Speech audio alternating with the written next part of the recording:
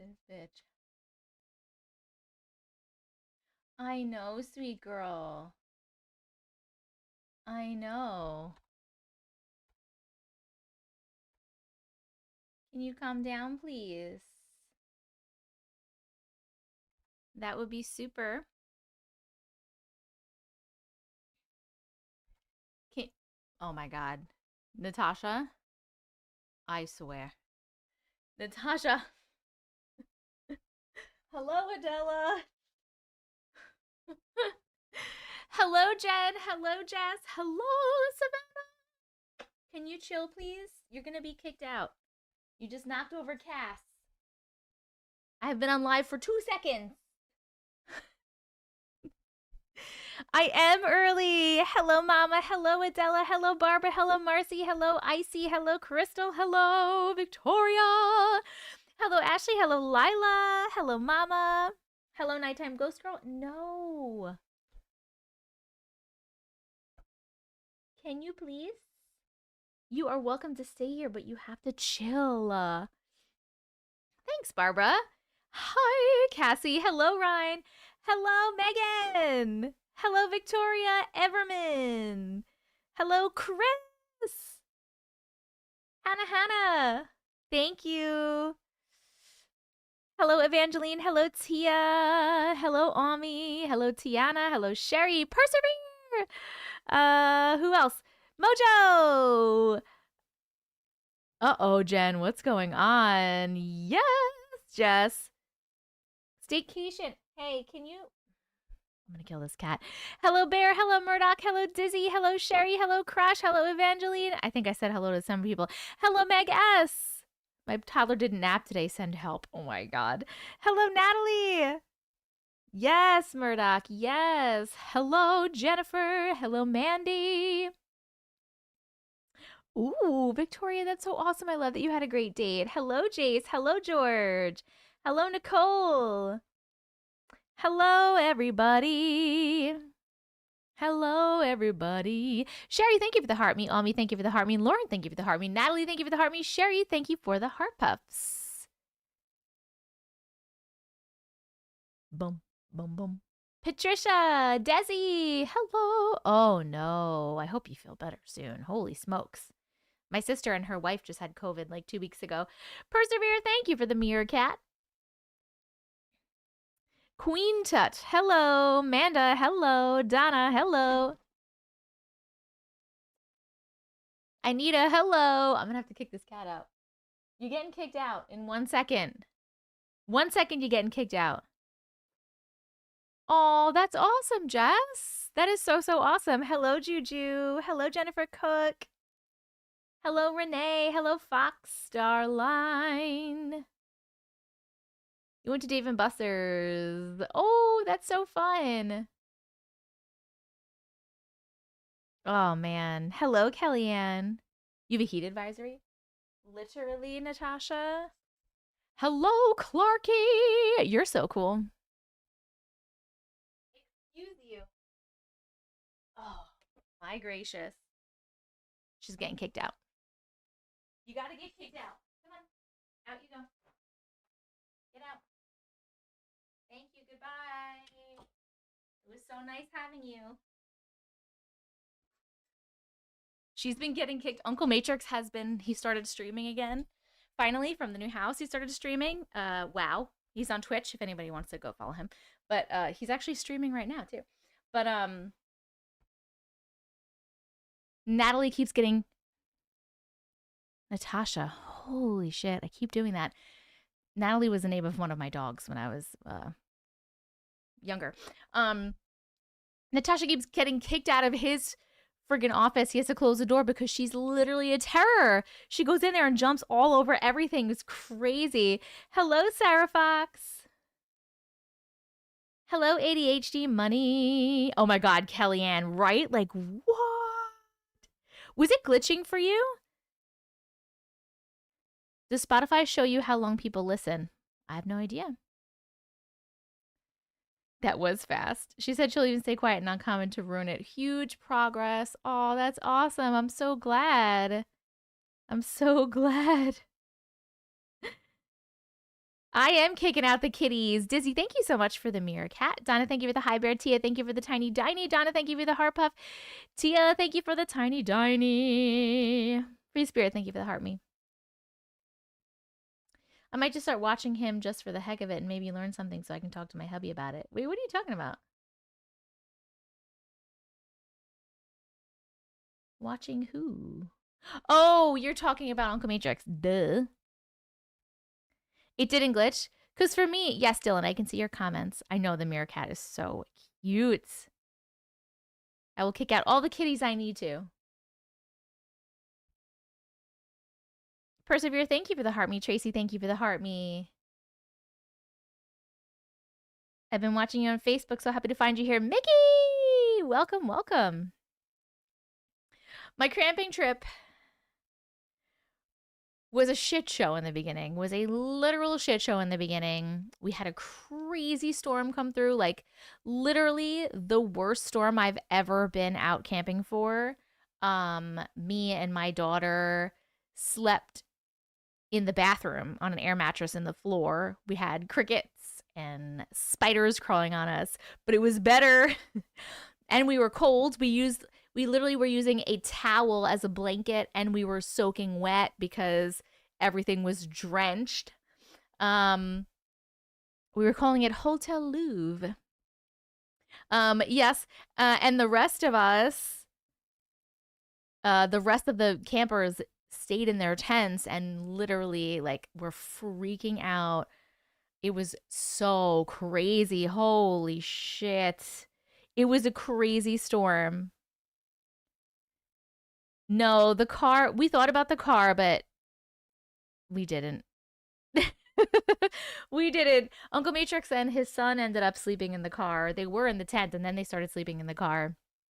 It was really crazy.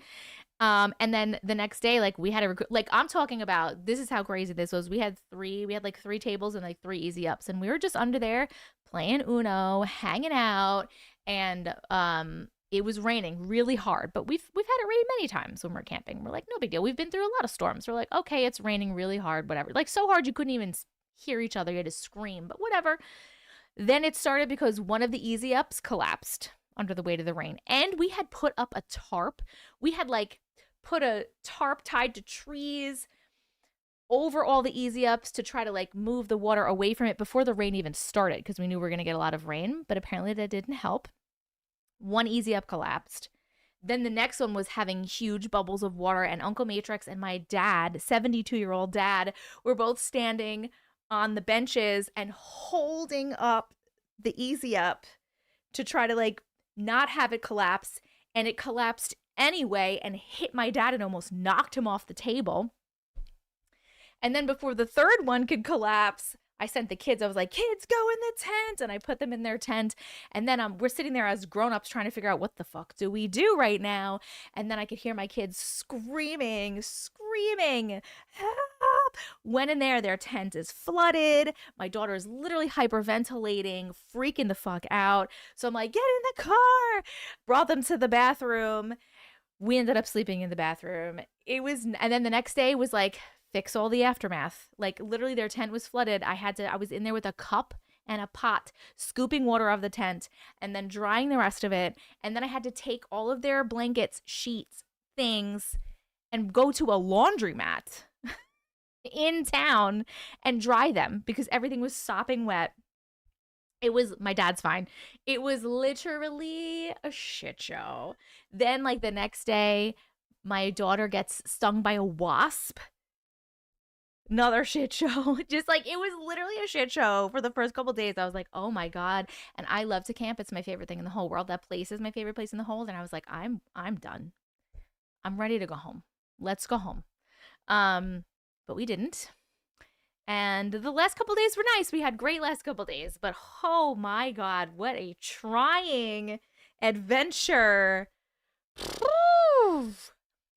And I normally have, yes, the trauma that would have caused you. I'm normally like, oh, I love this because this is such an adventure, but that was too much of an adventure for me, I guess. We've been through many storms before. But that was like the worst one. It was crazy. A wasp, yes. I literally watched the wasp.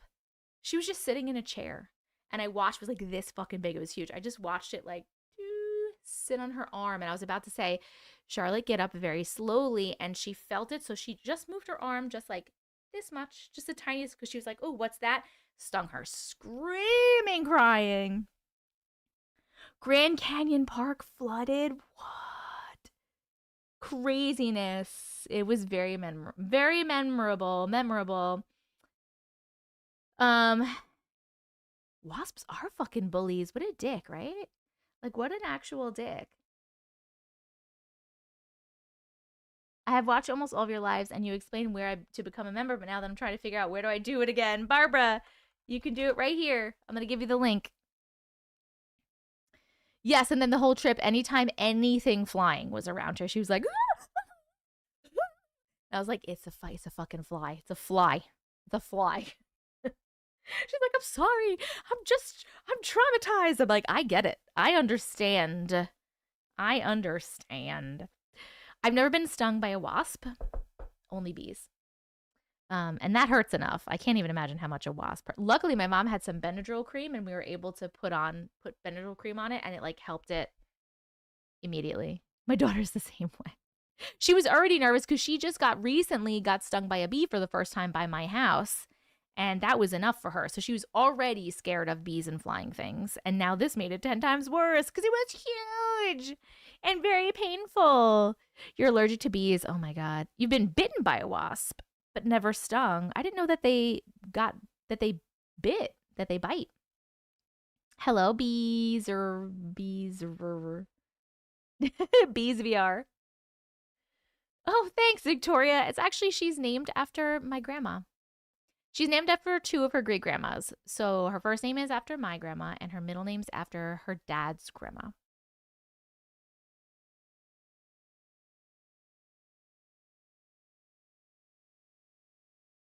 I didn't see this stinger.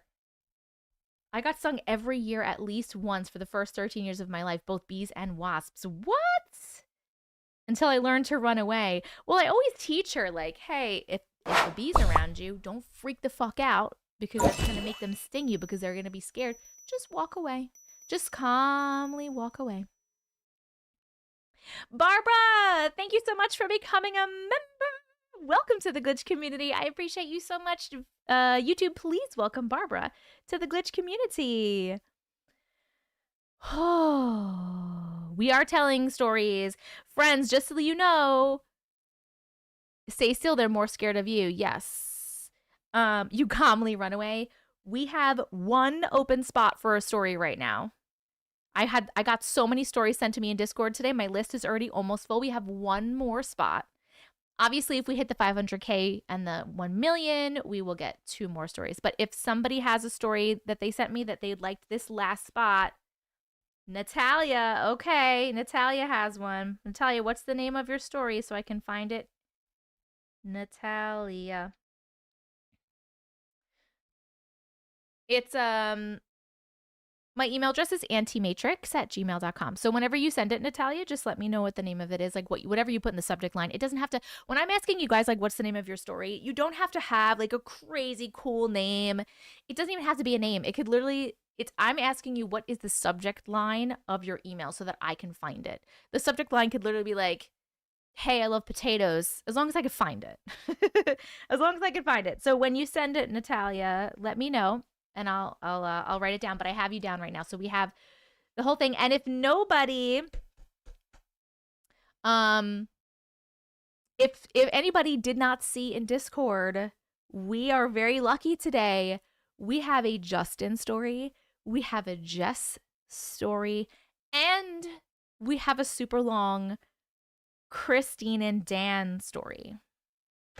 Those will be the last 3 stories. Yes, I got you, Jess. I got you. I do nothing and get stung. Oh my God, Chris. What?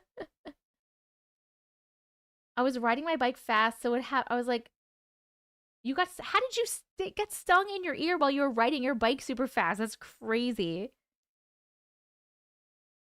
Yes, tonight is going to be great.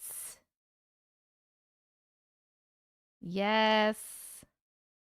No way I can stay up for them. Yeah, they're going to be the last stories. They're going to be late. So Kelly, oh, you mean when you're trying to get on the list, Kelly? So maybe I can show you guys. Hold on. Give me a little second-rooney. I think I can show you guys. All right, I'm going to show you really quick. Hold on. So if you're not on my Discord, I'll give you the Discord in a second. But in the Discord, when I'm asking for stories, so you'll get an announcement. See, this is like the announcements channel right here where it says, right here, I said like this was today. I'll be going live tonight around 7 or 8 p.m. And then I said something about the stories that we have. And they said, if you have a story that you'd like me to potentially read tonight, put your name, put the name of the story you emailed me and your TikTok or YouTube username in the thread below so I can start my list. And then in this same thing, you'll see right here, it says like, see, it says at everyone, I'll be going live tonight. This is the thread. So if you click on the thread, this is where you will be able to add in. I just saw Chrissy's message. This is where you'll be able to add your story in here. So people are in here saying, look, the birds, blah, blah, blah, title this, title the girl on the mountain. So this is where you're going to put them. So, that's where you will put them. I always go to Discord first to start my list. And I feel like that's going to be kind of crazy because today I literally filled up. I had every story filled except for one. So just so you know, in the future, if we do have more than 10 stories in Discord, it's obviously going to be the first 10 people that gave me the name of their story. They'll be in there. And if you get a, I normally put like a little green, I started putting a little green check mark emoji if I got your story. Like, okay, check, you're on the list. Check, check, check, check, check. I'm going to be reading all of them, Galilea.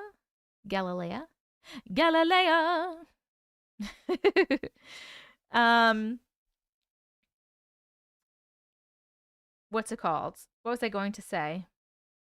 Oh, this is my Discord. If anybody wants to join the Discord, it's completely free. Everyone is welcome. It's dsc.gg/Auntie Matrix. If you do not know what Discord is, it is basically a giant chat room with like little sub chat rooms. So it's basically like a big Auntie Matrix glitch community chat room that you can go in. It's an app. You're going to download the app. It's completely free, and you're going to make an account. It's completely free.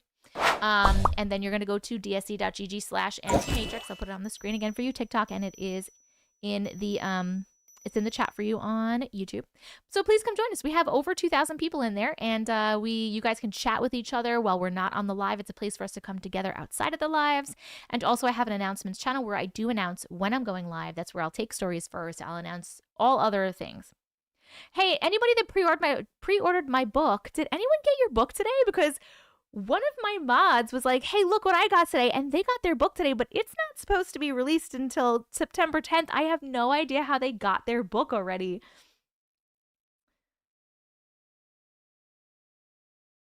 Patricia, thank you so much for becoming a member. Welcome to the glitch community. I appreciate you so much. YouTube, you are already welcoming. It was a glitch. You're already welcoming her. And Chino, you have been a member of the glitch community for 7 months. Yes, love it, love it. Hello, Chino. It was a glitch. So many people are saying it was a glitch. It was a glitch. It came out in the other timeline. I checked, mine says September 10th. Hi, Layla.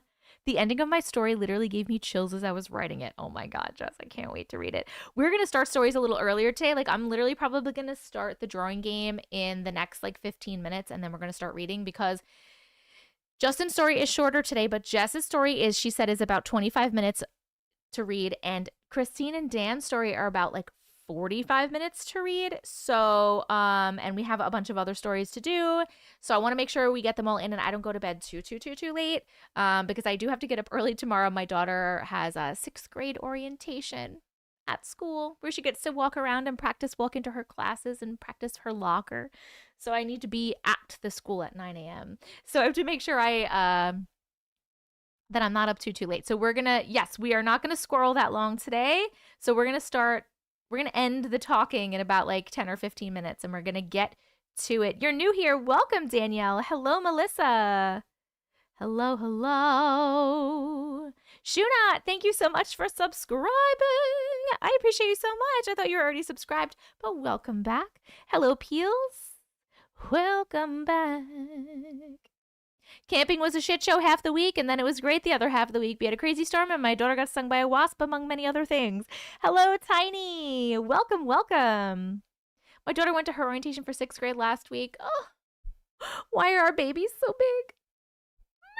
She's like a little teenager. Miss Myrtle. What's up? Hubby is at work and will be listening. He's excited for you to hear some of his stories. Yes, love it. Hello from Indonesia. Good morning, Indonesia. Good morning. August 8th, Kat. That's crazy that they start back so early. When did they finish school? Because mine didn't finish school until the end of June. Hello, Mac. Thank you. Welcome. I always come in the middle of a story, but this time I'm here early. You are here early. We're going to start in a few minutes. We're going to start doing our stories and stuff. Hello, Michelle. Your daughter's a junior in high school? No. I might have fallen down a rabbit hole and binged all your videos today. I love it. Binge away. Listening to you while waiting on some DoorDash orders. Nice.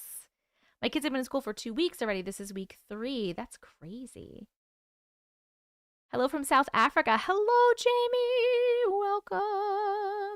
Welcome. If you guys, I mean, don't leave the live, but I did just put up a video. Surprisingly, I only got tagged on this video 1 time, I think. But it was crazy. This guy saw like what seemed to be some sort of alien battle. And may have encountered Men in Black. It was really, like, literally crazy. So crazy.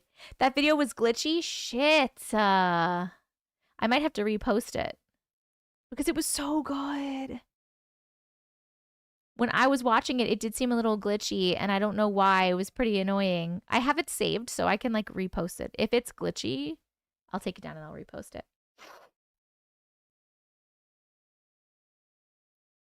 I have a small herd of 5 guinea pigs.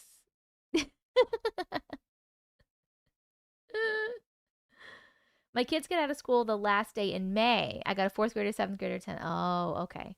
I mean, so then that's okay because they still get. Actually, I feel like that might maybe be better, maybe not, because then they get all of June and all of July, so they get 2 months. Because my daughter gets 2 months also, because if she stops the end of June, she gets all of July and all of August. So when I was a kid, like, I feel like it was more. I feel like we had 3 full months of summer. Like, I don't understand why. No, Natasha. Can you hear Natasha?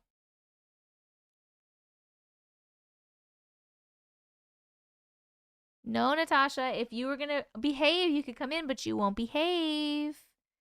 You do 3 months. Oh, persevere. That's true. I'll wait a little bit. We get a lot of vacation time through the school year and 2 months off for summer.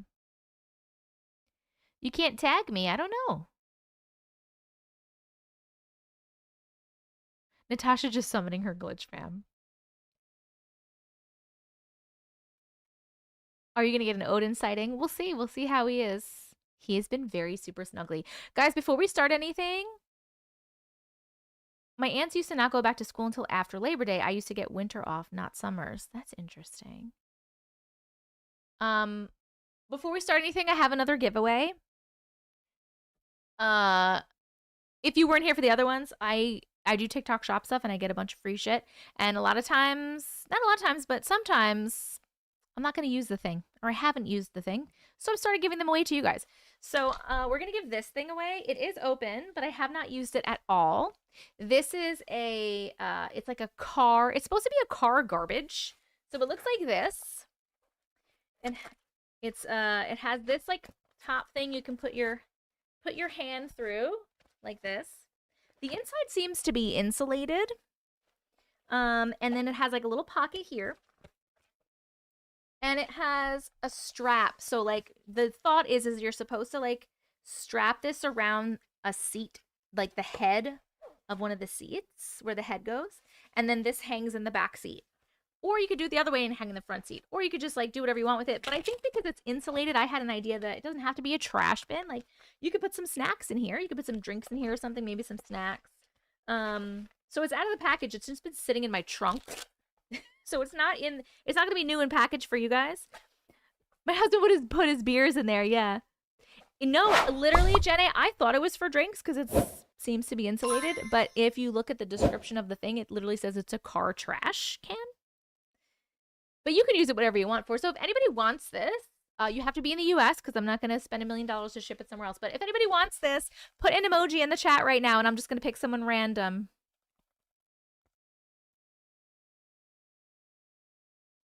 Ready, go. Da, da, da, da, da, da, da.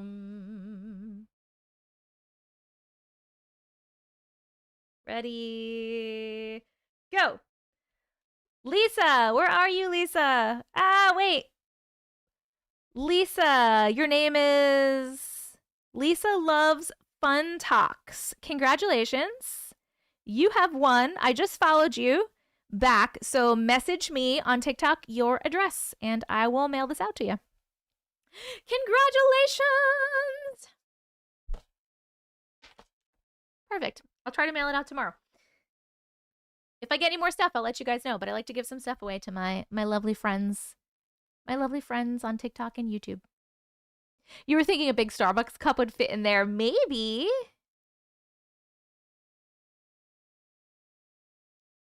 Guys, I just got out of the dentist. I'm numb. $1,000. Oh, Leah, what do they have to do? I love you too, Catalina. Wait, what did you pin? Mojo, what did you pin? Because I can't see.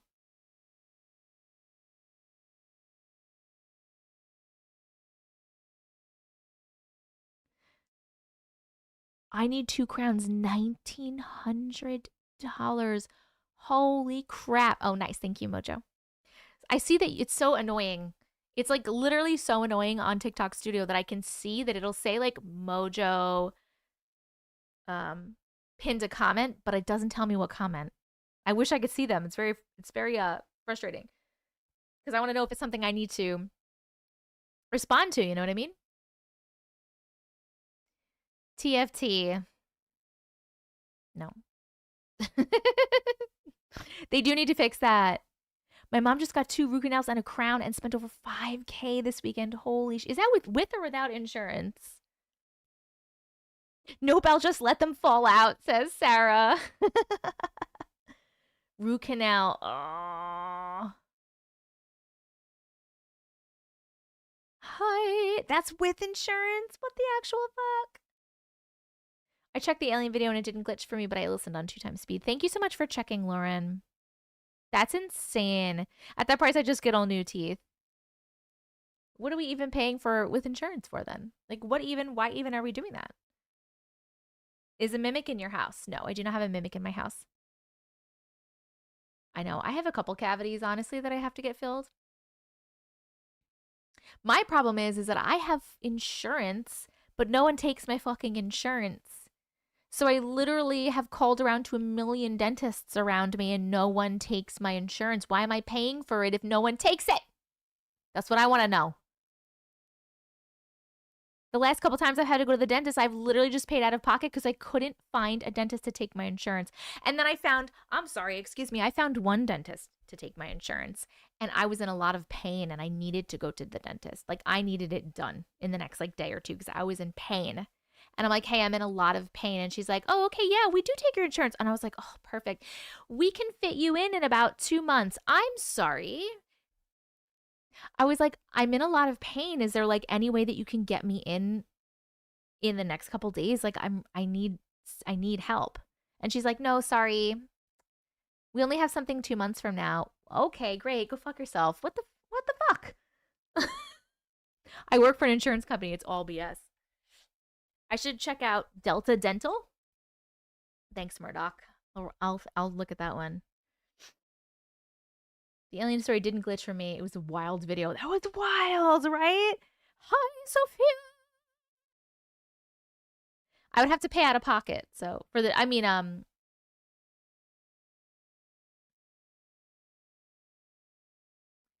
Danny, I have gone to my insurance website. I've gone to my insurance website and I've even called the number and been like, hey, every time I call a place on the insurance website that says it takes my insurance, they say they don't take my insurance. And they're like, oh, it's not really updated a lot. So I'll be like, okay, can you help me over the phone? And then they'll give me some places. And they don't take my insurance either. So nobody knows motherfucking nothing.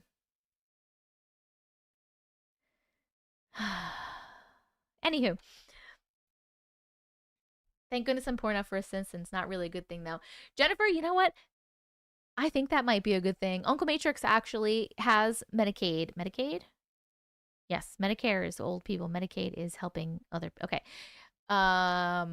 Because he is out of work because he literally physically can't work because he has so many injuries and stuff. So he's on Medicaid. So that's great because it's free and he can go to places and it's great.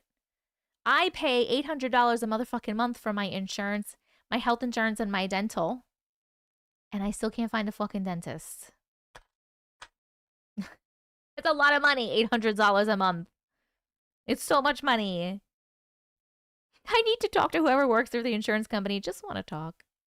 $800. I used to only be paying like 125-ish because I wasn't making that much money. And then once I went over their little cap, their little threshold thing, now I pay full price, which is $800 a month. And that's for not even great insurance. That's for just like mediocre insurance.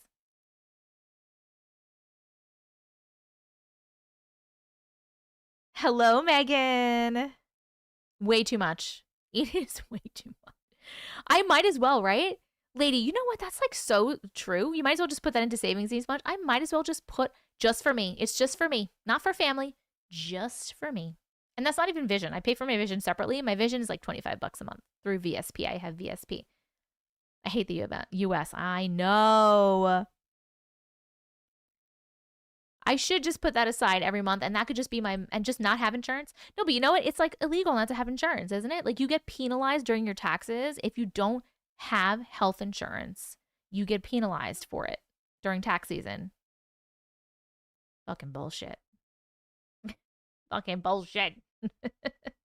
Oh, wait, no, not anymore?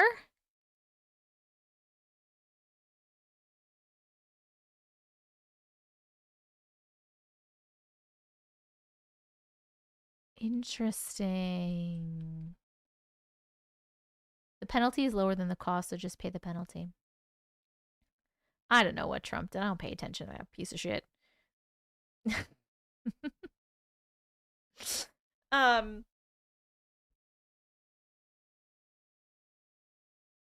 don't have insurance. I go to a non-emergency insurance doctor and a non-insurance pharmacy. What is that? What's a non-insurance pharmacy? Am Better. That's what I have, Jordan. I have Am Better.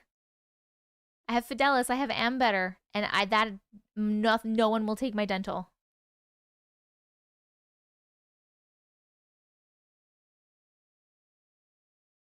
I never paid the penalty when I didn't have insurance.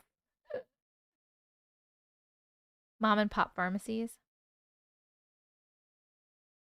Some doctors aren't taking insurance anymore. What do you mean, Meg? What do you mean?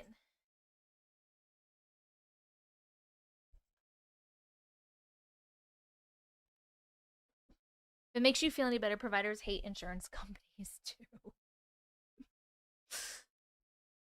Oh, guys, look what I'm wearing. I'm wearing this beautiful thing that John made that I purchased.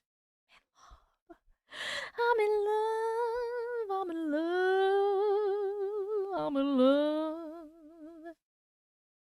This is why I hear so many people go to Mexico. Yes. The cost of accepting insurance is too high. What? Thank you, Sarah. Thank you actually so much. That's perfect. We are going to do that. We are going to start. Thank you for the scroll reminder. Okay, my friends.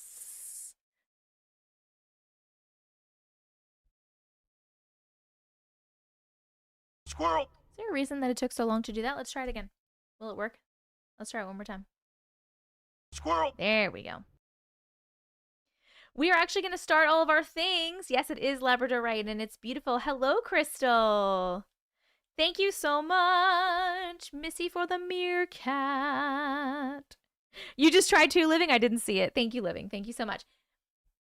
John will be here. So everyone on YouTube, John has a new job. So he won't be here until after 9 from now on. So he will be here, but it just will be later.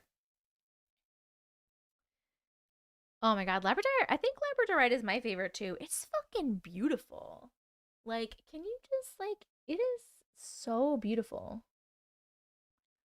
Anywho. Anywho. Do do do do do do do. Moonstone. That's my engagement ring is a raw cut of rainbow moonstone. I'm trying to get the flash for you, but it won't flash in this light.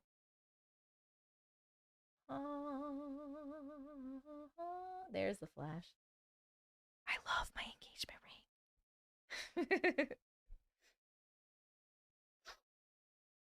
What does my bracelet say? Oh, I have 2 bracelets. So I got these bracelets from the SPN convention. There was 2 different people, just random girls at the convention that had made a shit ton of bracelets just to give out for funsies.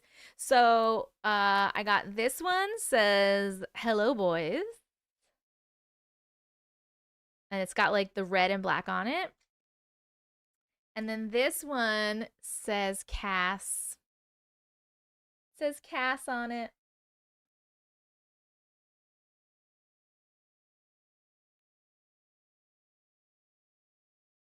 I love to put these on every morning because I wear these every morning since we went to the convention, and I put them on and I think about all the amazing people I've met there and that wonderful convention, and I loved it so much. It makes me think of it. It's great. And then every time I put on my engagement ring, I think about Uncle Matrix proposing to me in front of a waterfall. It's just beautiful. Things mean a lot to me. Who did a squirrel, Jenny? Thank you so much. You're showing me I'm squirreling again. I love you so much, and I love that. It was really cute. You could, George. Thank you. Google Snosberry? Why? In the world of your imagination. Okay. Good evening, Alexandra. Okay, we're going to start because we have long stories for later and I want to get this started. So, my friends on TikTok, while I am doing my little opening spiel, can you guys please give us a little boost so we have as many people in here as possible to start stories? We're at 252, which is pretty good, but everybody just start like randomly typing anything in the chat. We just want to boost the chat. While I'm chatting, just for a minute. The like counter isn't showing on TikTok. This happened the other day. Hold on, let me fix it. Here we go. By the way, we are at 77,000 likes. Hello, my friends, and welcome. My name is Jess. People call me Auntie Matrix, and I read your weird, unexplainable stories about things like glitches in the Matrix, dreams, aliens, and the paranormal. We are going to read 10 stories today. This is a list of stories that I have for people that are in this live right now. These are the stories they have sent me, and we will be reading all of these today. If we hit 500,000 likes on TikTok, we will be reading an 11th story. And if we hit 1 million likes on TikTok, we will read a 12th story. And we will also be able to put another sticker on our Millie board, our 1 million board, which is right over there back there. It is a supernatural themed board. They are all supernatural stickers. If you're not a supernatural fan, go watch the show. It's on Netflix. I love you. I think it's going to be, guys, which one is it going to be? 19th? No, we hit the 20th last time. Is this the 21st? Is this going to be the 21st million in a row? That would be nuts. So 21 in a row.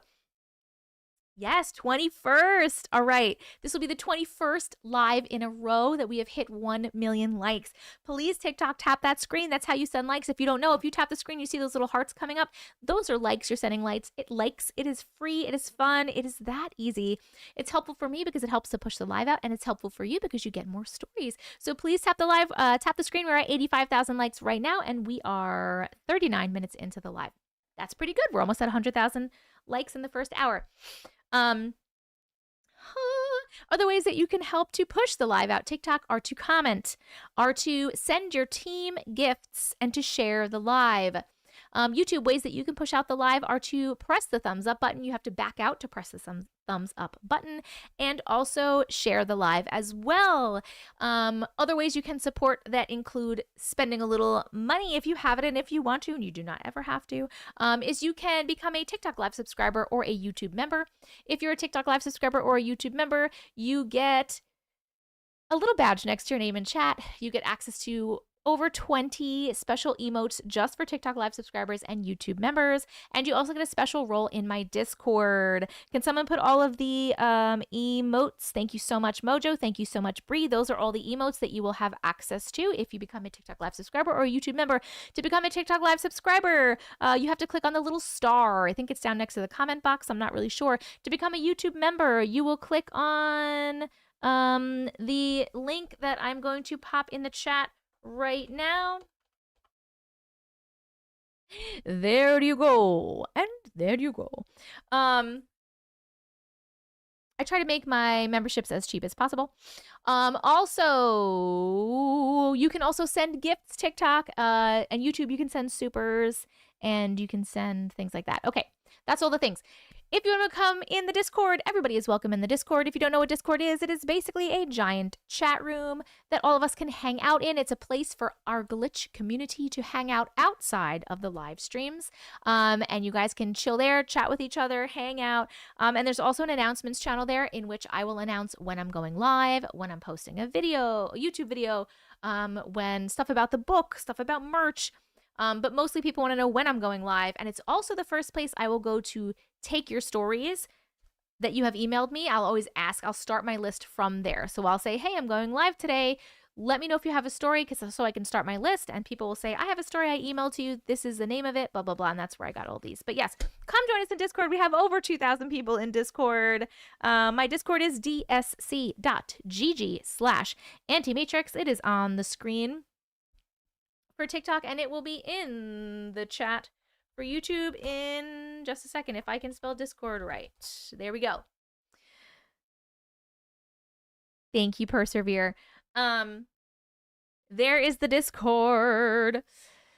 What else? If you want to send a story in for future potential lives, potential future lives or potential future videos, you can send them to me at auntiematrix@gmail.com.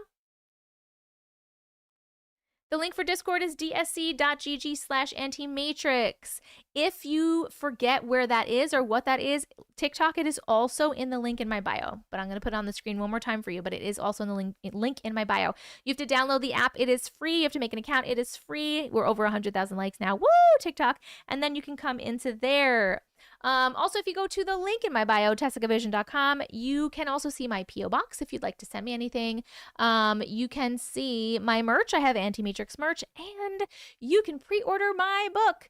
I have a book coming out so soon. It's coming out on September 10th. If you did not know, it is called A Glitch in the Matrix. My face is on the cover, so that's how you'll know that's the right book. And is a collection, there's like a little introduction by me, and then there's a collection of around 80-ish of the best stories I had received up until the point of putting the book together about a year and a half ago. Yes, there are stories that have been on lives or in videos, because it's like a compilation of some of the best ones. So you may have heard some of them before. And yes, so you can pre-order it right now. It is available for pre-order. So if you go to the link in my bio, tessicavision.com, you can see it there. You can pre-order it as a book, like a physical book. You can pre-order the Kindle version, and you can pre-order the audiobook version. Yes, I did record the audiobook version in my voice. I just did that a few weeks ago. It was a very exciting time. And that is it. Also, last but not least, TikTok. This is my only account. So please do not get scammed. I will never DM you. I will never, ever DM you and be like, oh, I have a reading for you. Give me money. Never will I do that. So that is not me. Please don't get scammed. You ordered the book. Woo! Mojo! Thank you so much. Someone actually already got their book, and I don't know how because it's supposed to be coming September 10th, but someone sent a message in Discord being like, look what I got, and already got their book, which is like super duper crazy.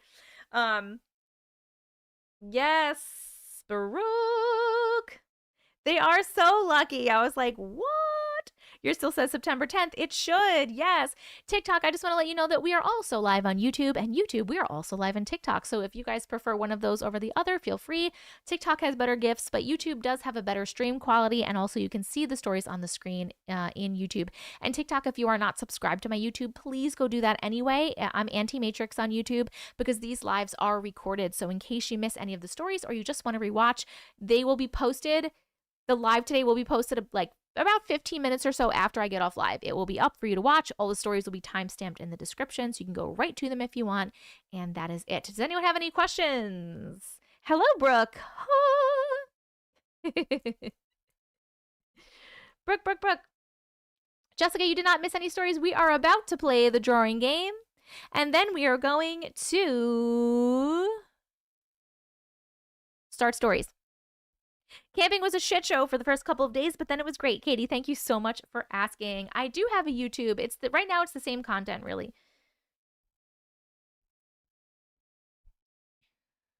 Are you going to do any pre-order for signed copies? No, because I have to myself to do signed copies of the book. I have to I'm going to have to buy them myself at my author's discount, and then sign them and then sell them to you guys signed. And then I will sign it and send them out myself. That's going to be a process. That's actually on my list this week to figure out how the fuck I'm going to do that. I've been seeing a solitary ad, but not from your account. Is that you? Yes, Ellie, that is me. One of the ways that I make money is I make ads for TikTok through something called the TikTok Creative Challenge. And those ads do not go on my personal page. They're just sent to the company, and the company puts them out on the FYP. So yes, solitaire ads are me. You're talking about Solitaire Clash, I'm assuming. Tarlin, my 3-year-old loves you and says hi. Hello, 3-year-old. How are you, my darling? You're not scared of my stories? You're so brave. My 11-year-old is scared. I'm going to mail you my copy after I read it so you can sign it, Brooke. I'll have to figure that out. Okay. Yes, thank you, Ellie, for checking. You're following me on YouTube now? Thank you so much. Yes, Mini Matrix. Okay, so YouTube, I'm going to give you an ad. Please let me know what you get, and I'm going to set up for the drawing game. Here you go. Let me know what you get for your ad. TikTok, I would like to say, I have a lot of thank yous to say. Peels, thank you for the heart me. Jesse, thank you for the heart me. Robin, thank you for the heart me. Jesse, thank you for the meerkat. Misery, thank you for the heart me. Megan, thank you for the heart me. Jayla, thank you for the heart me. Missy, thank you for the heart me. And the meerkat. Melissa, thank you for the friendship necklace. Alley Cat, thank you for the 6 roses. Jenna, thank you for the falling for you. Taryn, thank you for the rose. Dizzy, thank you for the meerkat. Jayla, thank you for the team bracelets. Tracy, thank you for the meerkat. Hall, thank you for the heart me. Tracy, thank you for the heart me. Miss Libra, thank you for the 2 heart puffs. Esther, thank you for the heart me. Hall, thank you for the 20 roses. Ashley, thank you for the rose and the confetti. Hall, thank you for the 10 team bracelets. Taryn, thank you for the 2 team bracelets. Jess T, thank you for the meerkat. Jen B, thank you for the 10 team bracelets. Murdoch, thank you for the heart me. Jenny, thank you for the rock star. What did that look like, by the way? Was it on my head? Because I didn't get to see those. Ashley, thank you for the 5 roses. Alley Cat, thank you for the heart me. Hall, thank you for the meerkat. Alley Cat, thank you for the team bracelet. Chrissy, thank you for the rose. Alley Cat, thank you for the 3 it's corns. Jenny, thank you for the rose. Chrissy, thank you for the love you. KK, thank you for the heart me. Tarlin, thank you for the rose. Jim, thank you for the rose. Macaba, thank you for the heart me and the rose. Katie Baby, thank you for the heart me. Dizzy and Violet, thank you for the heart me. Whew, my God. My God.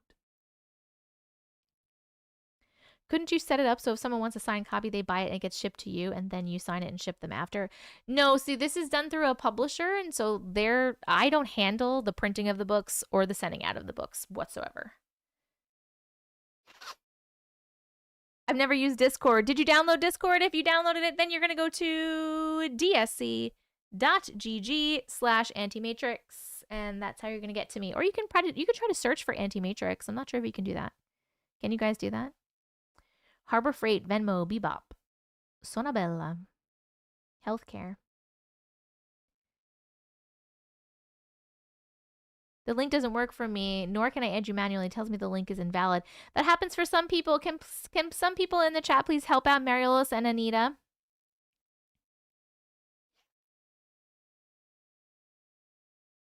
Can you not have re-signed Matrix bookmarks left with the supplier that can be ordered?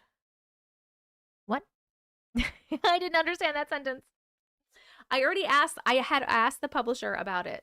like, hey, this was months ago. People are asking about signed copies. How does that work? And they told me I would have to buy author copies, and then I would have to sign them, sell them to you, and mail them out.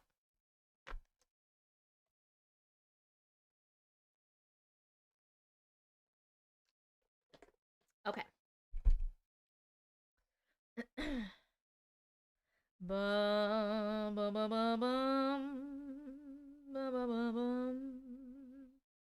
Bum, bum, bum, bum, bum, bum. Give me 2 seconds and then we are going to start.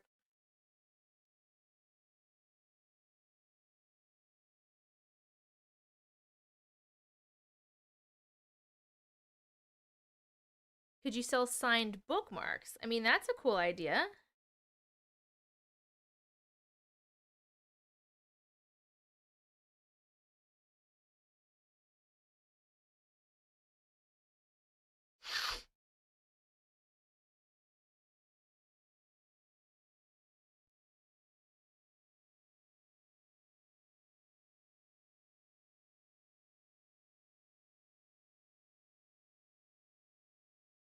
Okay.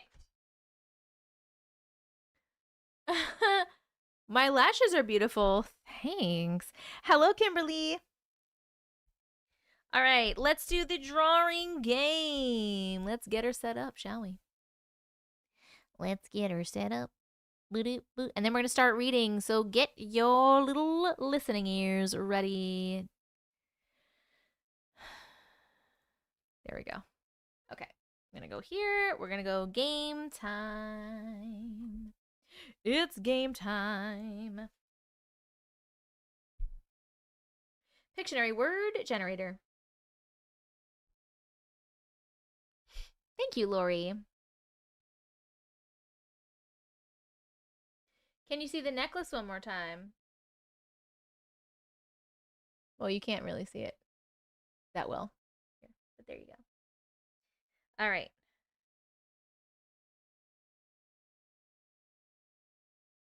What do we got? What do we got? What do we got? What do we got? What? Mm-hmm. Da da da da da da da da da da. Oh, okay. We're gonna try this, and I'm not sure if anyone is going to get this, but I have an idea for it. So here we go. Let's see who gets this one. If you get this one, you are fucking such a champion. Okay. Here we go. Ready? If you don't know what we're doing, by the way, we are playing the drawing game. Basically, I'm going to draw something on the screen and you're going to guess in the comments. Just throw your guesses in the comments. It's just for fun. We're going to do 3 rounds and then we're going to start reading our stories. All right, let's do this.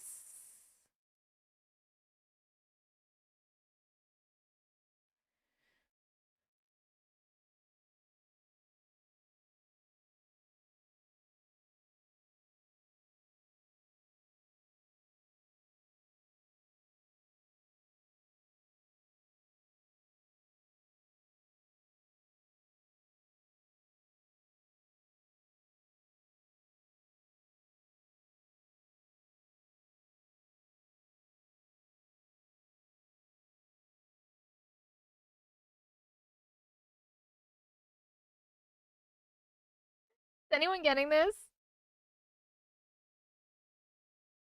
I think maybe it's better if we do it like this. Angry synchronized swimming.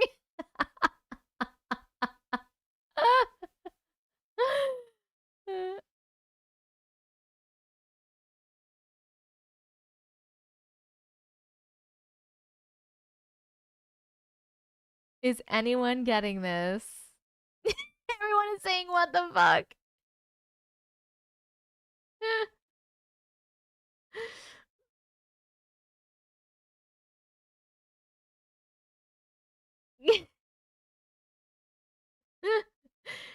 I'm waiting to see if someone will get this. Will someone get this?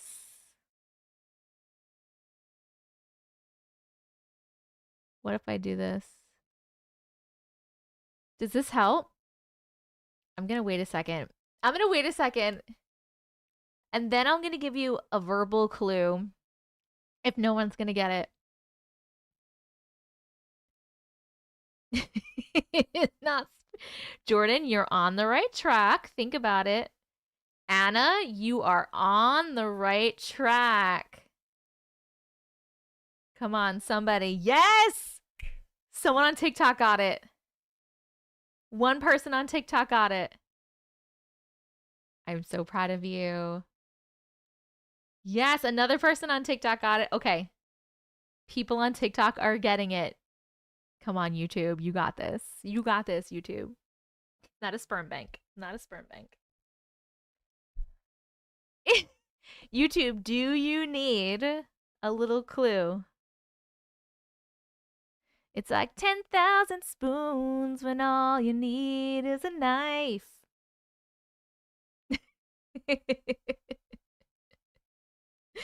Anybody? Yeah, you're right, Dormos. You're right. Yes, friends. Yes, YouTube friends. This was the best way I could think to do this. The word is ironic. Isn't it ironic? Don't you think? I'm just gonna accept this loss. Okay. Can anyone think of how else I could have done ironic?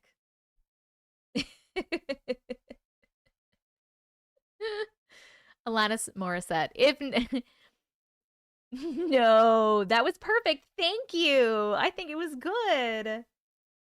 The thing on the left, the thing on the left is supposed to be a plate of food, so you know that these were like ironic. Ew, Sarah. Initial thought it was a killer. It's like rain on your wedding day. All right. Next one. Well, that was a super hard one. Those were peas. You thought it was an angry potato. You thought it was a hibachi chef. Oh, an iron, a knee, and the word ick. Okay, let's see.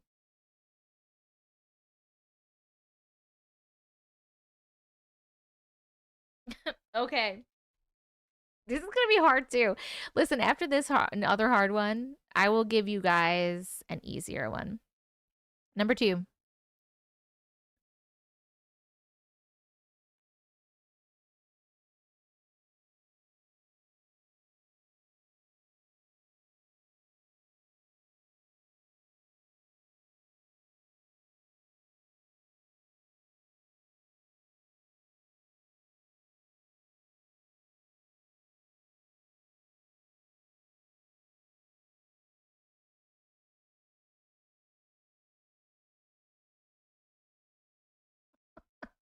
No one's going to get this one either.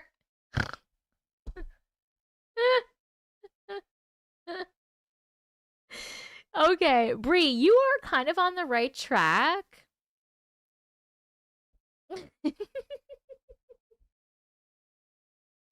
Yes, Chi Chi, you are on the right track. What is the look on this? What is the look on this on the face?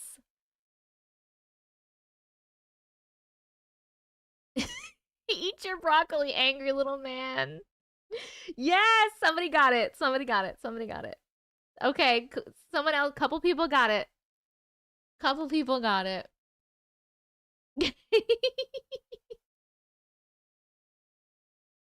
Yes, friends. Okay, okay. A couple people are getting it. This is supposed to be a child going ugh at broccoli. And the word is disgust. The word is disgust. If you got disgust, you got it right. Let's do an easy one for the next one because I feel like these have been really hard for you guys today.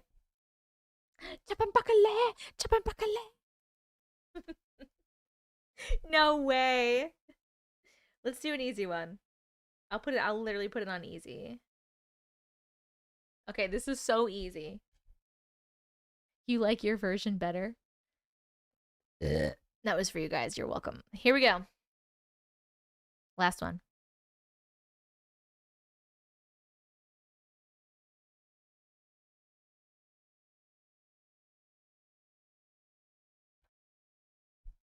What's that? Thank you, Reese. I appreciate it. Boom. There is no category. Yes, my friends. This one is easy. This one is a candle. Please let me know how many did you get right. If you did not get all 3 right, which ones did you get wrong? And we are going to get ready to read our first story. Sarah Fox on YouTube. Are you here, Sarah Fox on YouTube? I believe you are. Yes, you are. Boom, boom, boom, boom, boom. Boom, boom, boom, boom. TikTok, you have 138,000 likes, and we are at 1 hour exactly. Keep tapping that screen. We're trying to get to 1 million for the 21st live in a row. Please don't stop. The last one was the only one I got right. Yes, Sarah. Woo! Sarah, is this really the first one you've ever gotten? Okay, we are looking for orbs. Here we go. Orb from my childhood and other short stories. That's correct, right, Sarah? Is that correct? Is that correct? Is that correct? Is that correct? Is that correct? Is that correct? Jess. I was sure the first one was an angry synchronized swimming with an angry potato. I had to put up a new gift goal, friends, because you killed it with the meerkats.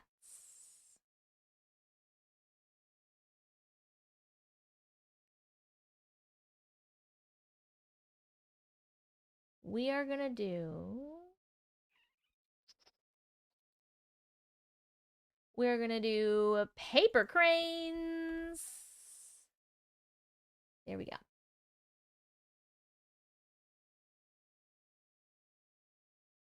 Hello from Scotland. Hello.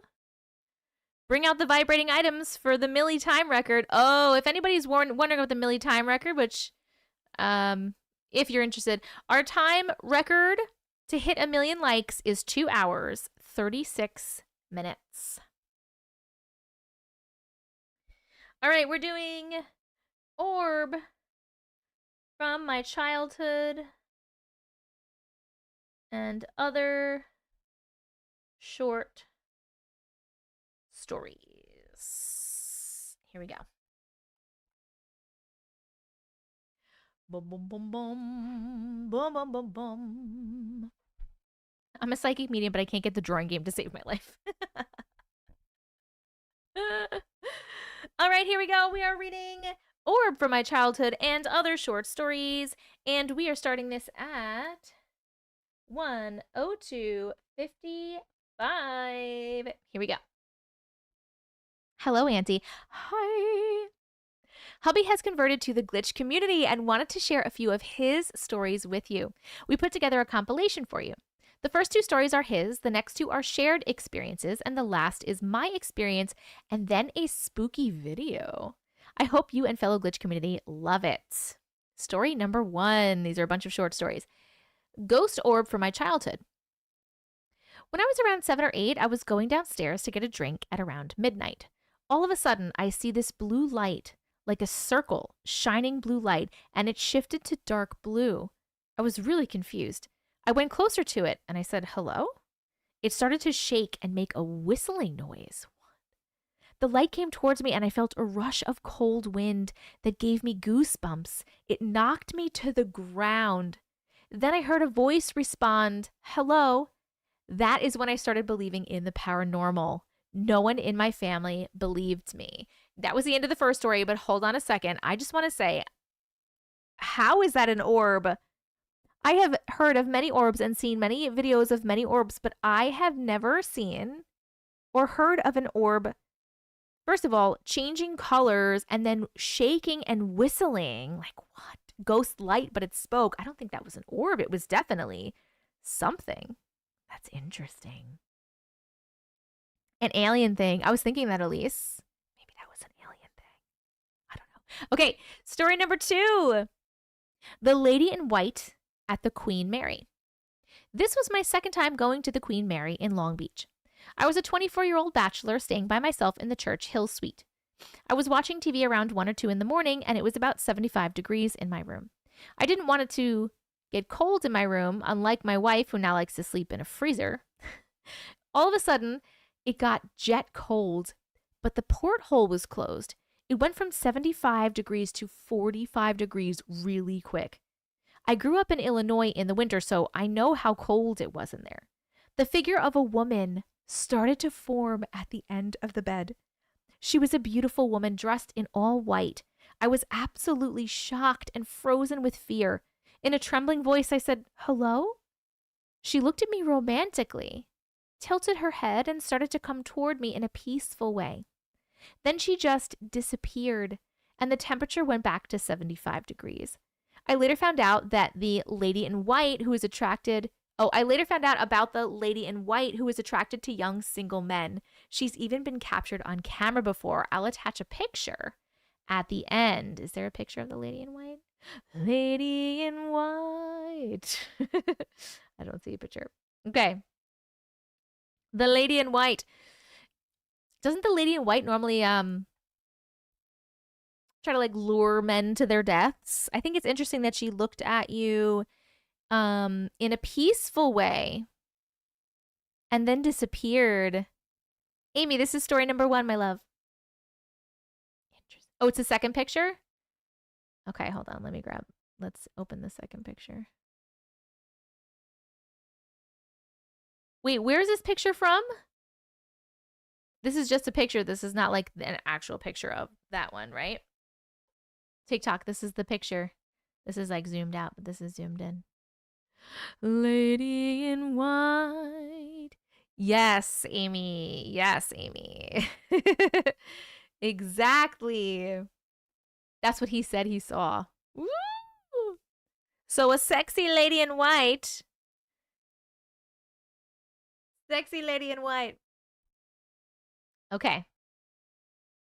Let's go back. Here we go. Story number 3. Ghosts at Longwood Mansion.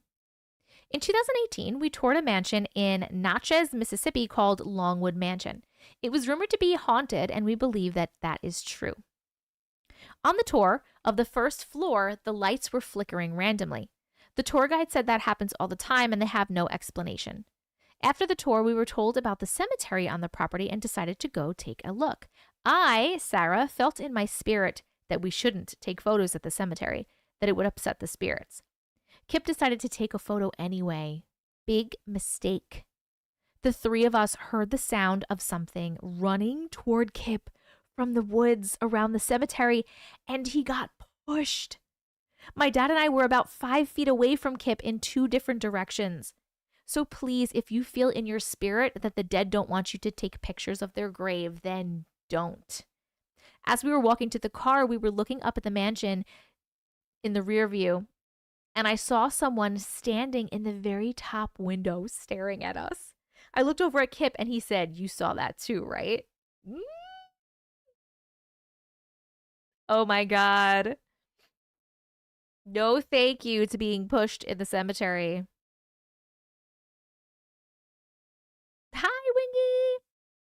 I feel like a lot of ghosts don't like, it seems like they don't really like when electronics are around a lot. And I know that their energy and the energy fucks up the electronics, but that's not even what I'm talking about. I'm talking about like, even with Katie Jo, I don't think she's here. Like when she's doing her haunted lives at haunted locations, I feel like they get more activity when they don't have a bunch of electronic things going on. You know what I mean? I don't know if they don't like it or I don't know what the deal is. Okay.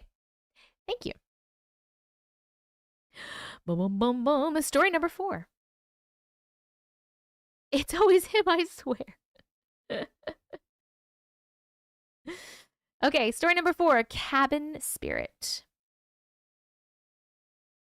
After we had just toured a historic home in Louisiana, we were exploring one of the outbuildings on the property. I had just injured my knee and I was walking a lot slower than my boyfriend, now husband. He was already in the back room of the outbuilding and I had just hobbled up the stairs and was in the doorway when Kip screams, "Oh my gosh!" and starts running for the door. My fight or flight kicks in and I start running the best I can like a one-legged chicken, and I jump off the porch trying to get away from whatever he saw. After we caught our breath and I was able to sit down for a few minutes, being in pain from the injury and probably making it worse, he tells me he saw the face of a darker man in the window pane of the back room. He said the man had a look of pure agony on his face. Just to think of what that poor man must have gone through. Oh my God. Hey, Megan. Thank you. Number 5, story 5, screaming statue. I once heard a statue scream at a museum. It's hard to describe it, but I'll do the best that I can. The statue was bronze in the image of a little girl, but her eyes were hollowed out. Picture at the end. Oh, good. I'll show you a picture in a second. A tour guide made a point of telling us about this feature and the artist's meaning behind it. So I decided to take a closer look at the statue's eyes. When I knelt down to look at its eyes, I heard a loud, echoing scream come from the statue, like one of those toy microphones that echo when you speak into it. It scared me so much I noped right out of the room. My husband, then boyfriend, was standing right next to me and didn't hear anything. That's crazy. Ooh, I don't like this. This is it. I don't like that. No, thank you. I don't like looking at it. It's giving me the heebie-jeebies. Not a fan, not a fan. Nope. That was scary. Nope. No, thank you. No, thanks. Okay. It is really terrifying. Okay. And that's so... It does look really realistic. There's a soul trapped in that thing. You think so? That's all I need to see. Yep. It's looking back with soulless eyes. Bleh! I want to be to sleep. You're not going to be able to sleep if you stay here. You just won't. Oh my God. You've seen that picture before. It's terrifying. Ah! Okay. Story number 6. This is the last one. Haunted PlayStation. This is a video. Apparently, ghosts like the PlayStation 2. Ghosts like to play PlayStation 2. Context, this video is around late 2016, early 2017, after our house was flooded from historic rainfall. My PS3 was flooded, had wax and mud all over it, and the console was sitting outside of our front door. P.S. I still have the flooded console in storage. I hope you enjoyed a short story compilation. I'm sure there will be more to come. All right, let's see what this video is. Hold on one sec. Let me download it. Let me download it. We will get it ready. All right. I'm going to turn my volume down a little bit because the statue does feel sad. All right, here is the video.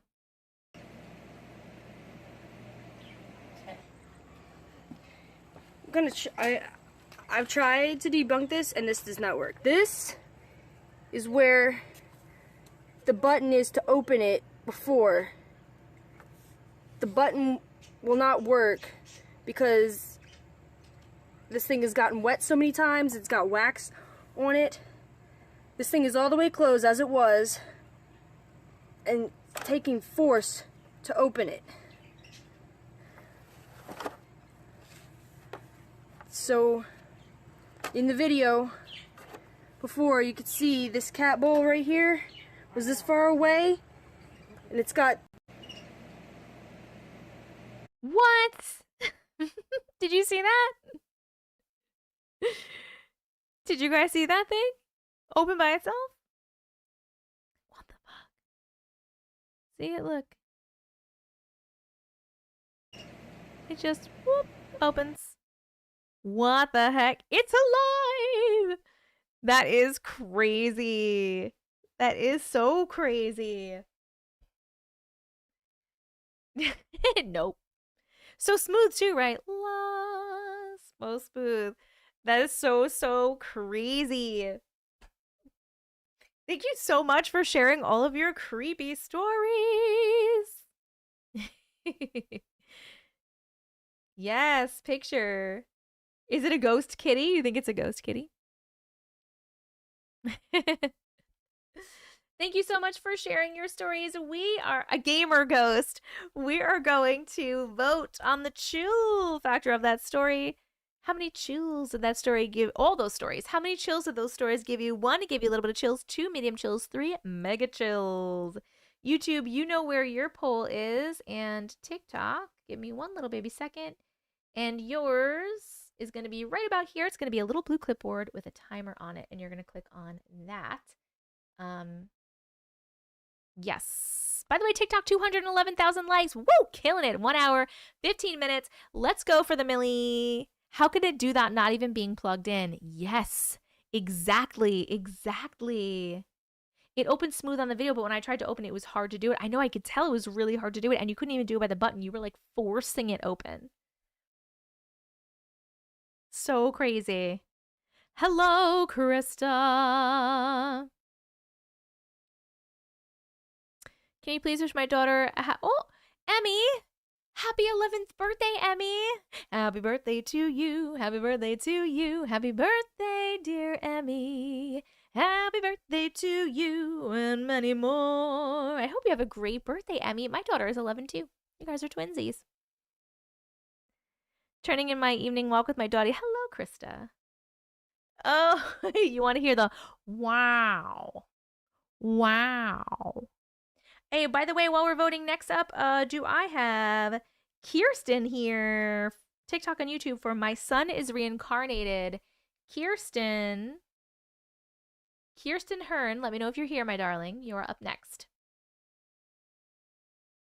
I did not give you guys a rundown of the, I didn't give you the lineup. I'll give you the lineup in a second.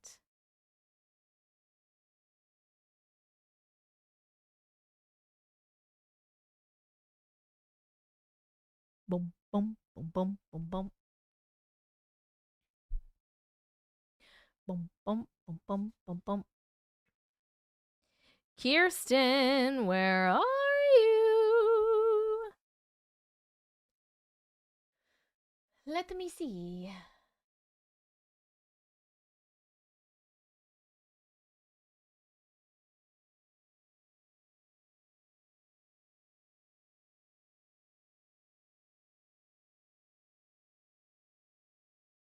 Kirsten Hearn.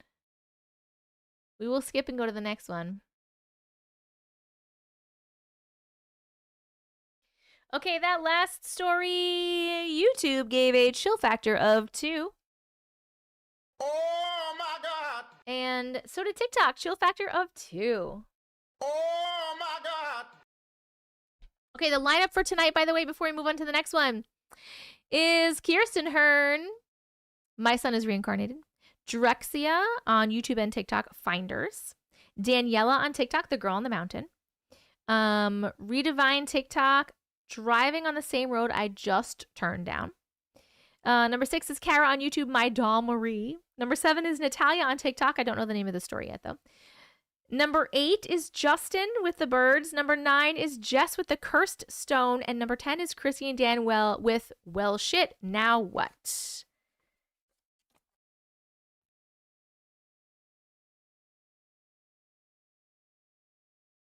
Bum, bum, bum, bum, bum. Okay, so since Kirsten did not speak up, hey, John. John, what happened to your color? I think we talked about this last time. Oh, Johnny boy. The Old Lady and the Frog. Thank you, boo. Okay, so since Kirsten didn't stick up, Drexia, are you here, Drexia? Please let me know. You would be next. Drexia. You're here! Yay! Perfect. Okay, let me put this one in Red on Live. Hello, Joni. Missed you too.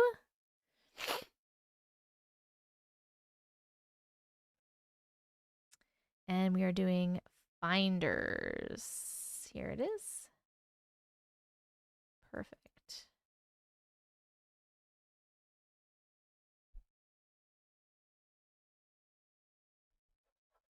Okay. Where did you just go, you goose? Here we go.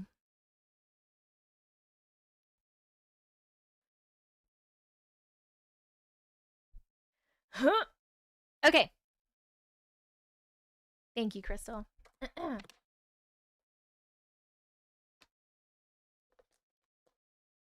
Laura, love it. Laura. Okay, our next story we are reading is called Finders, and we are reading it. We're starting at 1:20:08. Here we go. Hi, Auntie. Hi. I've been a long time lurker and enjoy hearing everyone's experiences. I never thought I had something to share until today, though my husband has a few spooky ones from when he is finally ready. Being ADHD, I lose things frequently, and I always have. Yes, I have literally found my phone in the freezer. How, friends? When I was little, my grandma would tell me where my lost things were before I even knew that they were gone. As I got older, I could call my grandma and ask her, hey, do you know where Jer's keys are? And she could tell us 90% of the time exactly where any item was. The keys were under a couch cushion in this case. We never would have thought to look there because it was not where Jer usually sat. This was never weird to any of us, as it was always just a better call grandma situation. My grandma passed in 2021 from Alzheimer's and dementia. She lost her finding ability just a few years before. Until today, we had not realized that the finding ability ran in the family. My mom is on a journey of reopening her previously closed mind. By opening, I mean openly believing in psychics, tarot, etc. My aunt, mom's friend, came back into her life, giving her the friendship that she needed again. She has a strong belief in spiritualism and the occult, and I think this is what's helping my mom. Earlier today, I could not find one of my dog's items.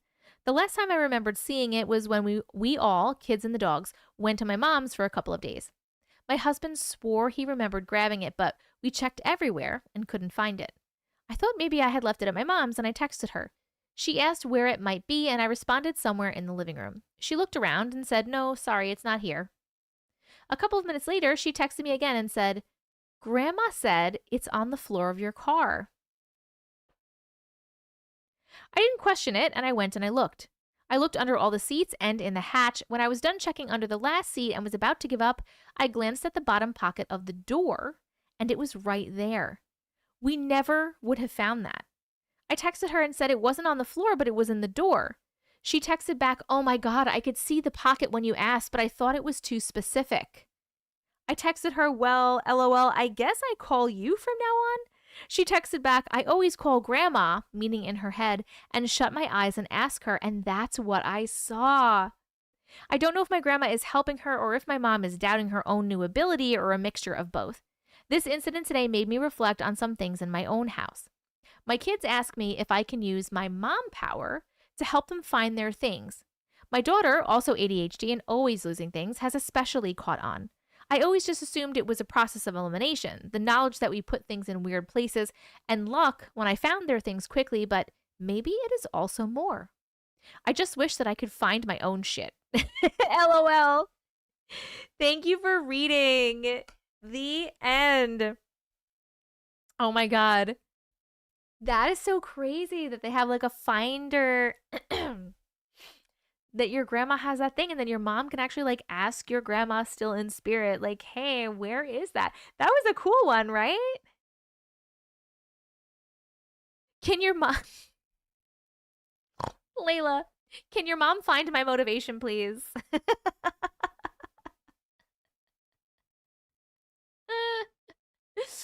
You find my motivation. Yes, finders keepers. How cool is that your mom was able to like ask and she saw in her head? I wonder, I'm assuming you never asked your grandma when it was happening, but I wonder if that's how she saw things. If she would be like, where is it? And she would see it in her head.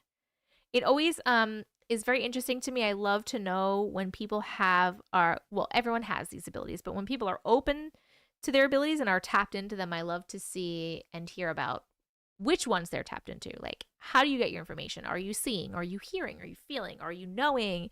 Can your mom find men's audacity? You guys are cracking me up. This is the ability I need. How do I tap into this? It is really cool though, right? I've never wanted a spiritual power more in my life. Need your mom's spirit here. We're always losing crap over here. Can your mom find 500 bucks for me? Says Chris. I love it. Is anybody lagging? Please let me know. Let me know, guys, if my stream is lagging at all or anything, because me and Uncle Matrix are both streaming at the same time right now. And this is the first time we've done this, so we wanted to make sure it was okay. Okay, no, we're good? Okay, perfect. Can your mom find my youth? You guys are funny. I'm lagging mentally. Well, that doesn't count, Denise. That's not my fault. Okay, perfect. Thank you so much for sharing that story. That is so, so cool. I hope that you eventually can find your own shit too. We are going to vote on the chill factor of that story. How many chills did that story give you? It doesn't have to be bad chills. It could be good chills. It can be anything. Really, it's just a fun vote. You're going to vote 1 if it gave you a little bit of chills, 2 if it gave you medium chills, 3 if it gave you mega chills. YouTube, you know where your vote is, and TikTok, your poll is going to be right here. It's like a little blue clipboard with a timer. Please click on that. Thank you so much, Sarah. What does he stream? Uncle Matrix just started again. He is trying to get it going because we're finally in our new place and he has his new super cool office. He streams WoW. He's on Twitch. He plays World of Warcraft. If anybody wants to follow Uncle Matrix on Twitch and go hang out with him, not now because you're hanging out with me, but any other time, he is Flamp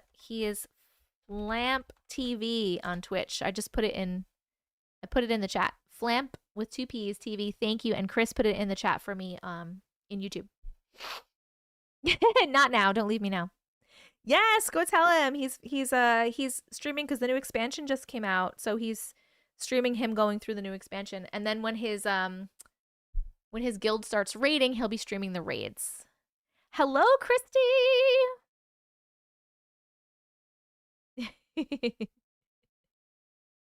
How are you, everyone? TikTok, you know what? He's also trying to get to, he wants to be able to also stream on TikTok at the same time. But he needs to get to 1,000 followers on TikTok. So if anybody wants to follow him on TikTok too, it's the same thing. He's Flamp TV on TikTok. If you want to go give him a follow.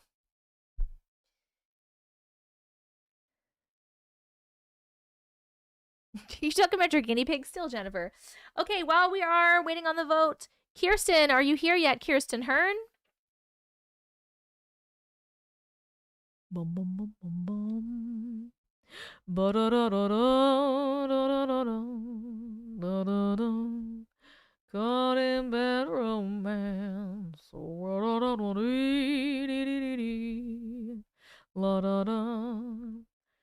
Caught in bad romance. I don't know what I'm doing. You're on both lives? You guys are awesome.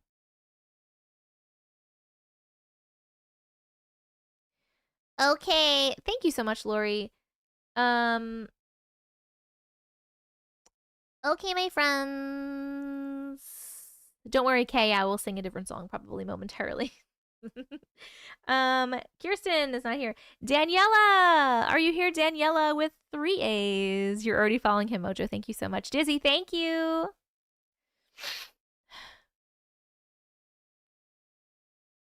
All right, and YouTube gave that last story a chill factor of 1. Wow. And TikTok gave it a chill factor of 2. Oh my God. Perfection. Okay. We are doing The Girl in the Mountain. It's going to be our next one.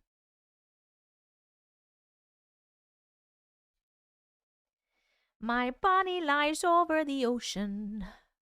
My body lies over the sea. My body lies over the ocean. Oh, bring back my body to me. Girl in the Mountain, already a chill factor of 2. Thank you, Crash. Thank you. Donna, you're awesome. Okay.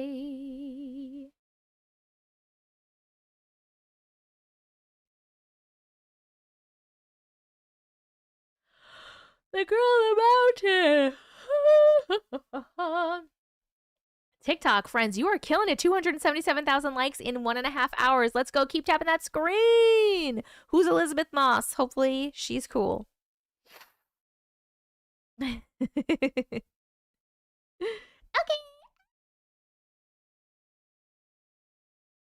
Here we go. The girl on the mountain. We are starting this one at 1:30:07.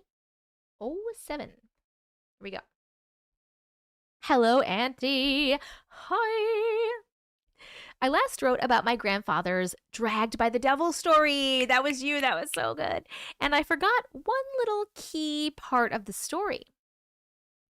It's been 66 years since my grandfather was dragged out in that field, and whatever it was that suspended him into the sky had huge claws, as I said, but those claws left huge scars all over his back. He still has those scars today. My grandfather is too old for me to send you pictures of his back, LOL. Otherwise, I definitely would. He still lives in San Vicente, Palapa, Mexico, and tells everybody his story. He still has scars on his back. If that's not a reminder that that shit fucking happened, that is crazy. Okay. Now, because my family is from a small village, lately grew into more of a town. Of just one concrete intercepting road and surrounded by montes, mountains. We have livestock in the mountains that we own land to. My mom and her 9 other siblings used to frequent these mountains a lot to help their dad, my grandfather, with the sheep. On one of those occasions, my mom's brothers, it's 6 of them, played hide and seek in the mountains just to get out of having to follow the herd. 3 of the brothers ran far out to try to win the game on who could be the hardest to find. One of those boys was my Uncle Ricky, who I also wrote to you about. I had a dream that he had my hand, as he is now deceased. And that he held my hand. Oh. And he ran down far out till he came across this big tree with a swing under it, and a little girl swinging back and forth with no one else in sight. Turn around. Turn around.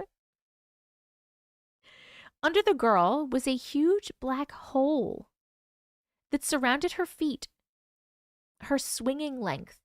She called out to my uncle, "Will you swing with me? Come here." My uncle thought it was weird that she was up there alone. As she kept calling him, soon my 2 other uncles caught up to Ricky, just to see him talking to a swing, moving back and forth with no one on it. As Ricky turned to tell his brothers that he was talking to that little girl and pointed, as he turned to them and looked back, she had vanished. They thought he was crazy. The black hole was still there, and it looked deep. The 2 other brothers didn't believe him, and Ricky got mad. Why would I lie? They shrugged him off and began to go back to the rest of the kids and their dad. As Ricky turned away, there she was, giggling and kicking her feet up and down and swinging. This is giving me chills. He ran to follow his brothers, now scared, knowing something wasn't right. No one ever believed him, but he was sure of what he saw that day. Thank you, Auntie. I'm glad you're back. I really love hearing your stories in the middle of the night while I'm at work. LOL, I can't get myself to hear them while I'm home. Love you, Auntie. The end, my friends. Wait, what did you write here? Oh, proud old man. He won't let me post them online. Oh, your grandpa. That is so cute. Hi, Shannon. This is story number 3. Story number 3.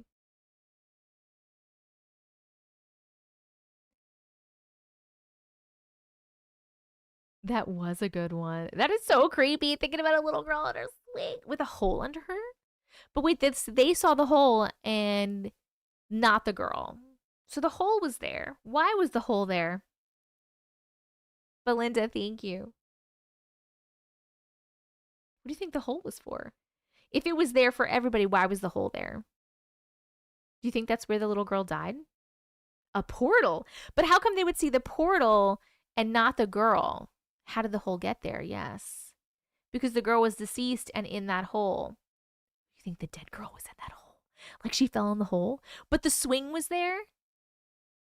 Why was there a hole under a swing in real life? a well hole, but why would they put a swing over it?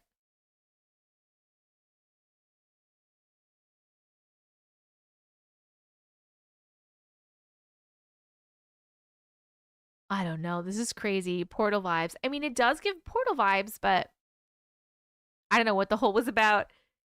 That was just tempting fate. A sinkhole. Oh, spicy. Maybe there was a sinkhole, and that's how that little girl died. Maybe the swing was made from the string that the bucket in the well would go down. Ooh, Callista. I love that take. Maybe a sinkhole. Amber said a sinkhole also. Portals are naturally occurring phenomenon. They just happen, and sometimes we can see them, sometimes we can't. Spirits always choose who they show themselves to. Okay, innocent stars. Interesting. Oh my god. My butt. My tailbone is hurting today. The question is, why would there be a swing in the middle of nowhere? That is another very good question. Maybe she just wanted to stop by. Interesting. Oh, man. So freaky. Okay, thank you so much for sharing your story.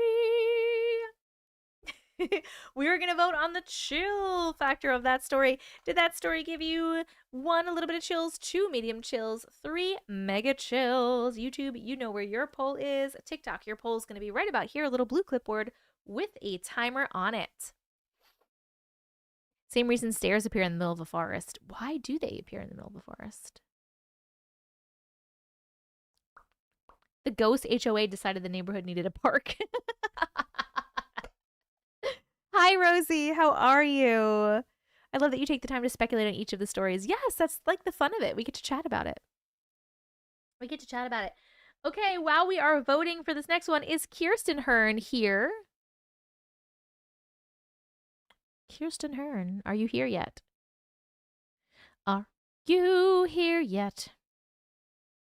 Are you here yet?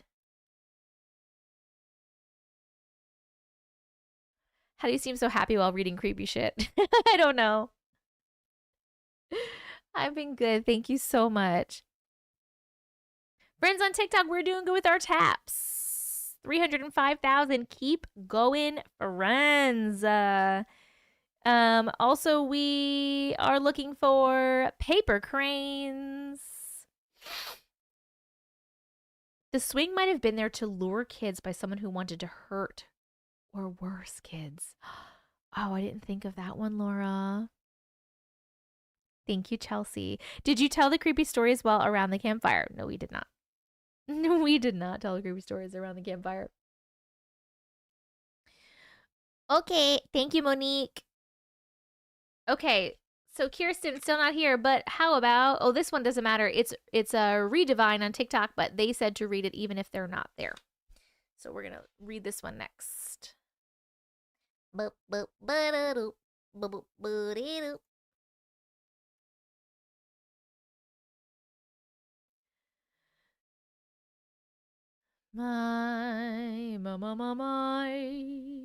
la da da da. The right stuff. Okay. This one is driving on the same road I just turned from. This sounds like a glitch. This sounds like a glitch, a glitch, a glitch. Snacks await. What snacks?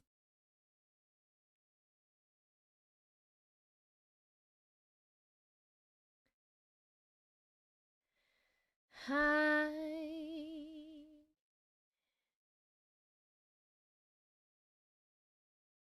Okay. I have half a mind to create a playlist of the random songs that you sing, Mojo.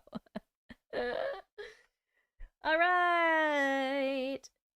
Driving on the same road I turned on. Okay, so that last story, YouTube gave that last story a chill factor of 2. Oh my God. And so did TikTok, a chill factor of 2. Oh my God. Turner! Hello! Have you heard of the game where you have to go through an 11-mile road to get a wish? It's scary. Nope. And no thank you to that. Did someone say snacks? Did someone say snacks? All right, we are reading. The next story is called Driving on the Same Road I Just Turned From. And we are going to start reading it at 1:40:05. Here we go. Hi, Auntie. Hi. I recently found your page and I wanted to hear your thoughts about my glitch in the Matrix story. I have had a few, but they were small things like dropping something and then never finding it again, and also objects going missing or turning up in odd places. This has happened to me a lot throughout my whole life, and me and my mom would make a joke of it by saying, "Oh, it's the hobo who lives in the attic at it again." What? That's actually funny. Okay. Besides the missing items, I also dream a lot and have deja vu often. I dream of scenery and places and people I don't know but end up meeting later. These are usually mundane dreams of getting groceries and walks in the park that make me stop in real life and realize I've been to these places before.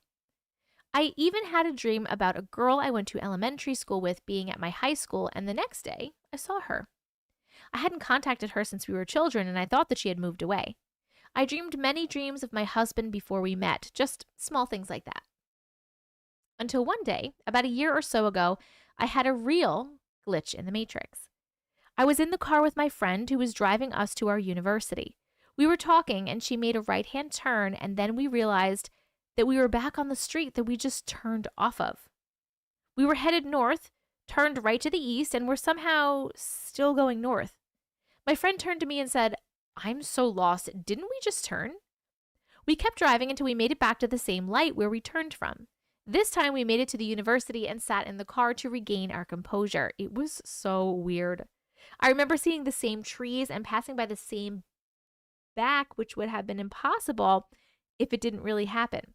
My friend tried to say that we must have made a wrong turn, but we both knew something weird happened to us. Did we switch timelines? The end. Hi,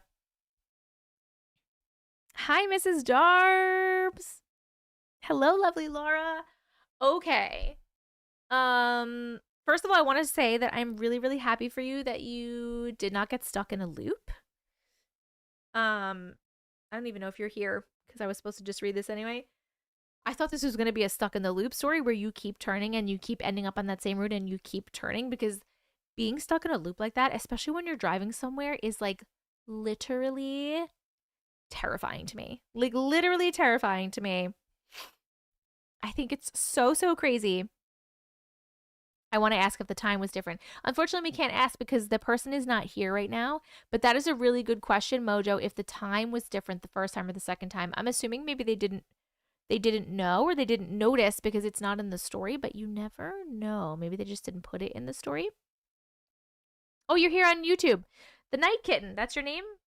I have you as Redivine on TikTok. Was the time different? Me too, Kay. Me too.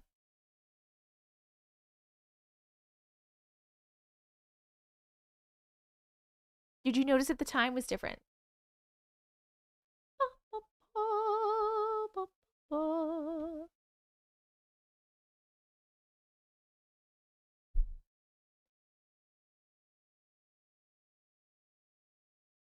Crystal, thank you so much for the finger heart. No, we talked about the time and it didn't change, but we thought her clock was broken. Interesting. Anything discernibly the same as before. This is Labradorite. Yes. This was made.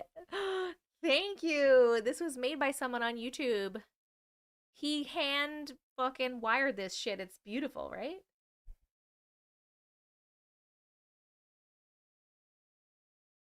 Power went out, waiting on Wi-Fi. Throw the whole car away. I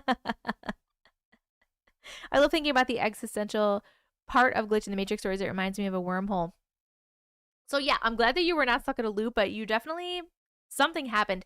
I don't know if you switched timelines. I wonder if you switched timelines or if there was like literally just a glitch that you just like you made the turn and then you were back and you made the turn again. Another thing that comes to mind, if you had had a big loss of time, then I would have said maybe it was an alien abduction. But you didn't have a big loss of time. You said it was the same time. So weird though. So weird. That car was weird. All 4 tires popped the next month. A cursed car. That is crazy. That is so crazy. Thank you so much. Someone is saying quantum immortality. Maybe you guys died when you made the turn and then you hopped into another timeline. Maybe, Lauren. See, throw the whole car away. If you want to send stories in for future potential lives or potential videos, you can send them to auntiematrix@gmail.com. Someone is asking her surroundings. Did anything change? Any followers? Any slight changes since? Have you noticed any other changes since Night Kitten? Parallel universes, says Dawn. The whole car is a Matrix experience.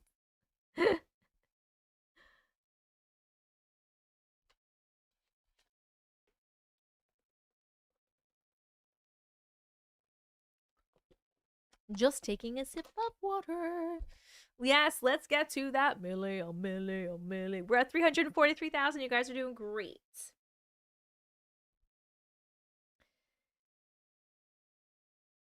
I had a Subaru Outback. That was nickname. Not really that I can think of. Very interesting. Thank you so much for sharing your story. We are going to vote on the chill factor for that story. Chill factor. Did it give you 1, a little bit of chills, 2, medium chills, 3, mega chills? YouTube, you know where your poll is, and TikTok, your poll is going to be a little blue clipboard with a timer right about here, and you're going to click on that to vote. I had a Subaru Outback. The nickname was Chariot of Satim. What's that? Eliza, no worries. I'm sorry you have a migraine. I hope you feel so much better. Your Wi-Fi disconnected again? Kirsten Hearn, are you here? You should be up next. Are you here? Are you? I always wanted a hearse as a personal car, but then I hear stories like this and I'm like, oh yeah, cars get haunted too. Yes, innocent. Yes.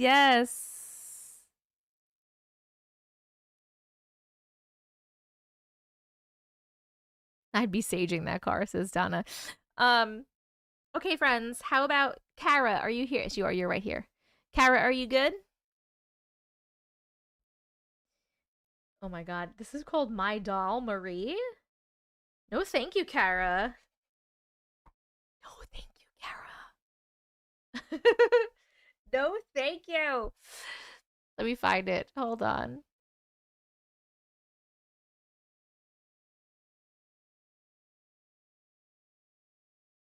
My...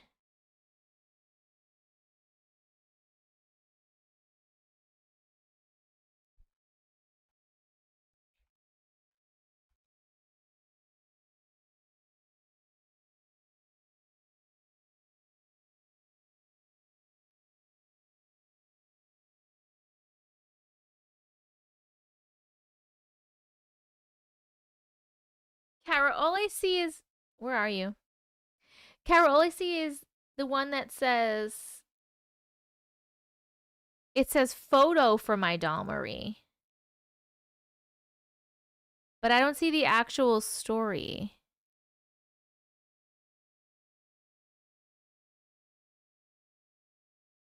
Where's the actual story?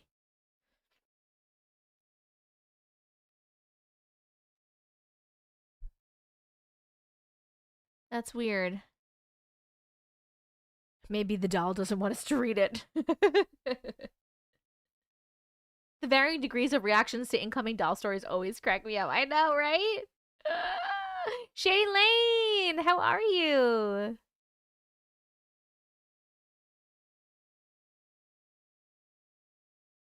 Kara, Bobara. Banana Fana, Fofara. Where are you, my Kara? Are you having, I know you're having problems with your Wi-Fi. I forget about time zones. It's not night for you, but for me it's 2 a.m. For me it's 8:41 p.m. So it is night. We're just waiting on Kara. I'm not sure if she's here or not. Okay, that last story, YouTube gave that last story a chill factor of 2. Oh my God. And TikTok gave it a chill, ooh, it was really close, but a chill factor of 1. Wow. You're here. Kara, I don't see your actual story. All I see is photo from my doll, Marie.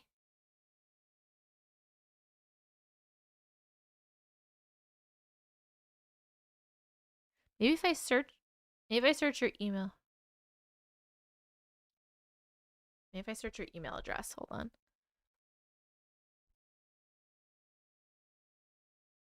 I don't have that. I don't have your actual.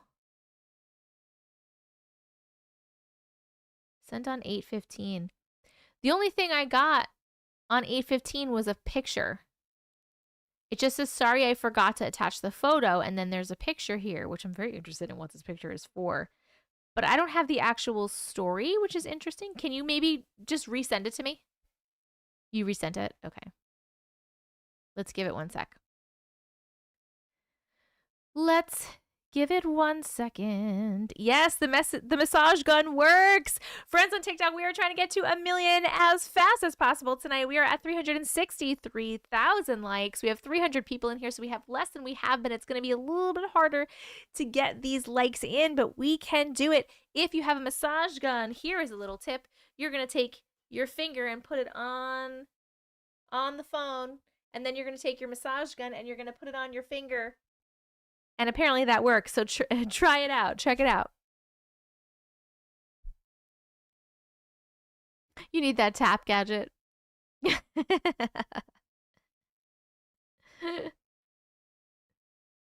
I swear everything is trying to keep you from hearing this story. So crazy.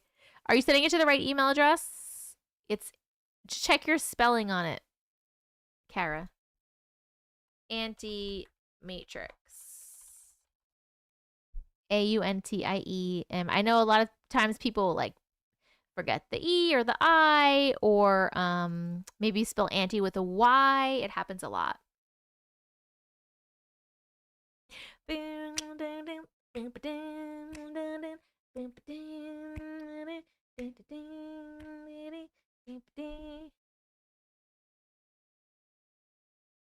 Have you seen ads for auto clickers on here? I have not seen ads for auto clickers. I checked the spam. And it's not in the spam, which is so weird.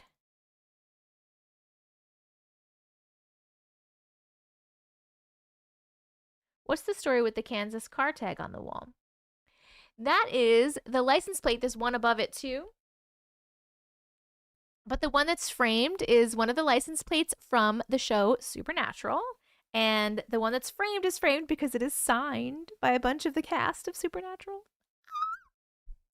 Dying. The doll said, not today.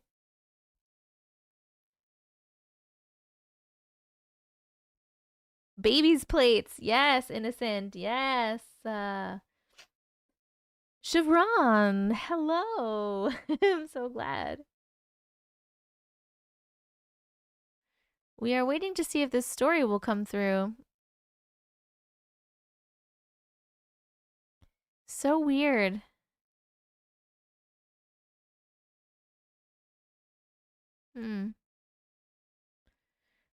It just does not. Marie, the doll Marie, does not want us to hear the story. Did you check?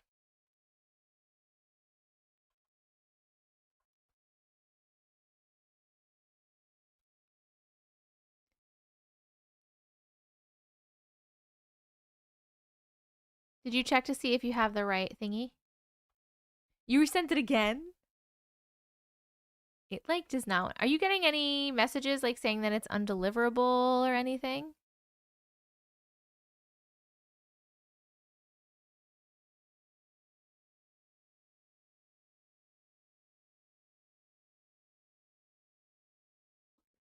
My power went out and my Wi-Fi went down 3 times. Marie does not want me sharing. Oh my god, that's so crazy.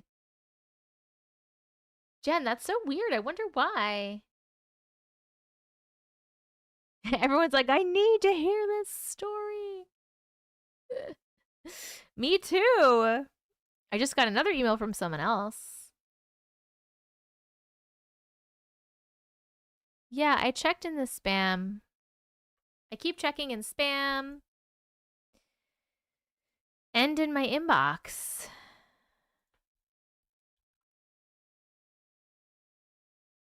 And we have a photo, and I'm so interested into why you have this photo. It's not a photo of a doll.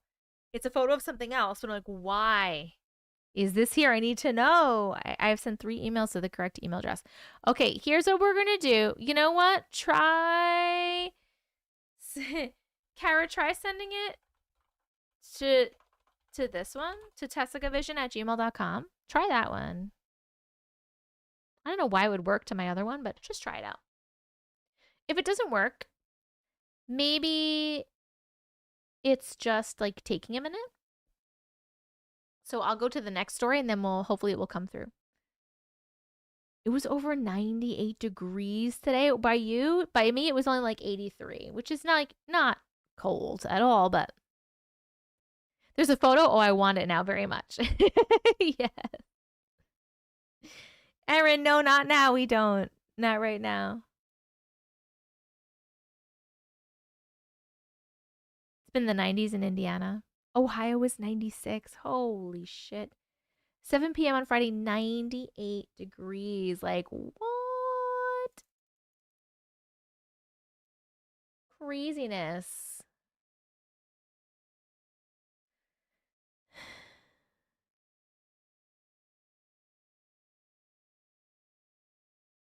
$108. Holy crap.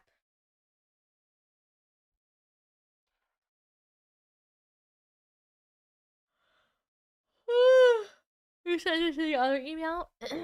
All right. I'm going to give it a second to go to the other email. If it doesn't, then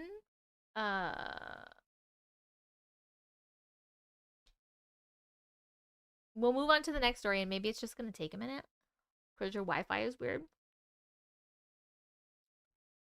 My 7-year-old son, Colin, loves your stories. He can't wait to hear the doll story. Hi, Colin. I would love to read it if it ever comes through to me.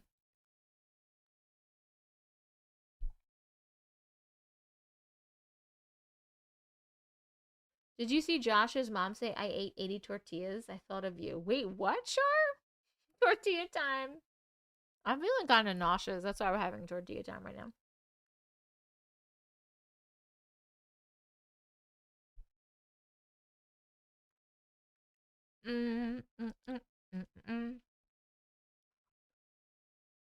All right, like, Natalia, are you here?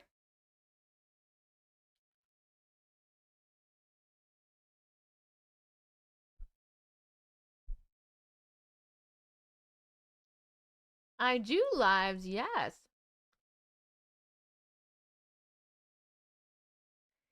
Like, put it in the Discord. You could try copying and pasting it in a message to me in Discord. All right, I'm gonna move to the next story just so we are keep it moving. And then hopefully I'll have gotten it by then.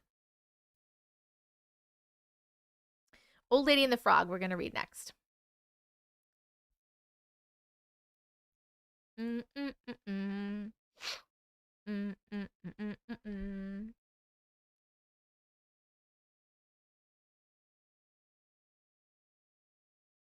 The Old Lady and the Frog.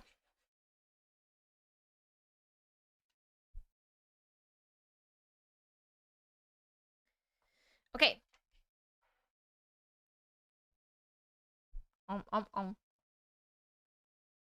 Keep it moving, keep it moving.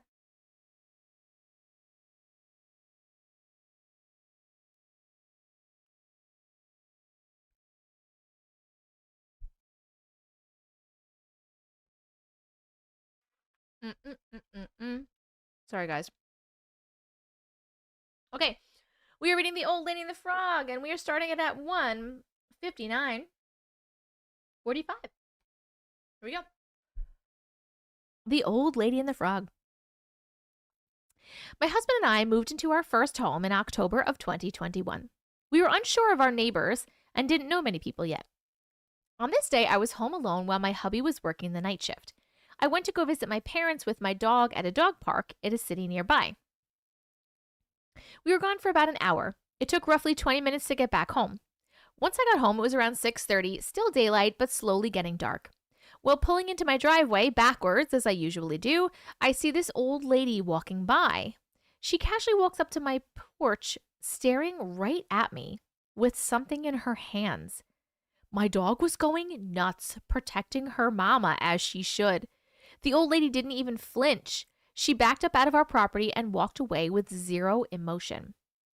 The second I couldn't see her, I went to go check what she left on our porch. Oh, she left something on your porch.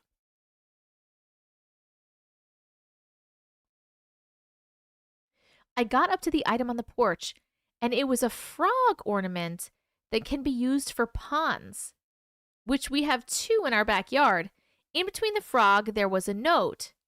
The note read, "Mr. Morin, repair this lawn or flower garden ornament. Remember your sacraments." What the fuck? What the fuck is happening? After I read this, I immediately called my husband and told him what happened. I then called my in-laws as well.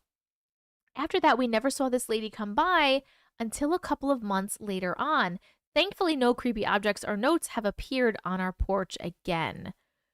Is this a picture of it? Here are the pictures of the note and the ornament left on our porch. What the fuck? This is fucking weird. Hold on. Okay. So this is the frog thing. And this is the note. Mr. Morin, repair this lawn or flower garden ornament. Remember your sacraments. What the fuck does that even mean? What is sacraments? Like, do I just not know what that word means? Is that a camera on it? That's messed up. A camera on what? A religious thing? Yeah, remember your sacraments. It's Catholic. It's original. But what does it mean? I know that's something religious. But what does it mean? Repair this lawn or flower garden ornament. You think it's a fountain?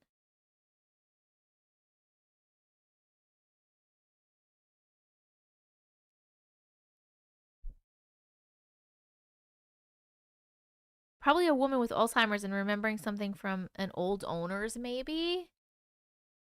It was a thing that sprayed water. Mm-hmm. This is really weird. Should have brought it back and said, you repair it. Yeah. Maybe she had dementia to dropping it off to a repair guy. Maybe. Sacraments, baptism, confirmation, Eucharist, reconciliation. I remember those frog things. You do.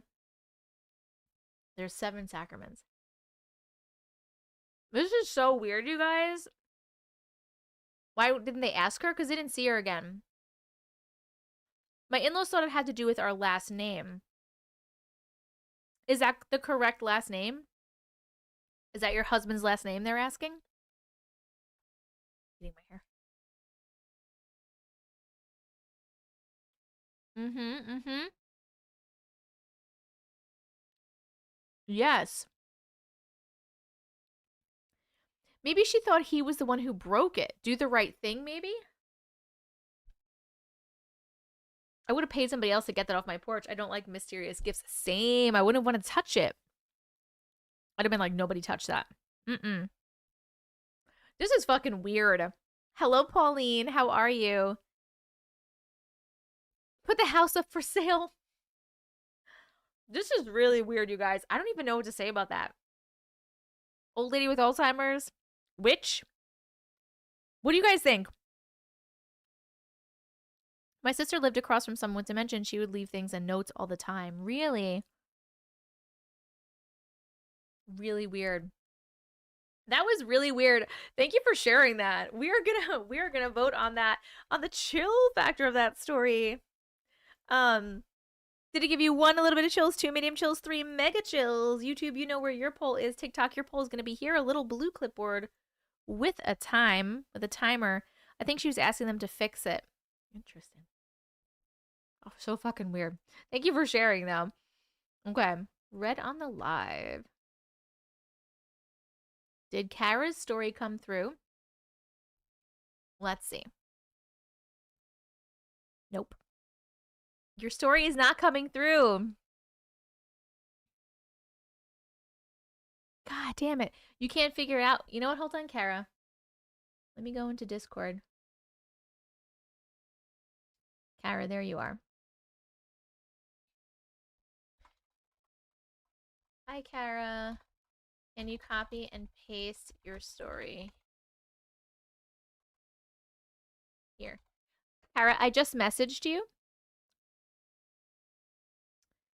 I just messaged you on Discord. Hopefully you'll be able to get it. And then you can send it there. If you want to send stories for future lives or future videos, you can send them to auntiematrix@gmail.com. It's on the screen for you, TikTok, and it is in the chat for YouTube.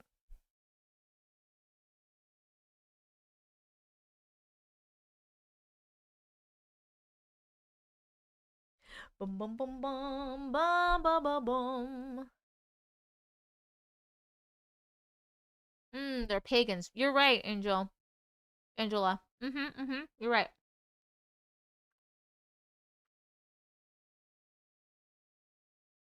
That should be her story, the story of the bad Wi-Fi. Oh no, your kitty was having an asthma attack? I hope they're okay. Yes, it's just auntiematrix@gmail.com. AUNTIEMATRIX@gmail.com.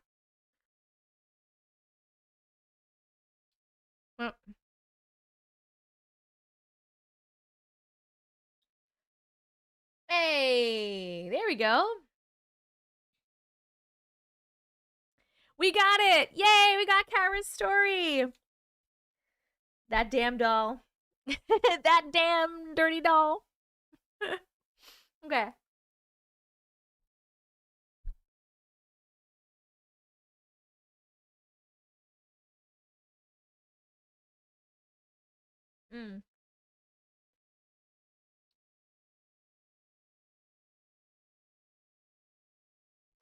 Perfect. Okay.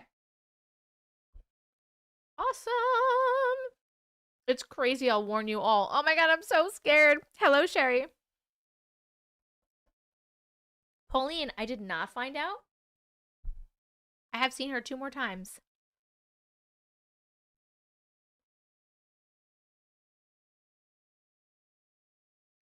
You're ready for this story?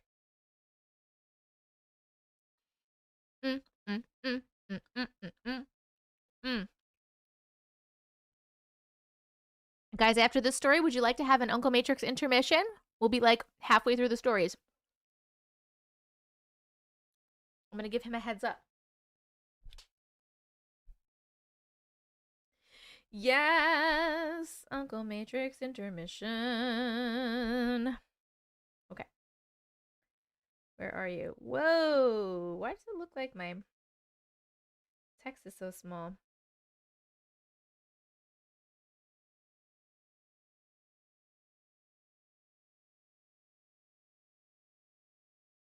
Intermission.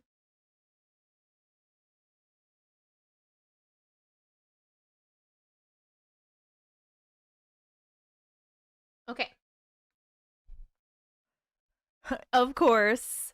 I have to be intermission on his. Nobody wants to see me.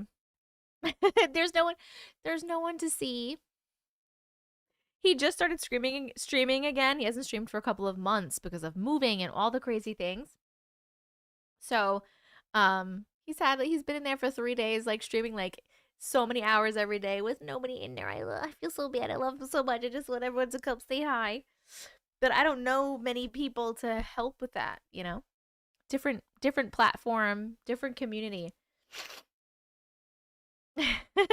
Okay, that last story. YouTube gave it a chill factor of 2.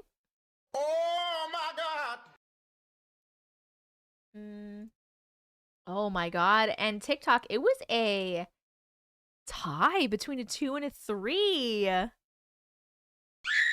Nice, guys. His Twitch name, I'll put it in chat again. Lamp TV. Twitch is notoriously difficult to push out too, yeah. Yeah. Okay. Oh my god. Okay. Is this right? This is going to be interesting to see.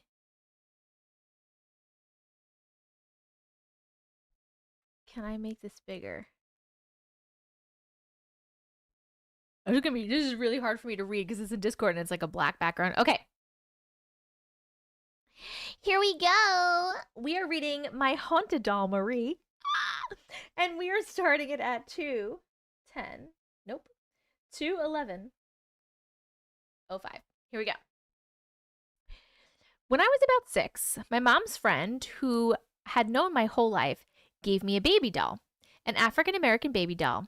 And in the 1970s, early 80s, it had the Jerry curl hairstyle with a product in it. The kind that opens and closes its eyes when it lays down. No, thank you.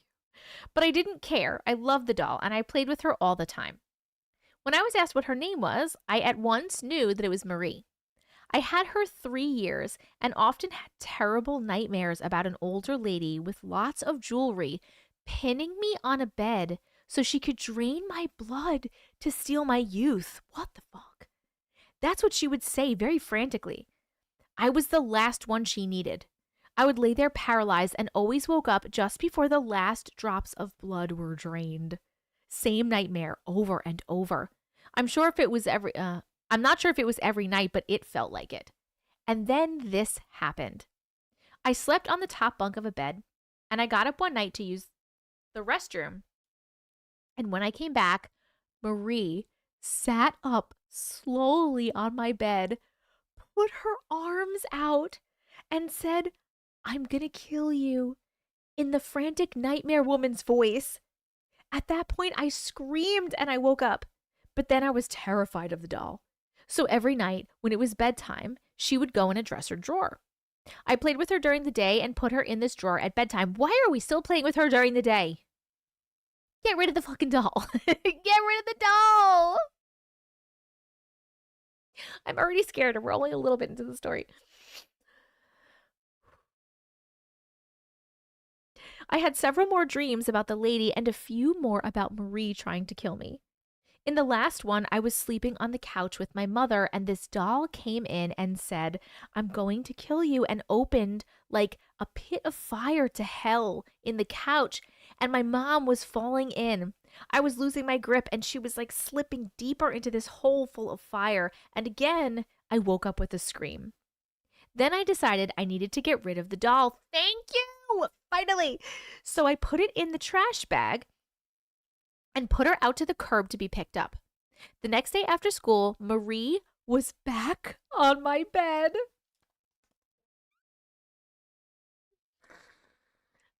Now, being 9, I just thought maybe my mom or dad found her and thought it was an accident and put her back. So the following week, I put her in the trash bag and I buried her under my family's trash. The next day after school, she was back on my bed. So I tell my parents that this doll terrifies me and I keep throwing it away and she keeps coming back. So my dad built me like a cage made out of 2 milk crates and some zip ties.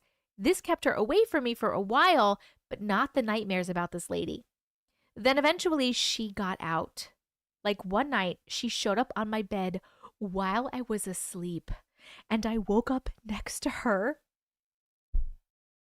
I literally cannot. I have so many chills. I literally cannot. So I confided in my best friend. She said, we got to get rid of this doll.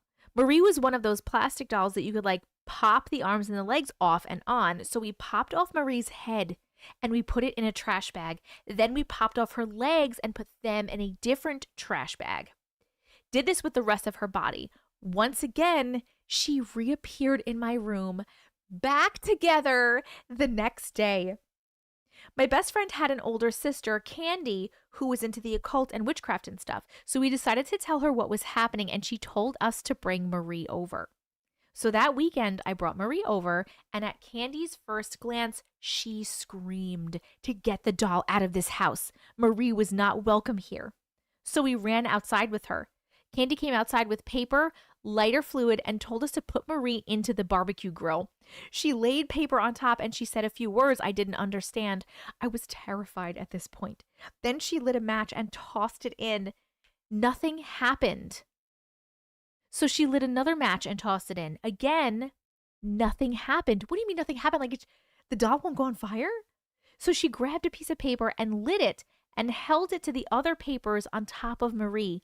The other papers quickly lit up with a whoosh and burned, but the fire didn't seem to touch Marie. So Candy started squirting fluid directly on Marie, and at first, the fire flared up and died down, but finally it caught her hair on fire, and I swear this doll screamed in fury before collapsing on itself and melting. And with one little pop, she hit all three of us with hot plastic. We all three have a scar. I'll attach the photo of my scar. I no longer talk to either of them, but we had so many experiences after that together. Their house was very haunted. Oh, and she showed me a photo of Marie the witch, whom she said was attached to the doll.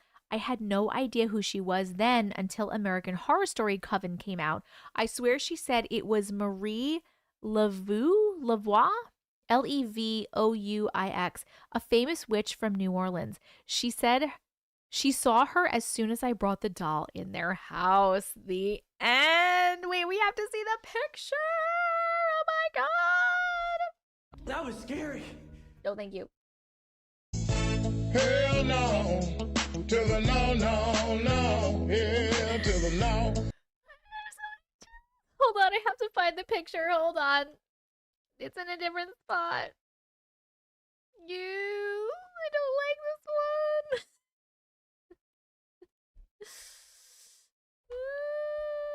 I'm glad you don't have a picture of the actual doll because no fucking thank you. Oh my God. Okay, hold on. We're getting the picture. Here's the picture of the scar that they all have. This is the one on her arm. How the fuck am I supposed to sleep tonight? People are freaking out, Kara. Like the matches died before they hit the paper. That is so crazy. I said earlier, bring it on, Marie. I'd like to apologize. Hell to the mother effing no. My family's house burned down when I was 12, so I lost all the photos, or I could share pics of her. I don't want you to share pics of her. I'm glad that you don't have them, honestly. What a reminder. I will not buy my baby a doll. Nope, nope, nope, nope, nope. Anyone been to New Orleans and been to the shop of hers, it gives you bad chills and vibes when you go in. No. Full-blown 3. I would tattoo over that. The story was worth the wait. Yes, it was. Whew, I don't like it either. My son Colin says he gives that one a 5. Yes. Oh my God, that was such a good one. That was such a good story. Yeah. I do not claim this negative energy. That was a great story. Marie, you are not welcome here. No, thank you. Only higher dimensional beings of love and light are allowed in and around this house. Anything else, including Marie, is not welcome. It needs to leave. Thank you. Goodbye. Thank you. Goodbye. Guys, that was really scary. Thank you so much for sharing that, Kara. It was so scary. We're going to vote on the chill factor. Did it give you 1 little chills, 2 medium chills, 3 mega chills? YouTube, you know where your poll is. TikTok, your poll will be a little blue clipboard with a timer right about here on your screen. Please vote. Ooh, I'm scared now. Can the spray make it to my home? It was scary to live. I can't even imagine that. That is like, I don't know what I would do. If I was throwing this fucking thing out and it was coming back on my bed, it was showing up back on my bed. Took it apart, threw it out, 3 different trash bags, showed up together on my bed. Wouldn't set on fire. Nope. No. Thank you. Nope, nope, nope, nope, nope, nope, nope, nope, nope. That was, I can't, again. That was too scary. That was too scary, Kara. We believe you. We believe you, Kara. I don't like it. I looked her up and found it's funny. Her birthday is September 10th, the same day as your book releases. You shut up. You stop it. That needs another hell nah. You got it. You got it. Hell no. To the no, no, no. Hell to the no. No fucking thank you. This has been one of those few stories that really creep me out, and I even consider praying. I was raised Catholic, but I'm atheist now because I don't have to spray. You don't need to spray. You can pray. You can pray. Praying works. Oh my god. Oh. That was too fun. I mean, I don't feel like we don't even have to do this because obviously YouTube voted that a 3. And obviously so did TikTok. Like by a landslide. That was a 3. That was a 3. That was a 3, Kara. I'm so sorry. I have the spray. My room smells great now. I'm so glad that you like it. Did Marie burn her house down though? Hopefully not. I think she was dead. Because she screamed and came apart in their hands. All right, we're grabbing Uncle Matrix. Grabbing Uncle Matrix for...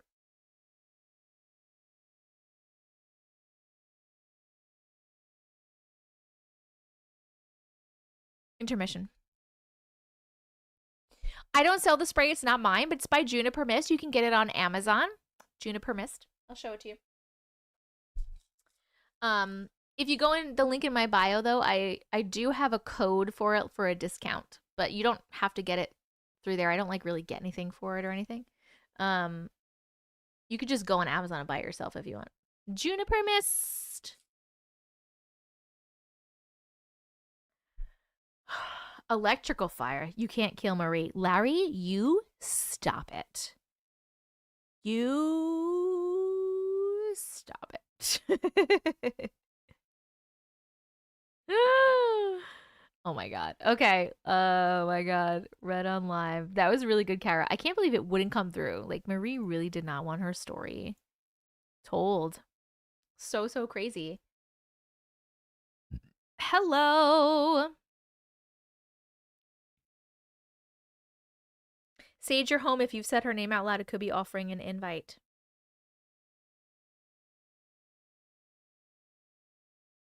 I live outside of New Orleans. They leave offerings at her tomb. Really?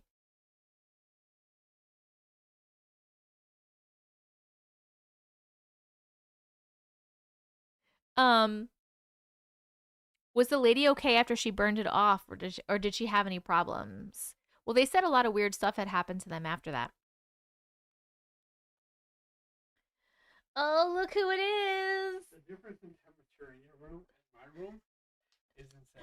I have my vent closed because I was cold. I know, I have mine wide open and it blows on me. It's so cold. Do you have your AC on too? No.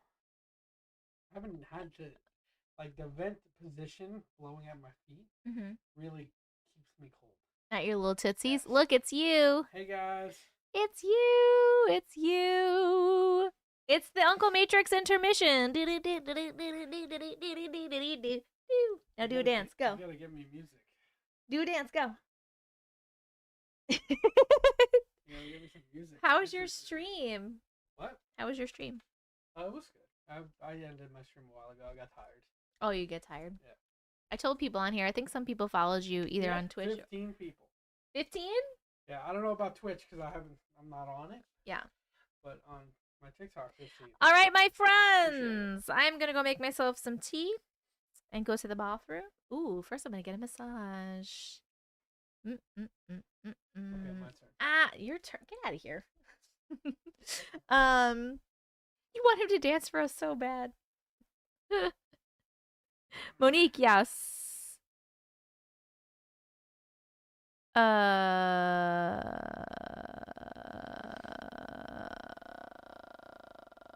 Oh, I had to kick her out. Yes, she's evil. Because she was crazy in here. She's crazy everywhere. And then she was outside of our doors, like meowing. Did you hear her before? Yeah. She's just a little crazy cat. Let me open up. This is. She gets so upset That's open when she's for by you. herself. Okay, cool. All right, watch yourself. I gotta back up so I can get up. She's so upset when she's by herself. Guys, keep tapping the screen.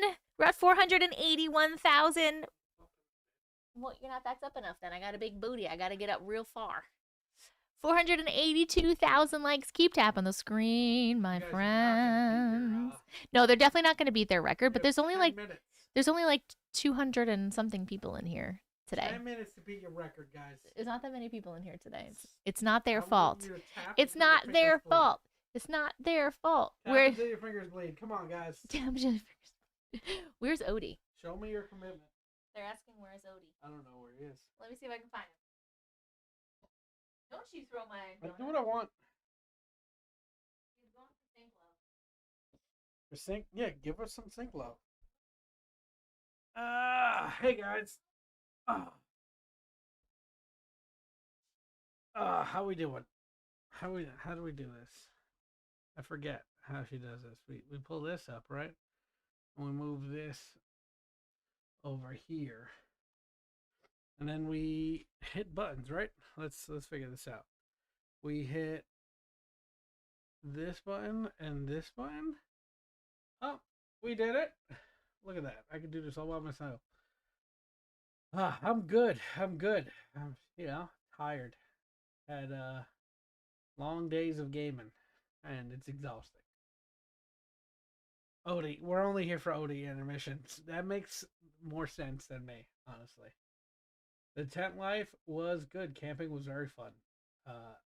We had 2 very crazy days in the beginning, and it really drained us, but it was a good time.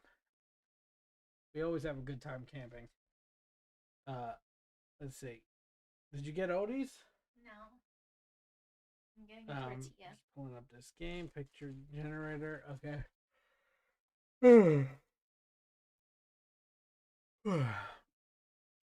Going through a Majora's Mask on my Switch, and it's stressing me. I've never heard of that game, but yeah, gaming can be exhausting.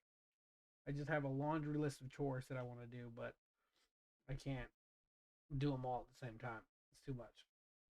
How's the new expansion? Fantastic. You know it. Hi guys. Hey. All right. Are we ready for this? Are we ready? Drawing 1 is a polar bear eating rice in a snowstorm. What? Correct, Justin. Correct. What happened? If your first drawing is a polar bear eating rice in a snowstorm. Okay. I got you. Really hard. Really hard?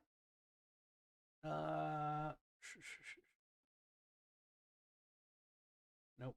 I can't do that one.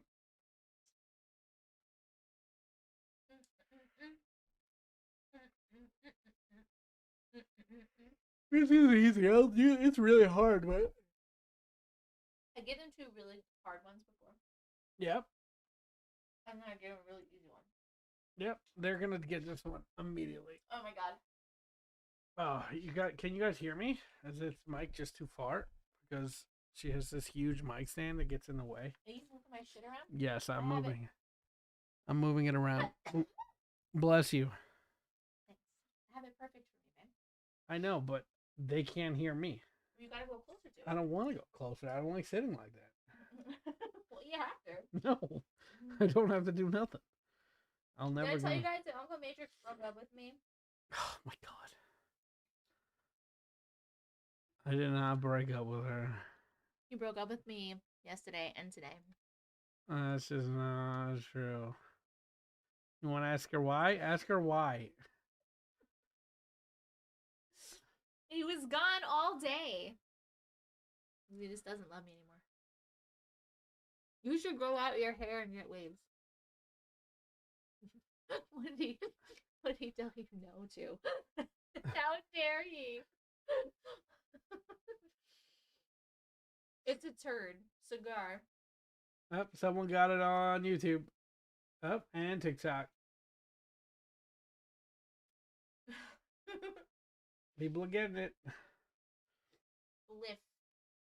What does that word mean? I've heard that one. If I remember correctly, it's a joint, but made out of a cigarette with some of the cigarette inside still. Is that what that is? That's weird. Yeah. You know, if you don't have something to roll it in, you just dump out some cigarette and put them in. If you start terrorizing shit in here, you're gonna be banned for What life. you guys? Some of you guys are getting it. It's you guys are saying adjacent words, but some of you are saying the right word. Yep. This word. Tobacco and wacky tobacco. Yep. It gets you lightheaded and high. Weird. Hoot. Never heard of hoot. Zoot. Never heard of zoot. Guys, how about I give you a 5? You're gonna get me kicked off live. You're drawing friggin' blunts. Yeah. Blunts. She just spoiled it again Don't get me before kicked I. off. It's just a picture. Oh, this bitch. Did you go behind here? We're putting.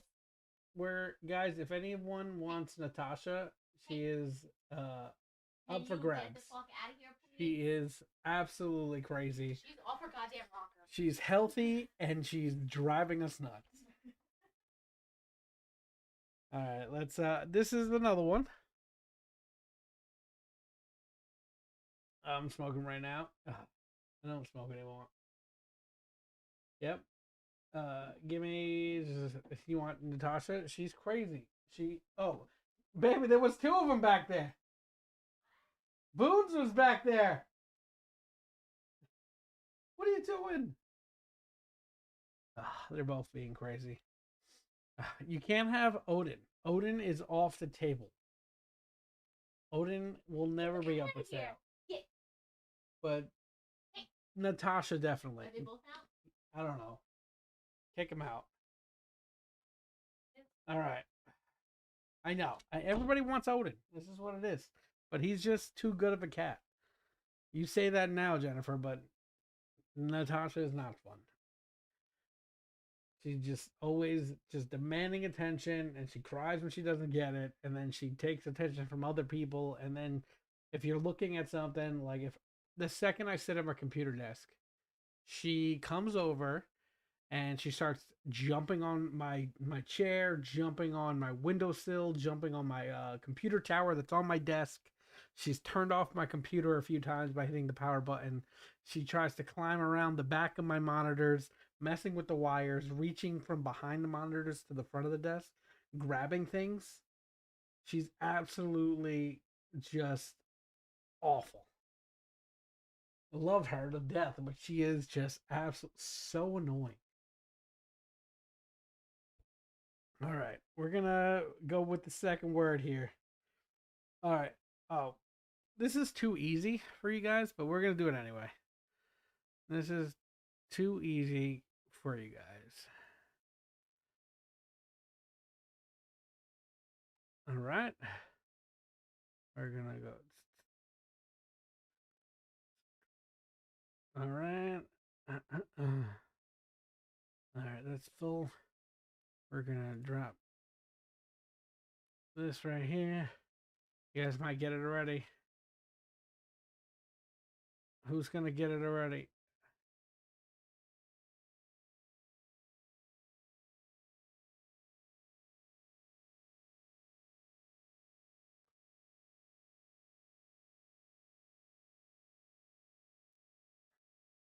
Puddle.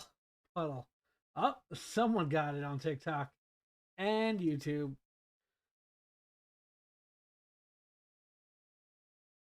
It's definitely fishing, but it's a kind of fishing. That's a big clue. That's a big clue because a lot of you are already saying it. Ice fishing. You guys crushed that one. I don't know if it's like how the picture or you guys are just really good at guessing. Sometimes I'm like, oh, this is gonna take a while, and then you guys get it in one shot. It's crazy sometimes. Hmm.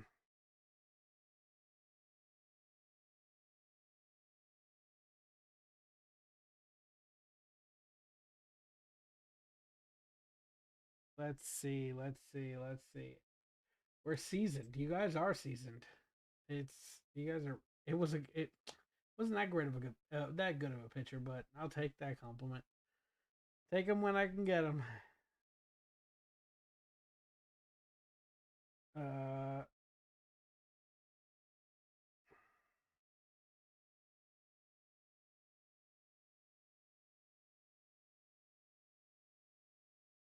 you guys struggled with her. uh, do I guys? This is really hard. That's it's the max difficulty right now. I'm doing. I wish I could get harder. Uh, but I can't. This won't go. Um, God, it's hot in here. It's like so hot in here. I'm like starting to itch. It's hot in here. It's like insanely hot. I know that did it. That's why I paused and I just let it slide. I wasn't gonna bring it up. I wasn't gonna bring it up. I wasn't gonna say anything about what the words that I said. It just we're just moving on. Nah. All right. This one. Uh. Mm, nah, I don't like that one. I did that one already. Mm, I think you guys all did caught it, and it's fine. It'll be our little secret. No one knows what we were talking about. Nope. Remember? No, no, no.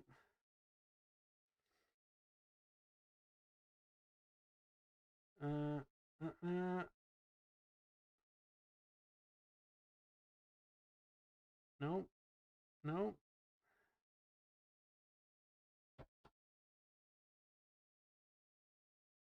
All right. I'm gonna draw something. All right. I got it. It's gonna be. I feel like this might be a tricky one for you guys. Okay. It's gonna be tricky. All right. We're gonna use shapes. All right. What? Let's see. Okay.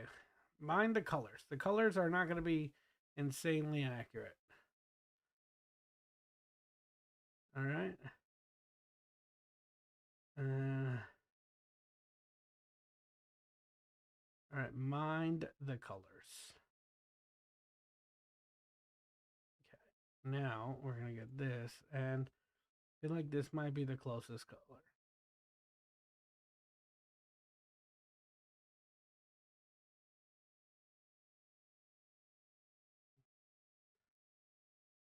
Oh, not done yet. I got to close this off. And let's go here. And then we are going to go a green line. Yeah, you guys are close. It's this here. But here is the kicker. Here it is. It's you guys are all on the same. You guys are on the right track, but it's something very specific. Ready? There. That's the final clue. What? Fuck is that? You see what I have? Oh, I get it. It's a. Okay. So you guys are on it, like with what it is. You guys know what it is. Someone got it on TikTok. Someone got it on TikTok. I didn't see it. Oh wow! Someone got it on TikTok. Let's see. Up. Someone got it on YouTube. Maybe she's right. You guys did good. Can't say it. Chicken parmigiana.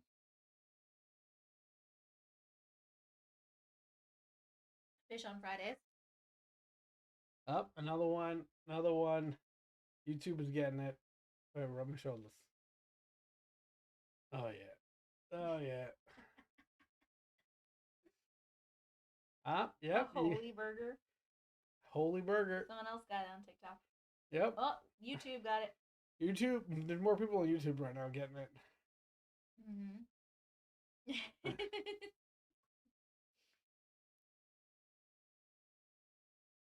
Nah, not. You guys are. Should I give it to You them took now? a long time before you tell them the Yeah, answer. I like to let a lot of people guess. I don't want to just ruin their guessing experience. I don't want to be like. Hot cross buns. A Jesus burger. It is. It's a Jesus burger. A Jesus burger or a Jesus chicken sandwich, Chick-fil-A, the restaurant. You guys, a lot of you got it. It's really good. You guys got it. The cross was the kicker. Like, we clearly conveyed chicken sandwich or hamburger, but yep, you got to get that cross. When you said that's really good, that you meant the sandwich because it's not. I don't get the cross. The Chick-fil-A sucks. Chick-fil-A are extremely religious, and that's the reason they're closed on Sundays. And they're the owner is also anti-LGBTQ plus. I was gonna say you and should have wrote everything. like gays with a cross through it. Maybe that would have helped. I don't want to get banned on TikTok, but Oh yeah, that probably would have got you banned. It got me banned. but yeah, they are very religious in their store. And the Hi, owner and stuff. Steph. So You should have just drew the baby foot. I'll never unsee it. What? Baby foot? the baby foot? Who drew a baby foot? I don't know. Was it you? I don't think so. All right, that's 3 guys. 3 out of 3. Also, Natasha just literally tried to jump into the toilet again. We're giving her away. You literally, you open the toilet and she just dives. You have to catch her midair. She Yeah. tries to dive into the toilet. Yep. What's she doing? She's just being crazy. All right, back up, babe. Let me get out of here. You leaving? I'm getting out of here, guys. Should we tell our secret? What's your secret? Oh. No, nothing happened, guys. What's the secret? What did you do? I phrased something poorly. What did you do? I was talking about the difficulty of the game, and I said I wish I could make it more difficult, but I used a different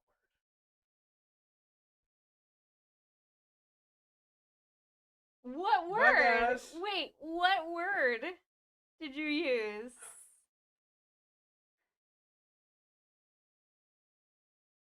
What? Let's see, just this one right here? Dictionary? No. Hard? Yeah. I said I wish I could make it more. Hard? Why are you Yeah. not saying the word? Because the phrase could get you banned. I'm trying to avoid saying things. Uncle that Matrix really likes this game, guys. really likes what? You really like the game. What game? The game that you just Oh, played. this game. I thought we were talking about something else. See, they got it. Maybe. What? Do you know why we're not in sync right now? What? Because you keep breaking up with me. Oh my god, guys. She thinks I'm breaking up with her because I started streaming again. Because the new expansion came out. I was like, I put in my PTO, put it on the calendar for the past 2 days. I'm gonna be like gone. I'm gonna be playing all day. That's my plan. But then after those 2 days, I'm gonna be playing and streaming, but also taking care of my other responsibilities. I took like a little mini personal vacation, and she hates all of it. He doesn't love me anymore. I've made time in those 2 days to still come out and eat lunch with her or have dinner with her and then go back. We did that today. I streamed. I put my stream on pause. I just put AFK on the screen and then had dinner with her and then went back to streaming. So I'm still making time for my beautiful fiance. She just doesn't think it's enough. She just wants me to sit right here. You're at all fired. times. You're fired. See? She just wants me to be right next to her at all times, and so she can tell me what to do. And All I don't- hear is excuses. Thank you, but I Brooke. don't do what I. Thank you, so. Brooke. Baby, Yes, can you get Odin? I'll try. I'll see. Where is he? Okay. I think he's in the tree. He's in the tree. Are you guys? We're in a subwave! Guys, we're in a subwave! We need to get 8 more subs in the next 11 minutes and 11 seconds. Sometimes we're needy, it's true. You're welcome, Brooke. OG Boogie, thank you so much for subscribing. I appreciate you so much. Welcome to the Glitch community. Aw, Mojo, I hope you feel better. Hey, Nadia, we are going to be on story number 7. Okay, Reese, sounds good. Here is Odin. He's so handsome. He's a big boy. TikTok got rid of my ability to gift subs, and I don't know why. Oh, man, that sucks. Oh, he's so handsome. Look at that big handsome guy. He's the fluffiest. For reals. Missy, thank you so much for gifting a subscription.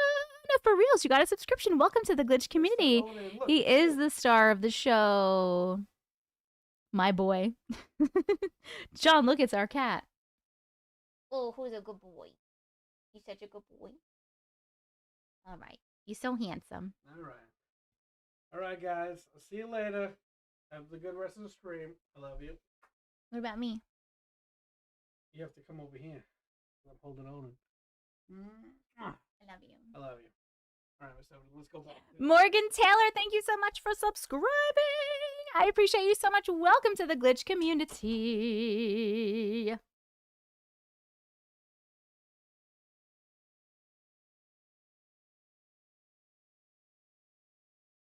The floofy woofy ball of fur.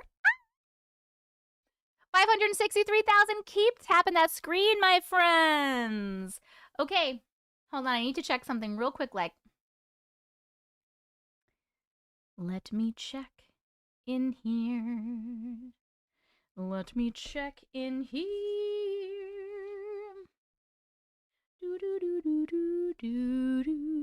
What have you missed? We have read 6 stories so far. The last one was really fucking creepy.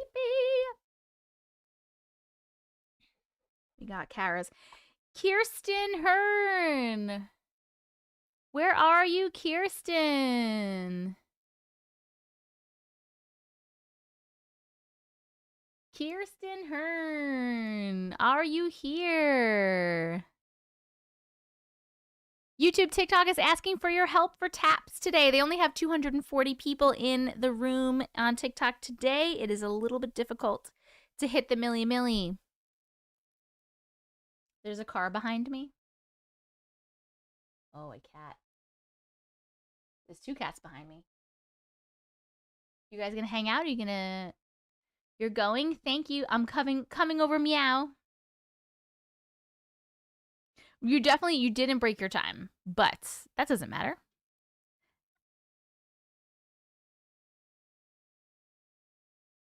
Oh, he's not feeling good. Okay. Ooh.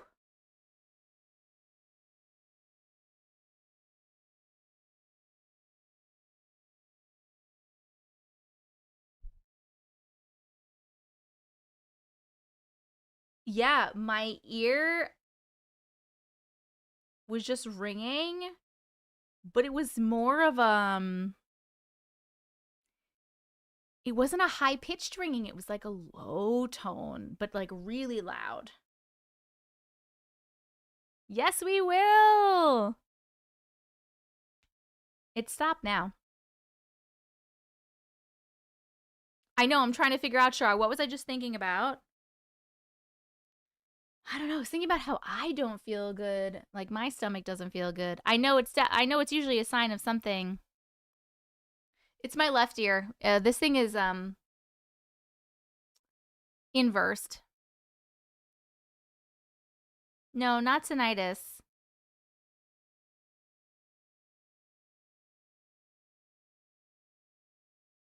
I don't have any water in my ear.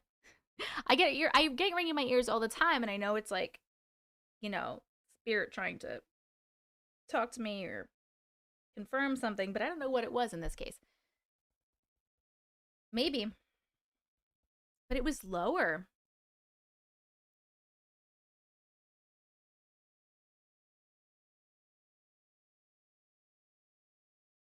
I normally get high pitched. Low is a warning. Ew, Emily, don't you dare say Marie.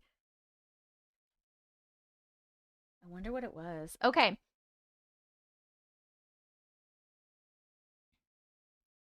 All right. I'm going to write in here. Hey, tried to find you several times, but you weren't on live, so we didn't read your story.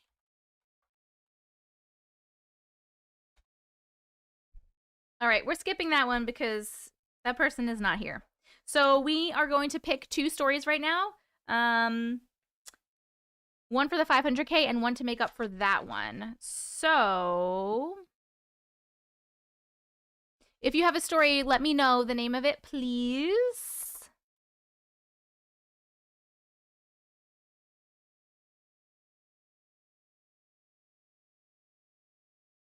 Tanya, what's the name of yours? Bobby, I have one called Dreams. All right, we got 2. Tanya and Bobby. Dreams. Tanya, what's the name of yours, darling?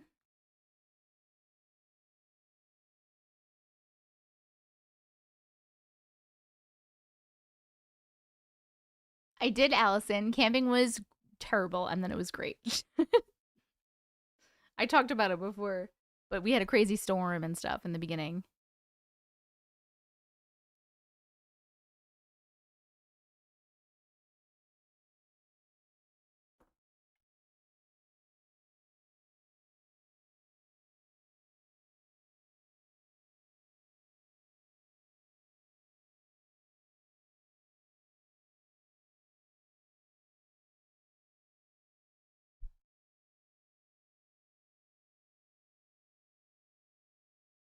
When did you send it, Tonya?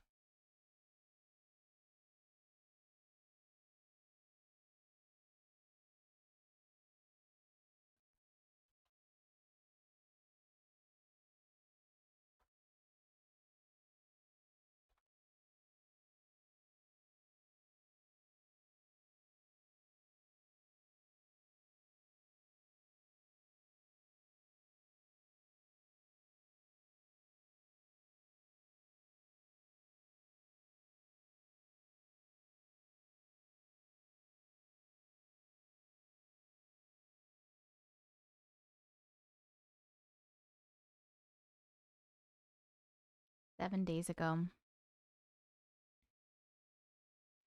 And it's called How?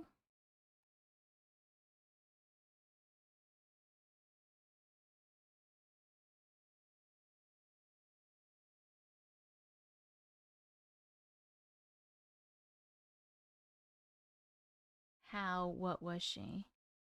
Found you. I found it. Okay. I'm just sighing because I am so nauseous.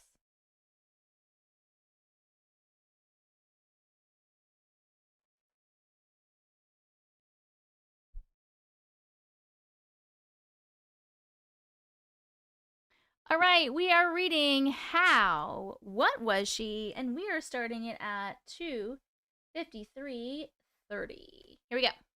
Hey, girl. Hey. Hi. I went to one of those movie like high schools. Large classes, many cliques, jocks and cheerleaders rule the school kind of high school. I've always been a larger girl, so not popular by any means, but friendly with most everyone. My junior year was an interesting year, to say the least. I had 2 classes with this girl. We will call her Ginger. She had dark black winged eyeliner and cherry red hair. She had some friends but seemed older than all of us. She drove an old pickup truck that you could hear the exhaust as she drove down the road or pulled into the school. Everyone would look and continue walking at the same time, if you know what I mean. Ginger had flawless fair skin, beautiful lips, full lips. Her eyes were large and so blue they almost looked white at times. As you can guess, I became friends with her, and she was a senior, and seemed so intriguing to me. She smoked cigarettes, and it was very rare not to see her in black. She had an old, tortured soul kind of vibe. She felt super deep, and her energy was depressive but spooky, but she was also super funny and smart. She had a beautiful singing voice and came across like someone who didn't care about school but got straight A's. She listened to old music and knew. So I have been friends with Ginger about 4 months. It was winter and school had been canceled. Snow day, woohoo! It was an ice storm and we lost power and phone service for a few days. Cell phones were not popular yet. As every normal teen, I was so fucking bored with no phone contact to my friend. My brother and myself played some cards and we went to bed early. I was woke up at around 2:30 a.m. as the power turned back on and my CD player started blasting "The roof, the roof, the roof is on fire. We don't need no water, let that motherfucker burn." I quickly got up, turned it down with my heart racing so fast. I was sleeping in my jacket. It was so cold and having no power. The house was cold and you could see your breath, you know. Wait, hold on a second. No power. But, oh, the power turned back on. Never mind. I sat there for a few minutes, calming my heart. As soon as I was calm, I swear, all my CDs flew off my vanity across the room on the wall by my window. I looked up and I could see what appeared to be someone's breath. The foggy breath was slowly moving around the room and seemed to be exhaling with my heartbeat. Some kind of something was in my room and I was frozen in fear. I sat there in silence with my light on for hours after. I finally heard my dad get up for coffee and finally fell back to sleep. We were out of school for about 3 days after my creepy, unexplained experience. Okay, so I didn't tell anyone about what happened. I was still trying to figure it all out myself. I felt confused because the energy in my room felt familiar, but I hadn't been able to pinpoint it yet. I was also super scared of whatever it was, to say the least. I kept trying to convince myself it was a dream or something. Weather gets better and back to school we go. I made it to the 4th period, and that's the first class I have with Ginger. In this class, we sit across the room from each other. In typical Ginger fashion, she arrived right with the bell, so I had no chance to talk, just waved hi and started focusing on the teacher talking in front of the class. About 15 minutes into the lesson, I was covered in goosebumps, and my instinct said, "Hey girl, that same energy from your room is here." I kept getting like a chill, but I can't explain it. I looked across the room, and every time I got the chills, and Ginger was looking at me, almost in an "I know something you don't know" kind of way. It got intense, and to be honest, but I still wasn't fully connecting the dots. The bell rang, and I didn't see Ginger till 6th period choir when we usually got some chatting time before we start. At this point, I'm sitting with my friends as Ginger comes over and sat next to me, totally normal behavior. Well, she then lays her head on my shoulder and says, "Sorry I knocked over your CDs the other night." I was bored and decided to drop by. I tried to say hi, but she couldn't hear me, but I watched you sit there freaking out, and she starts like giggling. What? Sits up and says, "Did you know it was me?" I sat frozen, trying to make any sense of what was happening. I thought to myself, am I dreaming now? What is happening? She says, "You're not dreaming." Is this real? Holy moly. Am I fucking okay? I tried to play it cool and I looked at her and I said, "How did you do that? Are you alive or dead?" I don't know. That's what I came up with. Well, she literally said, "A little bit of both, I believe." What? What kind of answer was that? Years later, as I think about this situation, I can't decide if she was a witch, a vampire, an alien, or what the hell was she? She also could have come over to take my dreams and know exactly what I dreamed about and say, "Did you like that one?" and creep me the fuck out. What? Even sharing this, I'm low-key scared. She somehow knows I'm telling y'all. She graduated high school and I never seen or talked to her again. Okay, glitches, what do you think this was? Love you, Auntie. The end. Oh my God. Ginger was astral projecting, astral projection, witch. No, thank you.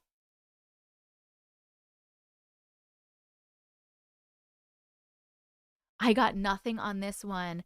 First, I was like, she's astral projecting, but I have a question. She's just being rude, but I have a question though. When you astral project, can you physically touch things?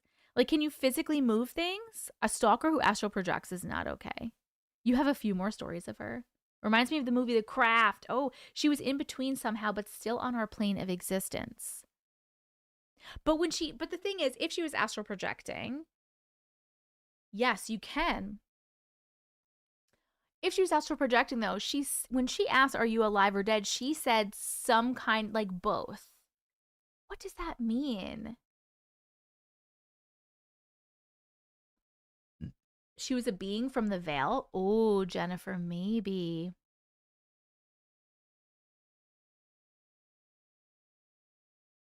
In between worlds.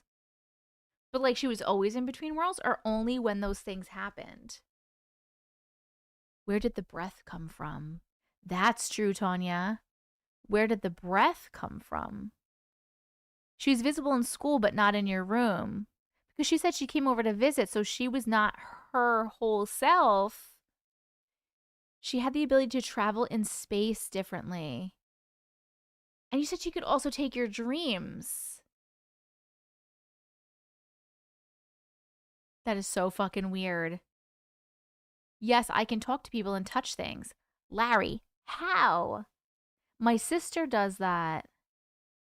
She was in a coma. John, that's an interesting take. Imagine she's watching this right now. Stay where you're at, Ginger. Dreamcatcher Vale. She could give me dreams or show up in my dream. She's very powerful. If she can't be seen at your home but only at school, maybe a spirit from there. It takes time to learn how to do this. Was she the damn Sandman stealing dreams? She clearly knew things about the way the world works that not everyone else does. This is so weird and crazy, Tanya. You have to be really good at astral projection, but some people can touch things. But can you astral project and know people's dreams and give them dreams? You have pictures of her? I want to see a picture. This is a crazy one. This is like such a crazy one.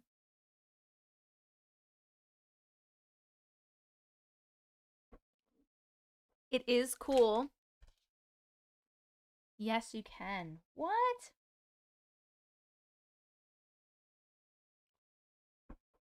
Yo, this shit is so crazy. 632,000 TikTok. Are we going to hit our milli tonight? Let's see. Can we do it? Keep tapping that screen. I've been doing it since I was a baby. My best friend and I would do it all the time in high school. What? We don't want to break the milli streak. This will be the 21st million. Keep tapping the screen, my friends. This is so crazy. Is she in the yearbook from that year? Great question, Cassie. You did it once, Cookie Rose. Was she in the yearbook that year? I wonder where everybody is tonight. We're having like such a slow night on TikTok tonight.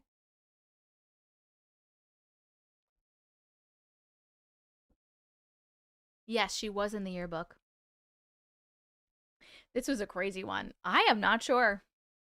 I'm not sure, man. But thank you so much for sharing that crazy ass story. Let's vote on the chill factor of that story. What does everybody think the chill factor was? 1, did it give you a little bit of chills? 2, medium chills. 3, mega chills.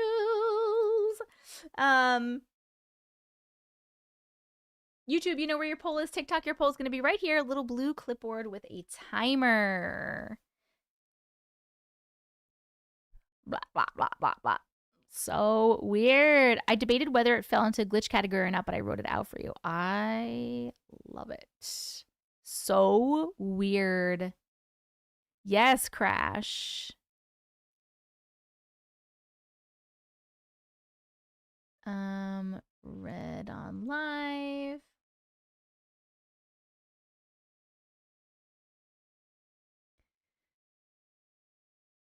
Let me get Bobby's story. Bobby.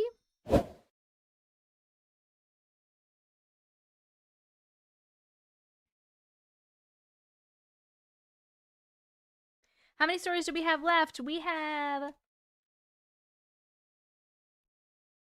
1, 2, 3, 4. And then if we hit 1 million, a 5th one. I'll write the story about the black rain and her. Yes. Heidi ho, mouse. Heidi ho. Hello, just Charlie.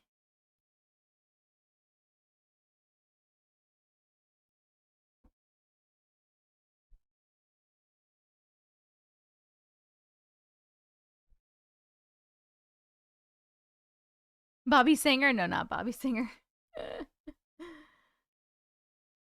John didn't have a story today, Tiffany. I had a witch book that showed me how to do it. So I tried it. And it worked?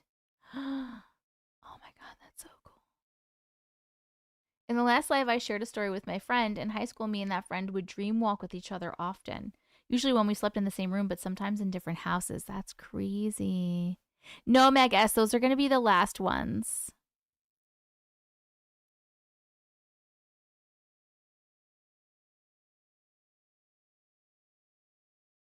Craziness. It's like a super slow night on TikTok. We missed the subwave, which we have never missed a subwave. We have barely any gifts, and we have only 200 and something people in here. We're having I don't know where everybody is. Guys, where is everybody on TikTok? Where did you go? TikTok, TikTok, TikTok. Where are you? Where are you? Where are you? Where are you? You're going to be reading mine at 3 a.m. for me. Bobby, I'm reading yours next. We're reading yours next.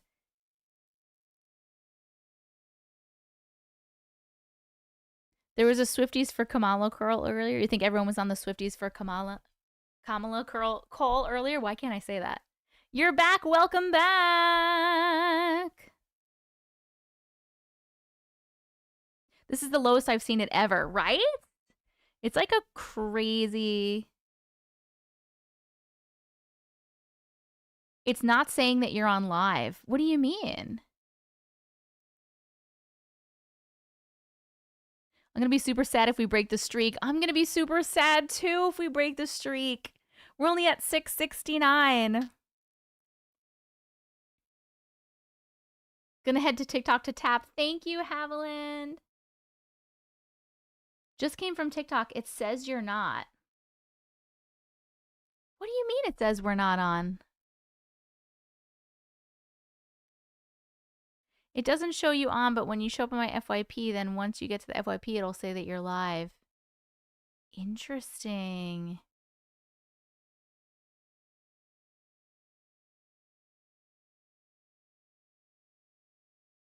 Didn't see it either. I have to go to your page to see you live. I had to search for you. I wonder why.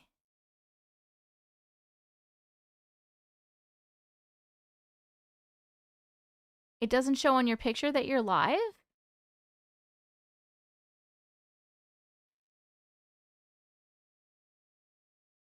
For me, it shows. Hold on, let me look.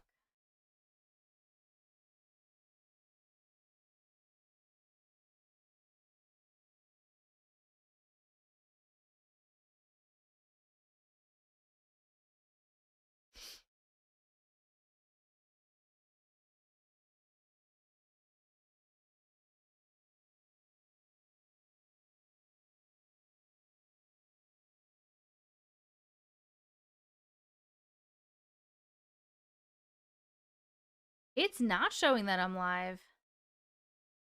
Like, even on my own page, it's not showing.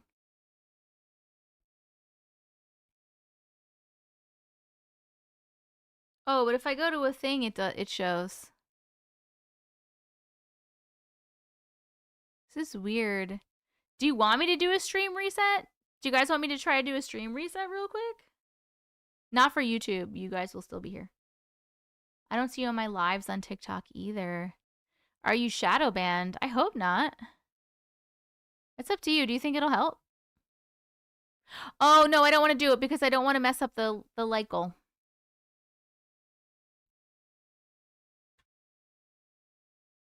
I don't want to mess up the goal.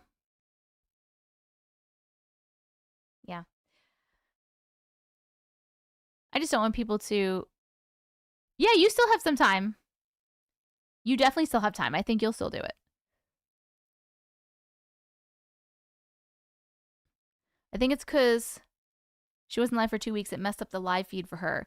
Do you think that if you go, like, the more consistently you go live, the more... Wait, what? It's detected that the live chat didn't appear on your screen in the past 2 minutes. Try using a mobile device to view comments from your live chat and performances in real time. What are you talking about, TikTok? Do you think... Oh, where's Tanya? Tanya, you know this stuff. If you're, like, going live consistently, does it push you out more since you're going consistently? But then when you're not consistent, it doesn't. Is that what it is? Yes. So maybe that was it, because I was live for so many days, remember? I was, like, live so many times, and then I wasn't live for a week.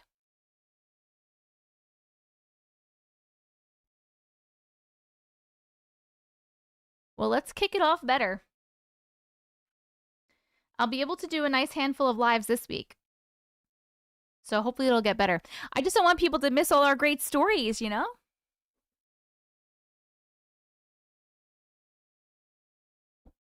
Okay. All right, here we go. We are reading... Oh, sorry, wait. That last story got a chill factor of 3 from YouTube. 3 times in a row if you can.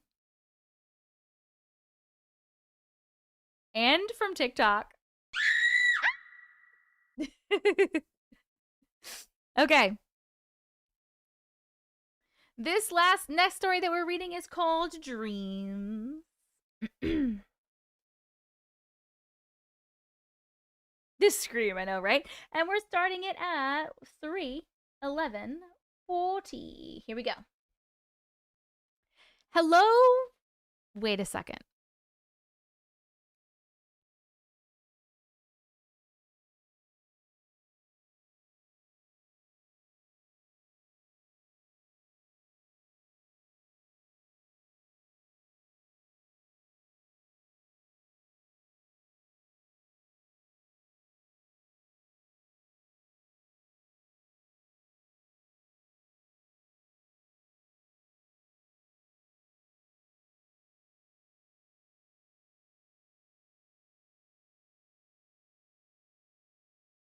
I'm gonna let you out.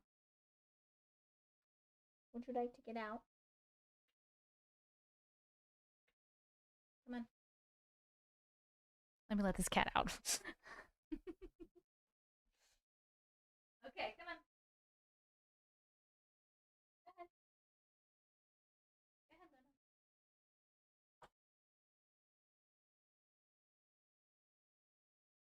Go ahead, All right. Yes, she is always crazy, but I feel like since she got off her medication, she's been extra fucking crazy. And I'm wondering if maybe the medication was making her feel like a little like she was still herself, but like she just felt like a little and now she feels great because she's not on it anymore. She's crazy. Cat door, I know. I know. Her little tail going by, I know. Okay. We're starting again. All right, so dreams. You can't hear me, Victoria? Can you hear me now? She's a happy baby. She's such a happy baby. Victoria, can you hear me? Hear you just fine. On YouTube, someone on YouTube was having trouble hearing me. You're silenced, Brooke? You're not silenced. I see you. You can hear. Okay, perfect. All right, we are reading Dreams, and we are starting... wow, my voice. We are starting at 3:14:05. Here we go. Hello from Devon, United Kingdom. Hello. I haven't got one specific story. I've got many small ones that are all related. In my life, I've had many instances of dreams telling me something. It's happened to my mom, and I will say her dreams at the end because it's the creepiest one. So let me start off with me. Start off with mine that has been freaking me out for years. My brother and mom had always wanted to go to Chernobyl in Ukraine, but they have had bad luck. They tried back in 2020, but COVID happened, lol. But the next time is what's freaking me out. Back in 2022, they were planning on going. They were getting their passports ready and everything. One night, I had a dream that a bomb had hit them and killed them. And I was speaking to them in heaven by a Zoom call. That's really weird. I thought it was just a normal dream, but the next few weeks later, Russia invaded Ukraine and obviously started bombing Ukraine. It wasn't until this year I relate that the dream happened the same year as the Ukraine-Russia war started. Now that was creepy, in my opinion, but the next one come from my mom, and no one in my family can explain it. My mom and Nan had very close relationships. They would call almost every day for a long time. One night, my mom goes to bed and has a dream that she's climbing on a wall into a window. Once she gets to the window, someone pushes her out the window and she falls down and dies in her dream. She wakes up after, in the middle of the night, creeped out, but she thinks it's a nightmare and falls back to sleep. The next morning, she's still creeped out about the dream. She calls Nan like she normally does, but she tells her about the dream that she had. And my Nan tells her that she had a similar dream. She walked to her window and a figure was walking up the wall to her window, that she pushed them out the window, aka my mom. My Nan woke up around the same time as my mom did and fell back to sleep. My Nan and mom had the same dream at the different time, but from different perspectives. I don't know what to call these stories, if it glitched in the Matrix or not. It's just been creeping me out for years, and I thought it would be a nice story for you. Note, I have dyslexia. Sorry if some of the things I said doesn't make sense. I got you, boo. Don't worry. Thanks and bye. The end. Like, ew, no, ma'am. That is really crazy. So they were like connected. Well, first of all, you had some sort of kind of premonition. And then your mom and Nan were like connected in their dreams. That's a weird dream to have. Oh no, Amos! Hello! That was an interesting one, right? Oh, sorry, guys.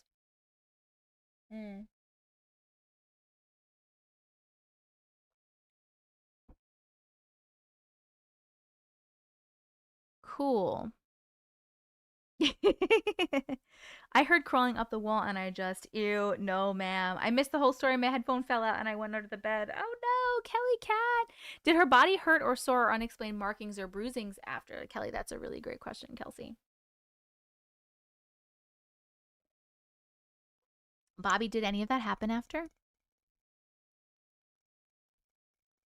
Ho, ho, ho. Mm, mm, mm.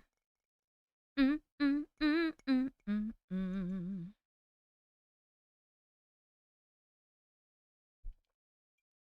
They were in each other's dreams. My friend was in mine, but she didn't remember me in the dream. We were fugitives. She only remembered her part in my dream. Interesting. Crash. Yes, I am drinking tea.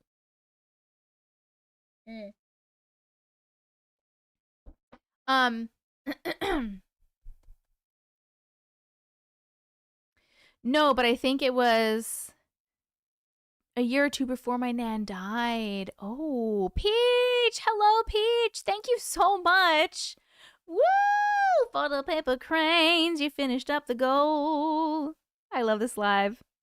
Oh, you guys are trying to push it out. Thank you so much. Very interesting. Thank you so much for sharing your story. We are going to vote on the chill factor of that story. 1 to 3. 1, it gave you a little bit of chills. 2, medium chills. 3, mega chills. YouTube, you know where your poll is. TikTok, your poll will be right here. A little blue clipboard with a timer. I forgot to add, all the dreams started to happen after I bought a dream catcher for me and my Nan. They happened after you got the dream catcher? That is interesting. 800K, 200K left. Woo! Jess, I have a question right now. Are you here, Jessica and Justin? Jessica and Justin, here are they. Where are you, my loves?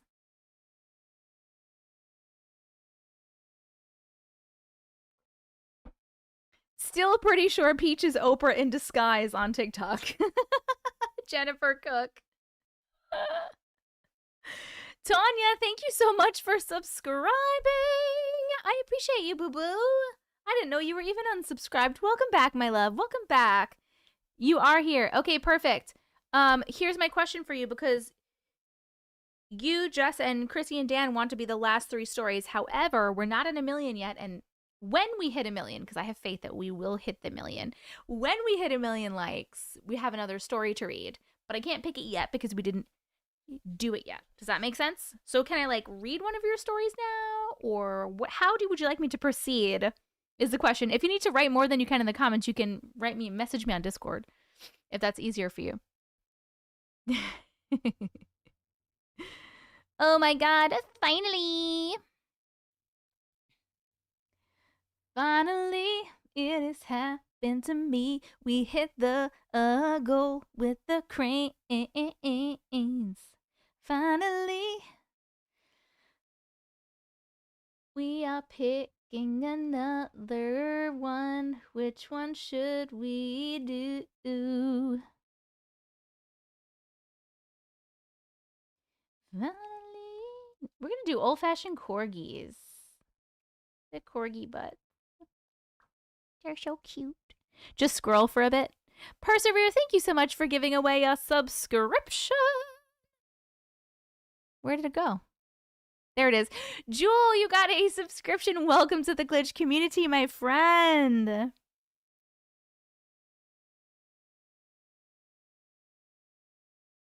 I'm kind of sort of here. How you feeling, Peachy?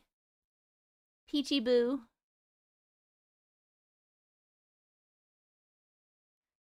Jessica and Justin, can you please give me what you would like me to do? How would you like me to proceed?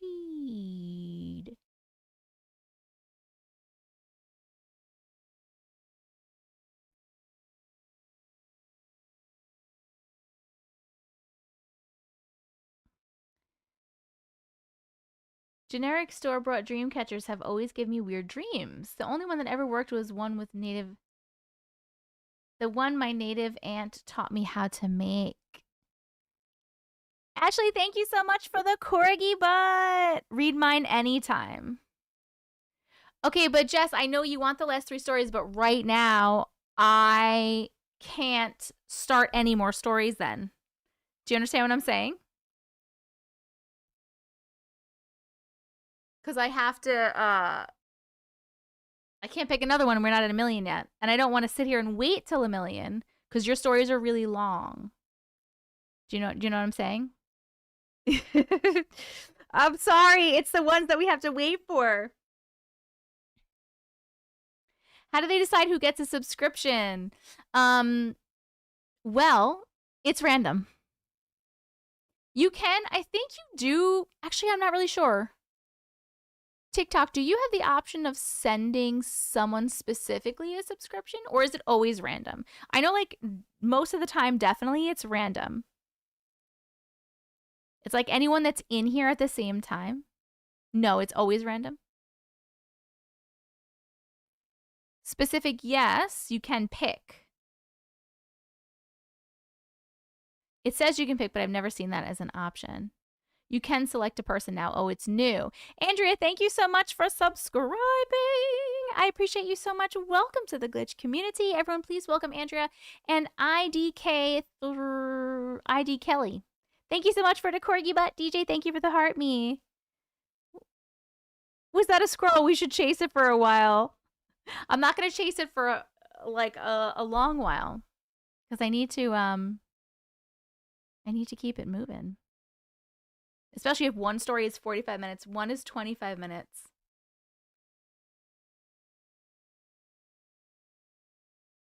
Store-bought dream catchers give me nightmares. Wait, where is this person here?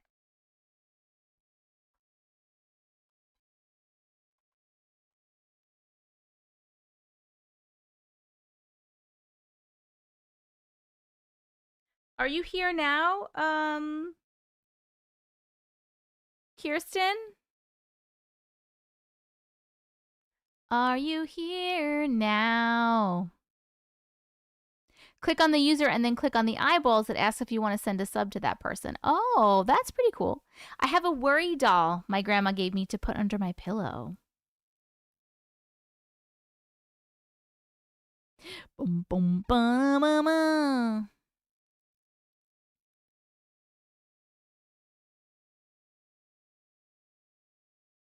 Lady Raven, where did you get this cute little guy?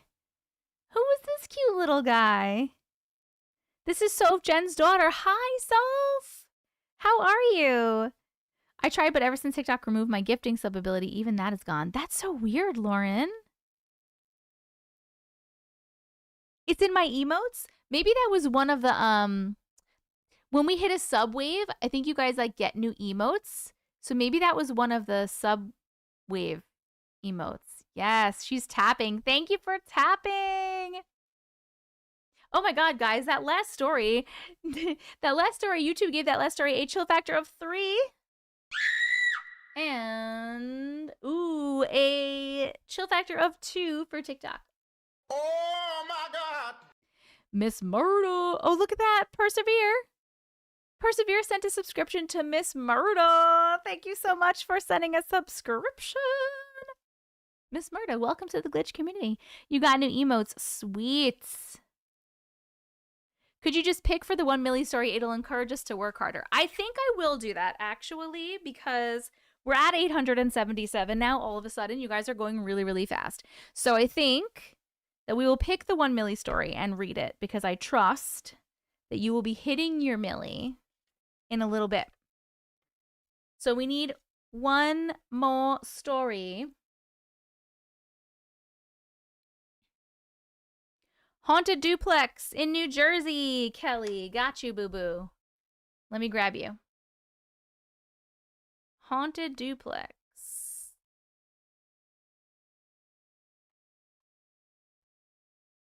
Kelly was ready. She was like, I got it. All right, we're reading the 1 milli now because I trust in my community that you will hit it. Love you too, Gavia. Okay. We're doing Haunted Duplex in New Jersey. Are you ready, friends? Are you ready? We're starting Haunted Duplex in New Jersey. We're starting it at 3:27:25. Here we go. Auntie Matrix. Hi. Hi.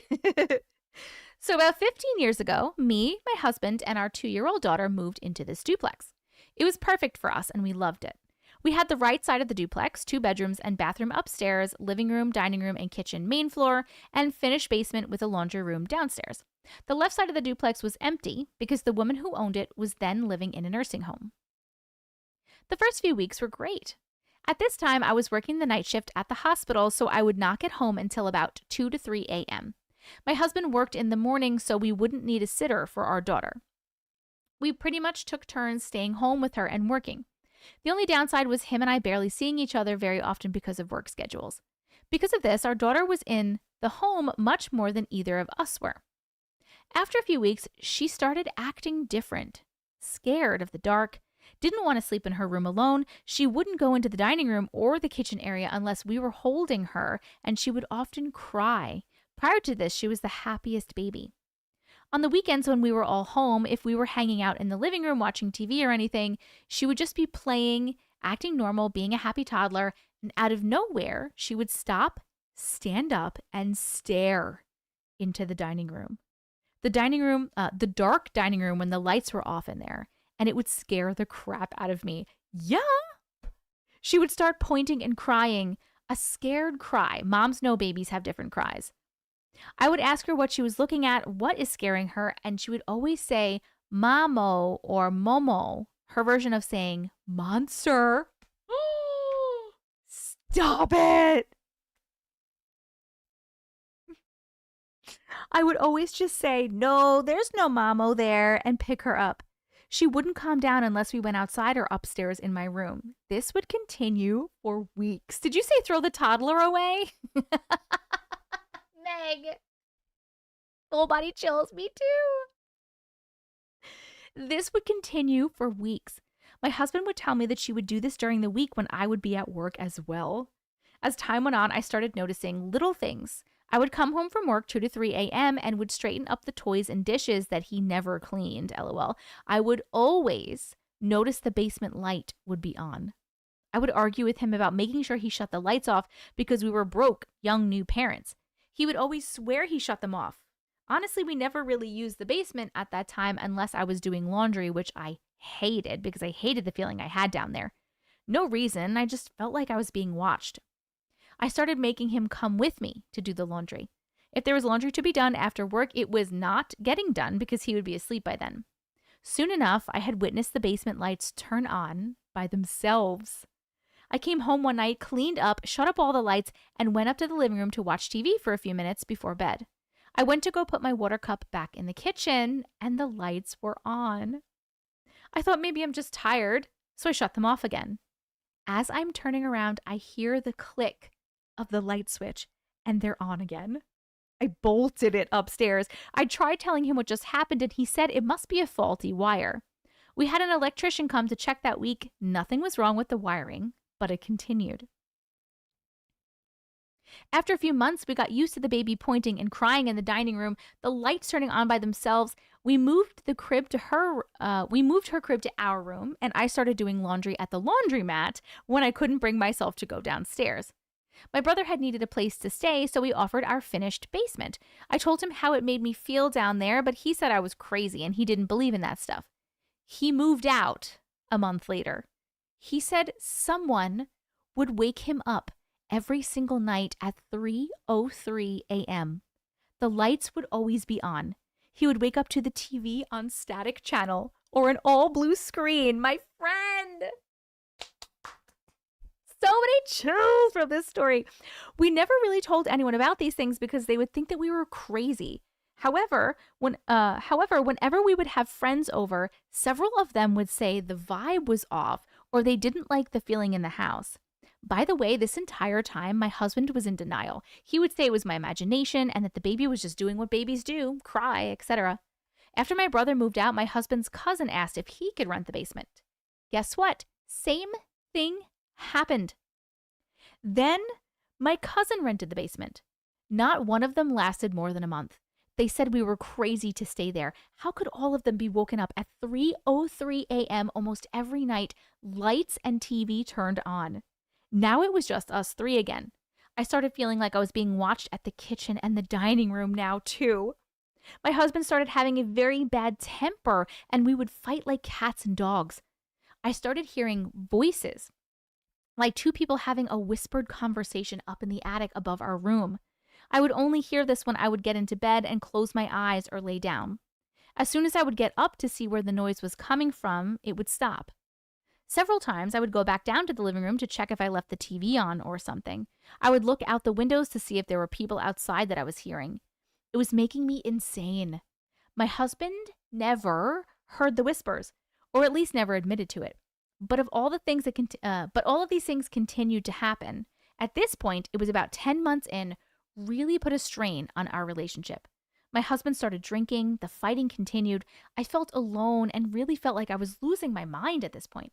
I thought maybe I really am crazy. But then I would remind myself that other people have experienced these things in my home too. My daughter still saw this damn mammo thing that would scare her. The last straw was one day I was home with just my daughter. I was getting ready for work. I had turned around for a second. My daughter, who was on the couch about 3 feet away from me watching her cartoons, somehow was now on the floor, and it was the loudest impact from the fall. I had no clue how she could have fallen that hard. She was screaming, crying. She couldn't move her arm. And she was about 2 feet from the couch. I took her to the ER. She fractured the growth plate in her elbow. The doctor said that this can happen from a hard impact like being pushed or a high or hard fall. I had enough. We broke our lease and moved out. The moment we were out, everything stopped. No more mammo, no more weird electrical wiring issues, no more invisible eyes on me, no more fighting, nothing. Something was in that house. I still live nearby and I get the creeps anytime I'm even passing that street. Thanks for reading my story. Sorry if it was all over the place. It was so long ago and I blocked out a lot of it from my mind, but these were the things that stuck with me. The end. Oh my God, guys.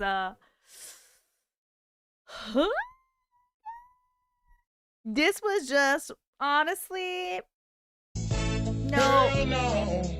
To the no, no, no. Yeah, to the no. It was too scary. That was scary. I literally can't. Wait, we need to pause because TikTok, you got a million. Woo! You did it. Are you kidding me? Oh, I can't hear it.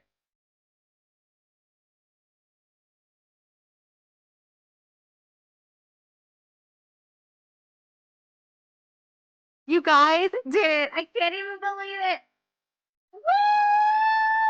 I was like, are we gonna do it today? But you did it. I am so proud of you. I am so super proud of you. Oh my God. I was like, are we going to do it this time? Are we actually going to break our streak? But you did it. You did it, even though it was super slow on TikTok today and there was not a lot of people. YouTube, thank you so much for coming over and helping. You guys are a million wonderful people and I love you. Soph, you may stop tapping. Thank you so much. 21. My friend. Cue the sweatbands on my forehead. 21 millions in a row. You guys are so amazing.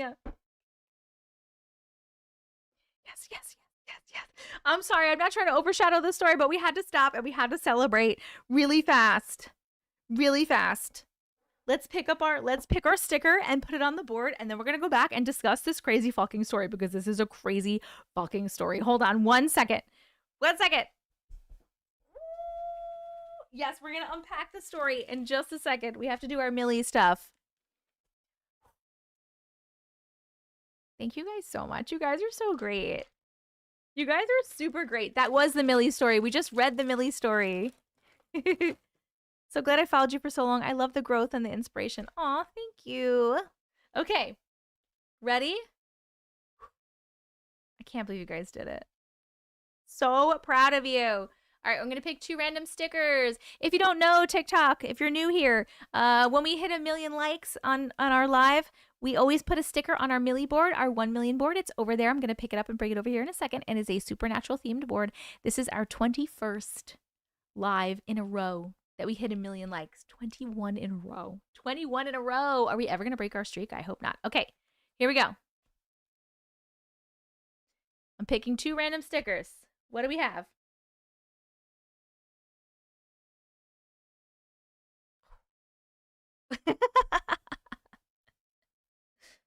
I'll show you the other one first. All right, we have this one. Saving people, hunting things, a family business. It's like a little sketch. It has baby. It has like the boy's silhouettes. It has some angel wings, some fire. It has the devil's trap on it. This is this one.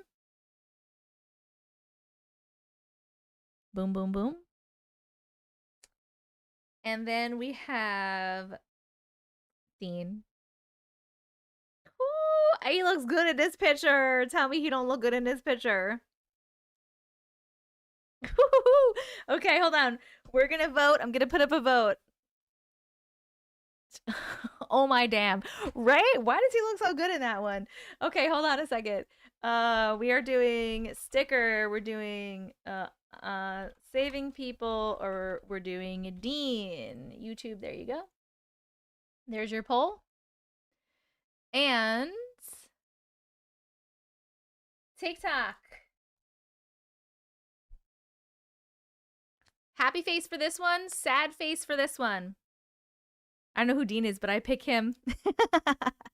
Happy face for this one, sad face for this one. Happy face, sad face. Obviously, we're getting overwhelming Deans already. Happy face, sad face. Thank you to the YouTube glitches for helping with the million. TikTok says thank you, YouTube. Happy face, sad face. Happy face, sad face. We have 25 more seconds to vote. Happy face, TikTok, sad face. YouTube, you have your own poll. It has words on it. It's easier. Dean is winning on both sides. Happy face, sad face. Da, da, da, da. Happy face, sad face. 3 more seconds. 2, 1. Obviously, Dean won on both platforms. I mean, how could he not? Ooh. This picture is just...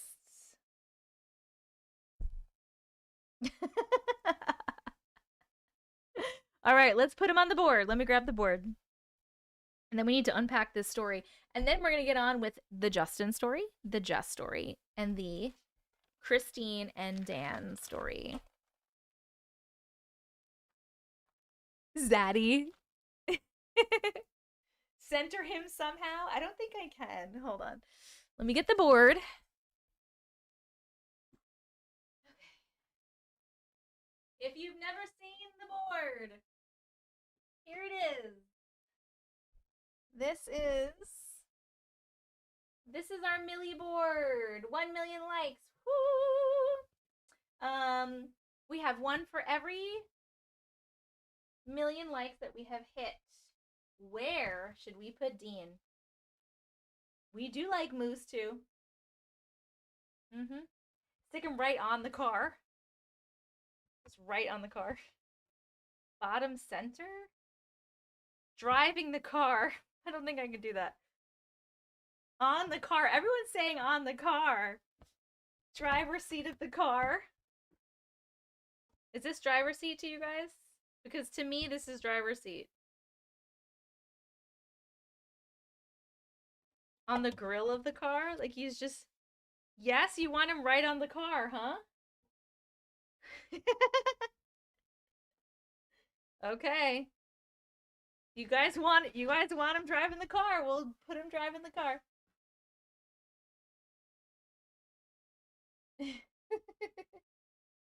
It's only right. That's very true. All right, let's see if we can get him on here. Driving the car. All right, Dino. There he is. Driving the car. Look at me, I'm driving the car.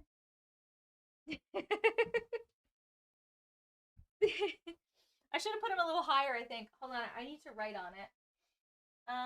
Today is 8/27. Let's see. Where am I gonna do this? 8/27/24. Number 21. All right. Here he is on the car. And we have him labeled. Number 21, 8/27/24. Dean is driving.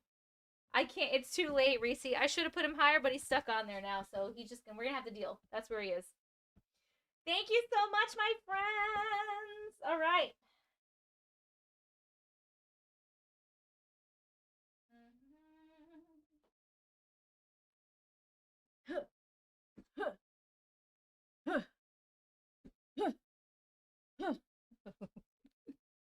I'm so proud of you guys. And I'm so, so thankful. You guys are amazing. To unpack that story, sage your home, guys. Yes. What the actual fuck? Oh, you want the pudding? Here's the pudding. Pudding! You do rock. Thank you. Okay, yeah. Can we talk about the fact that something picked up the baby and threw it? Or pushed it so hard that it was like 2 feet from the couch with a freaking fractured elbow? Like, what the fuck? What the actual fuck? Can we talk about that? Yeeted it. Did the hospital call CPS? That's a really great question. It wants her soul. The baby's soul? Does she remember happening? We have so many questions. Where are you? I don't even remember who the writer of the story is. There we go. I was so scared the doctors were going to think I did it or something. Yeah, they didn't call CPS, did they? No, thankfully. Is the baby okay?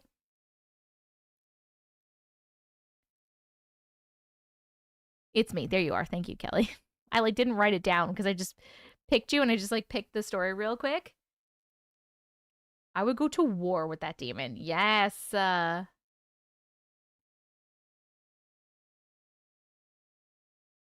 long have you been on? How many? Davin, hi. I've been on for a long time. You have missed 9 stories. We have 3 more to go. You're lucky because we have a Justin, a Jess, and a Christine and Daniel story left. She had a cast for a few months and then some physical therapy. How do you do a baby physical therapy? Yes, she moved out. She moved out. That was the last straw. The baby getting like literally shoved and broke something was the last straw, and they moved out. They broke the lease and moved out. Friggin' like literally. This was a good one. It was hard. Yes. This was a really good one. Was there at any point did your husband acknowledge that something was wrong? Like, what did your husband think when the baby got pushed and had to go to the hospital? I'm so glad she's okay. I wonder if she'll remember anything when she's older. Jen, I have to press the, like the chill factor button to get the wow sound, and we're not doing the chill factor right now. She's 17, a senior in high school. No, he thought I was crazy. Is he serious? Do you think this is one of the cases where he was actually did believe it and was terrified, so he had to pretend that he didn't in order to make himself feel better? Because how can you not? Did you ever tell her? I don't think I would tell her. All I can think right now is the audio of Will Ferrell. You shut up, I'm so fucking scared right now. I'm so glad they left and they're all safe. That's crazy. Sounds like a dude reaction. Or not give energy to it. Or it took him over. Oh, Amy. Maybe I would think so sometimes, but he would always say he didn't hear a thing. Denial. When he moved out, when you guys moved out of there, was everything okay? Like, did he stop drinking? Were you guys cool after that? Yeah, that's annoying because other people that stay there knew something else was living there. When he would get so angry. Yeah, because a lot of the times that happens, right? When there's like really bad energy somewhere, it like manifests into people or relationship problems or people things. Totally normal after. Something was doing something to him. That energy was doing something to him. Or he believed it but didn't want to give it energy. But hold on. What about the people, all 3 people that stayed there and they all said that shit happened and they moved out? That didn't, nothing? He was just like, nah, they're all lying. He said they're all lying. He never drank before that. It definitely was affecting him. I think it was definitely affecting him. Well, we believe you. We all believe you, and that shit is fucking crazy. He thought I put it in their heads. If you're listening, husband, have you looked into the history of the house? That's a good question. Hi, Madison. Thank you. You're so sweet. Welcome, welcome. Not all of us men are stupid. Some of us are actually aware. I know, Amos. I know. He is. I'm listening. Is that you, God's will? Are you fucking kidding me? You didn't believe none of it? You gotta be kidding, right? That's a joke. Can't be. Can't be. Your parents are on now. Hello, Jess's parents. Nice to meet you, even though I can't see you. Yes, definitely watch the real one. This was a good one. The weirdest part is my best friend moved in the house next door and her house was haunted. You should look into the history. Crazy. We believe you, husband. You're the husband with the audacity and the gaslighting. You better get out of here, husband. People are not on your side. The negative energy gets absorbed, whatever's there, not necessarily possession. Yes, yes, yes. You can send stories for future lives and videos to auntiematrix@gmail.com. He's sitting next to me saying, who the heck is that? I don't know. How do you look up the paranormal history of a house? That's a great question. Definitely a vortex or a portal on the land causing demonic oppression in people living there.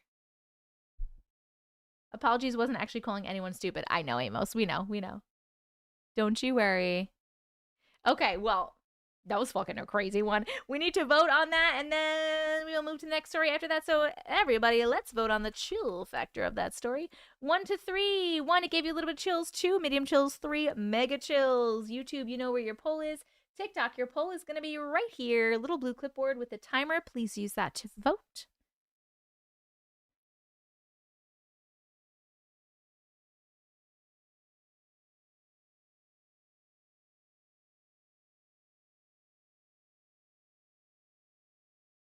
God's will, you are welcome as a person, but we are just mad at you because you don't believe in what happens. That's all. There's a chick on TikTok who does house readings for houses on Zillow. Interesting. Everyone is welcome unless you're a Tony.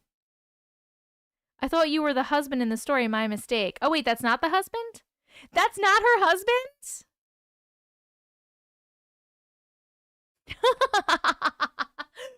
He said, I'm here. When we were like, is the husband, if your husband is there, and he's like, I'm here. And we're like all coming at this poor guy. We thought that you were this girl's husband. We apologize so much. We are so sorry. You are absolutely welcome. I'm so sorry. Oh, he's sitting next to me. He said, you got something to tell me? We're all going so hard on this poor guy. Or girl, or they, who knows? I'm sorry if I assumed your gender. Yes, you're welcome. We apologize. We thought you were someone else. Next up, my friends, after this, we have Justin's story. We have 3 more stories tonight on live. Okay. This was a good story. We're going to label that as a great story. Great. They said I'm listening at the wrong time. Yes.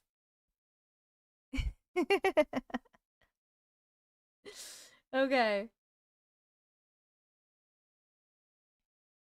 YouTube gave that story a chill factor of 3, obviously. And TikTok also gave it a chill factor of 3.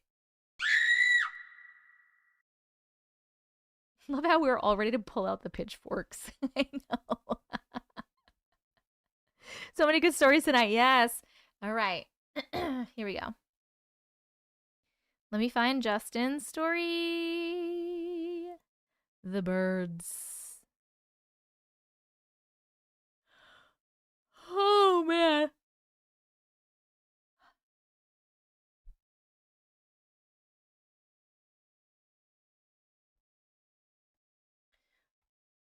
All right. First up.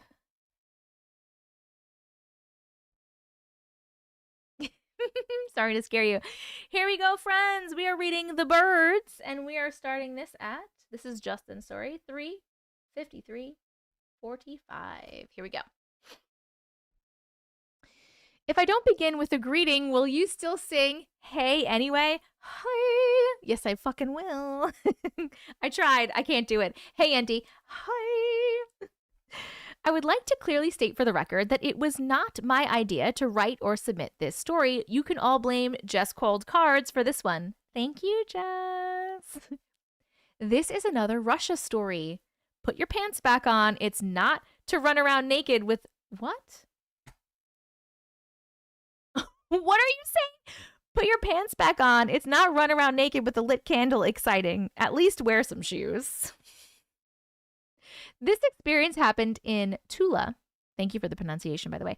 Roughly 100 miles, pretty much due south of Moscow. This would have been early 2000. I remember the 14 feet of snow still on the ground after a pretty mild winter. I'm kidding. It was more like 12 feet. All right. There was maybe 1 foot of snow, or 13 inches. I didn't measure. The day I started with another fairly mundane morning. My working partner and I did our typical morning routine. I made some awful pancakes for breakfast, awful meaning bad enough we threw them out and decided to just get something on the street as we went about our business. We finished getting ready for the day and eventually left around 8 a.m. in the morning after midnight, but before noon. I phrased it that way specifically so Jess could roll her eyes and throw something at me. What? Okay. We were on the second floor of our apartment building, so we went down and out the exit. All the windows in our apartment faced the same direction as the exit that we used. When we got outside, we stood for a minute, letting our eyes adjust to the very bright outdoors light. That's when we noticed the birds. A lot of them. If I had to guess, I'd say the Russian pigeons outnumbered the Russian people by about 800,000 to 1. I only slightly exaggerate. The tree in front of our exit was literally covered in pigeons with a few brave crows. It was creepy. They seemed to be fighting over something, and I wondered why we hadn't noticed the noise as soon as we exited the building. There were even a couple of dead birds on the ground under the tree. Even creepier. Had we stepped into a cannibal version of Alfred Hitchcock's The Birds? Then, all at once, every bird in the tree went silent. Another pigeon fell out of the tree, hitting a couple of branches on the way and landed in the snow underneath. Remember the 14 feet of snow? Then we heard a small popping noise. Just once. Another bird, a crow this time, fell from the tree. There were now 5 dead birds under the tree, filled with perhaps 100 silent birds. At some unknown cue, every bird in the tree decided to go full-on creepy, and they all flew away in a rush of wing beats. It was definitely creepy weird. With the birds gone, we kind of shrugged it off and went about our day. Between business, we talked about the morning and agreed it was weird and wondered what the worm nuts had happened. When we got back later that day, around 6 p.m. in the evening, afternoon, but before midnight, would you fucking stop that shit? It was still light. There were a few more dead birds in the snow under the tree. We didn't go play Angry Birds with them or anything, but we did go over close enough to get a good look at them. Their eyes were accusatory and creepy. I'm a country boy. I've seen dead animals. These were creepy. They just stared at us without blinking. My partner said something like, "Check it out." I looked where he was pointing and saw them. What had been killing the birds? They hung limply, almost casually, dangling from a few branches about 15 feet off the ground. They had been shredded. They were barely recognizable. I was glad they didn't have eyes because I'm sure I'd have been on the receiving end of a death stare. I was their creator, but the birds had destroyed them. What are you talking about? Every time Auntie has ever chosen creepy pancakes as the gift goal, I think of this experience. My pancakes were killers. To this day, I'm not sure what I did wrong. I either completely swapped the baking soda and flour measurements or used tablespoons instead of teaspoons, or did 4 teaspoons instead of a 1/4 teaspoon when making the recipe. I unintentionally messed up the recipe on a diabolical level. They mixed normally, they smelled normal, and they cooked and looked normal, but neither of us made it through even one bite before we decided to throw them out. The window, where they got stuck in the tree outside. I'm guessing it was the excess baking soda that killed the birds by expanding when it hit their stomachs. That must have been the small popping noise we heard. My pancakes had unintentionally turned a few birds into overinflated balloon animals. Even though I now use a store-bought mix, I'm still not great at making pancakes, but I no longer throw them into trees, and I feel guilty every time I notice a pigeon or a crow staring at me with knowing eyes. I know most of you expected some kind of ghost story or something paranormal. We did solve the mystery, but it was definitely weird and creepy until we did. Now you can go read the actual weird, creepy paranormal stories and watch out for creepy pancakes. Justin, you're giggling? Emily? Oh my God. That's why you can't throw rice at weddings. Oh my God, these poor birds. Murderous pancakes. That's exactly what you were going to guess, Innocent? No way. Pop rock pigeons. He basically rickrolled us. He did. It's a warning story? What does that mean? That's one way to never have to cook again. We're all laughing and going to hell for it.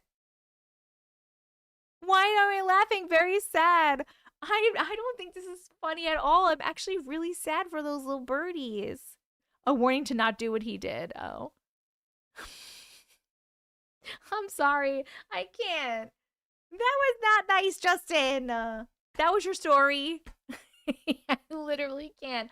I don't think it's funny at all. This isn't funny.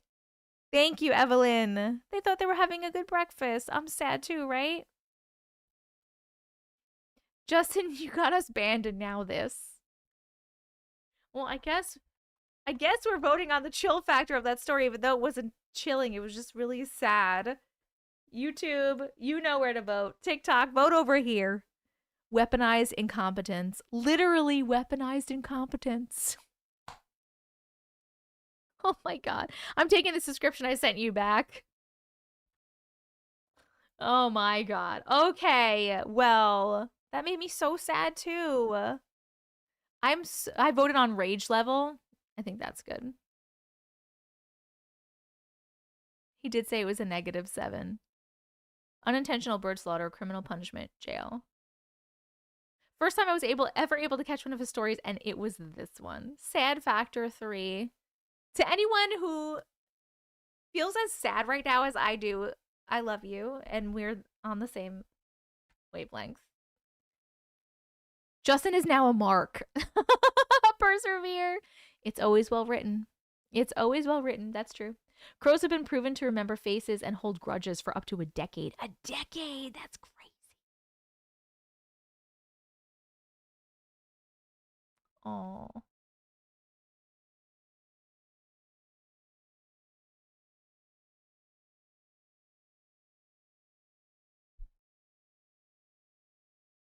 They can't hold a grudge if they're dead. Can we get a not a clue vote? I don't know. All right. Well, thanks for that, I guess. Thanks for that really sad story. Let's move on to a scary story. All right. We're gonna go to Jess's story next. The Cursed Stone. This one is long, and the next one is longer. Okay. Let me do this.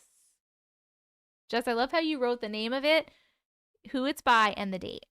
Like you're writing you're writing a story for school. I once mixed up baking soda and powder and cupcakes and they exploded in my oven. Oh my God. Okay. That last story got a 1 chill factor from YouTube. Wow.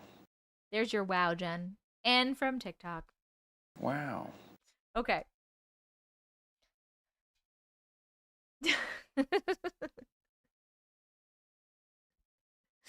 Wow. That's actually really good for this one. Wow. Okay. School of Weird and Unexplainable. Here we go, friends. I miss you too, Mac. I'm surprised anyone even voted. All right, we are reading The Cursed Stone. Hold on, I need to take a sip of water before we start.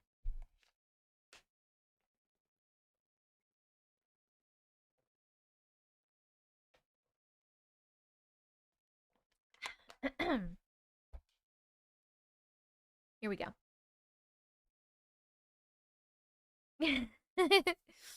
Remember, I'm to blame. That's true. All right, we are reading The Cursed Stone, and we're starting it at 4:04:24. Here we go. The Cursed Stone by Jessica Calder, 8/27/24. Hi, Auntie. Hi, girl. Oh, you know I love you. I love you too. You're so amazeballs. So are you. And I'm so grateful to you for always supporting glitches like myself and bringing our stories to the world so others don't feel so alone in their paranormal experiences. I could gush about you forever, so I guess I'll just leave it at that and get to the story. You're so sweet. I love you so much. I love you so much too. Okay, anyway. When I was 7 years old, my family and I moved to southern Utah for my dad's job. We lived in a rental home for a year while my parents built their dream home. The 80s, 90s, am I right? The American dream was so attainable back then. Anywho, this new home was so beautiful. It's 4 stories, 5 bedrooms, 3 bathrooms, 2 living rooms, a gigantic backyard, a 3-car garage, and tons of storage space. That info is relevant to the story. While the basement was under construction, my parents actually wanted to go deeper to add a 5th floor, cellar type of space. The construction crew tried, but every time they dug deeper, it would just flood the site. So eventually, they all gave up on that extra 5th floor and settled for the 4-floor design. Once the house was finally complete, we all got to move in, choose our rooms, and make it our home. It was so nice to have my own room and to be able to decorate it however I wanted. I lived in one of the 3 rooms on the top floor. The other 2 rooms were in the basement. My brother chose to live down there, and the other room next to him was converted into a large food storage pantry. When I say we had a gigantic backyard, I mean it. There was literally not a soul behind us. We had the entire red desert as our backyard with a small mountain we dubbed Alligator Mountain as our climbing hill. There were even 3 large lakes nearby. We went out back on walks almost daily as a family. We also went horseback riding, boating, and dirt biking whenever we had the chance. We would explore our new backyard as often as possible. We found endangered desert tortoises, homeless camps, man-made bike ramps like skate parks, all manner of wildlife, and even a grave. This is where the story truly begins. One day, we were out on a family walk just exploring the beautiful desert and enjoying the gorgeous red scenery all around us when we stumbled onto a mound. It was so out of place amongst all the bushes and the rocks. It was an old mound. It looked like it had been there for an exceptionally long time. We stopped to take it in and collectively decided that it must be a grave of some sort. We continued on our walk and made up our minds that it must have been the grave of an ancient Native American warrior. We gave him a name, I can't remember what it was, and an entire backstory. On our way back home, we stopped once more at the gravesite to pay our respects. Each walk after that, we would collect rocks to put around this grave. Once we had enough, we lined the mound with these beautiful red rocks, added 2 sticks we had shaped into a cross, and had a little funeral for this Native American warrior. I remember walking past this grave many, many times in my childhood, and each time I remember adding some type of stone to the mound. On one of our walks, I saw my brother take a stone from the grave instead of adding one. Oh, he took one and put it in his pocket to bring home. I thought nothing of it at the time, but that small stone would soon turn into a dire childhood nightmare. When we got home from that particular walk, he took the stone and placed it on his shelf in the basement. A seemingly innocent act, but once the stone had found its new home amongst other trinkets and treasures upon that shelf, it released something dreadful that would haunt us for years to come. After that day, anytime my parents would ask us to run down to the pantry to grab food item they needed for dinner, we would try to pawn it off on each other because none of us wanted to go down into that basement. There was a dark, ominous, and even evil feeling that enveloped you as soon as you dared step foot down the long stairwell to the deep, dark basement pantry. It was always cold in that room, and no matter what you did, the light didn't quite penetrate all the corners of the room. Going down there was the last thing any of us felt comfortable doing. I don't know how my brother could live down there. It was so overwhelmingly oppressive and cold. I often wonder if that was part of why he had a rebellious teenage life, or if that was just part of his journey on his own, without the intervention of the man in the basement, as it became known. I guess we'll never know. Over time, the evil feeling of the basement turned into a physical shape. It had grown in strength and turned into a shadow that had grown strong enough to look human. Not in appearance, just in shape. A pitch black human shadow that would forever be waiting for its next interaction with whomever would brave the treacherous journey down the narrow basement stairway and into the cold, dark pantry where it lurked. A few years passed by and I was now a teenager. I wanted to have space away from everyone, so I decided I was going to move into the open basement bedroom. We had all gotten used to this demon in the basement by now, so living down there wasn't as big of a deal, or so I thought. By this time, my brother had moved out, gotten married, had a child, and was living out of the town. I was the only child left at home. I'm the baby, and I still love that fact. Living down there had its perks, but it also came with many more sleepless nights than I had anticipated. I had my space to be a loud, annoying teenage girl, but with that came the near constant persecution by this enraged shadow demon. It would come into my room at night right as I was about to fall asleep, and it would block all light peering in from the stairwell. It would hover at my door as if to say, "You are trapped in here with me and have nowhere to go now." And it would just hover there for hours. It would never advance further than the doorway, though, and I never understood why. I had 2 large bay windows that led to the outside. I would often sneak out through those just to get away from the demon and to get some fresh air to calm me down. I cried myself to sleep most nights. It's not as if I could tell my parents, "Hey, I'm sneaking out because I'm sick of being scared at this point of becoming..." "Hey, I'm sneaking out because I'm sick of being scared to the point of becoming paralyzed with fear on a nightly basis by the demon in our basement." So I got in trouble quite a lot from being caught sneaking out or sneaking a friend in. If I had friends over, the demon would seem to stay in the pantry. That's probably why I loved sleepovers so dang much. It was a time to be free from the paranormal persecution that I endured on a nearly nightly basis. Just like most teenagers do when they don't know how to handle a situation and can't talk to anyone about it, I eventually turned to drugs and alcohol to cope. Jessica did? If I could numb the fear, I could sleep and live a normal life. If I had to deal with that demon sober, I was on full alert of for the whole of the long, dark night, all alone, not knowing if I would ever see the sunshine again.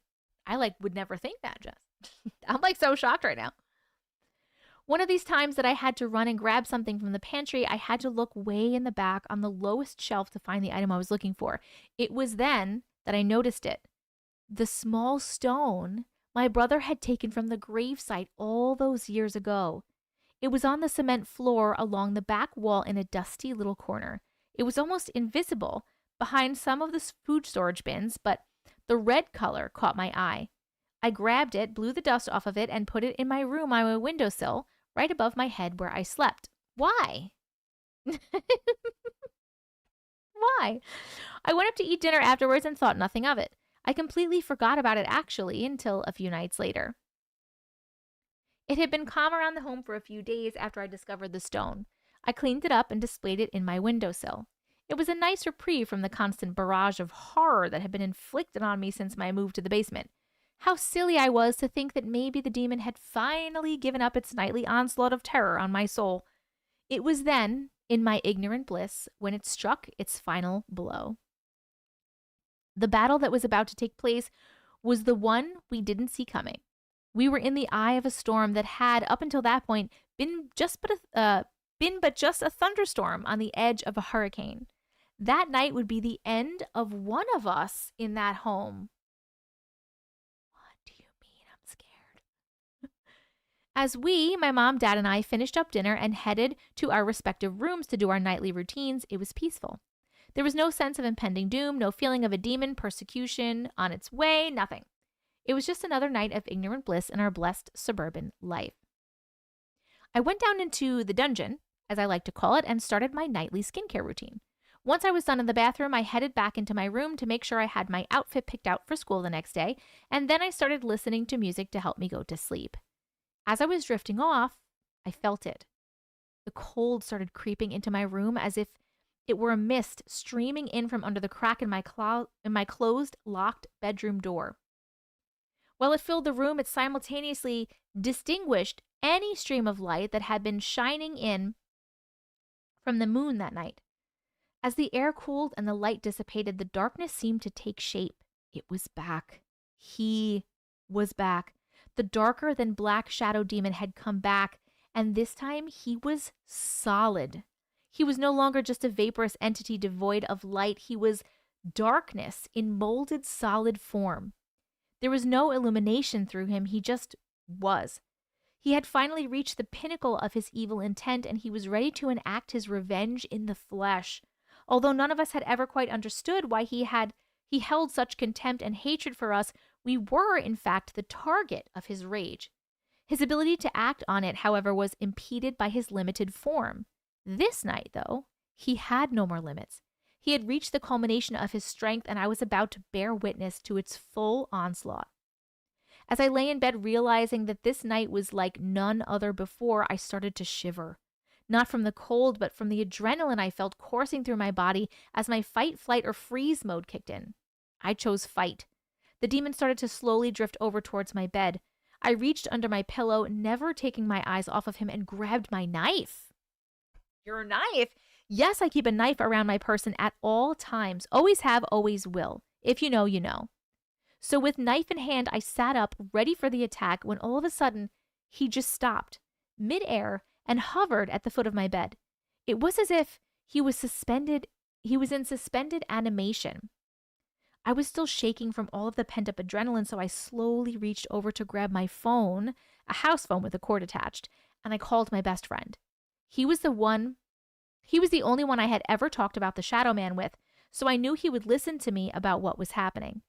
I sat up talking to him for 3 hours while this entity strobed on and off in its hovering state.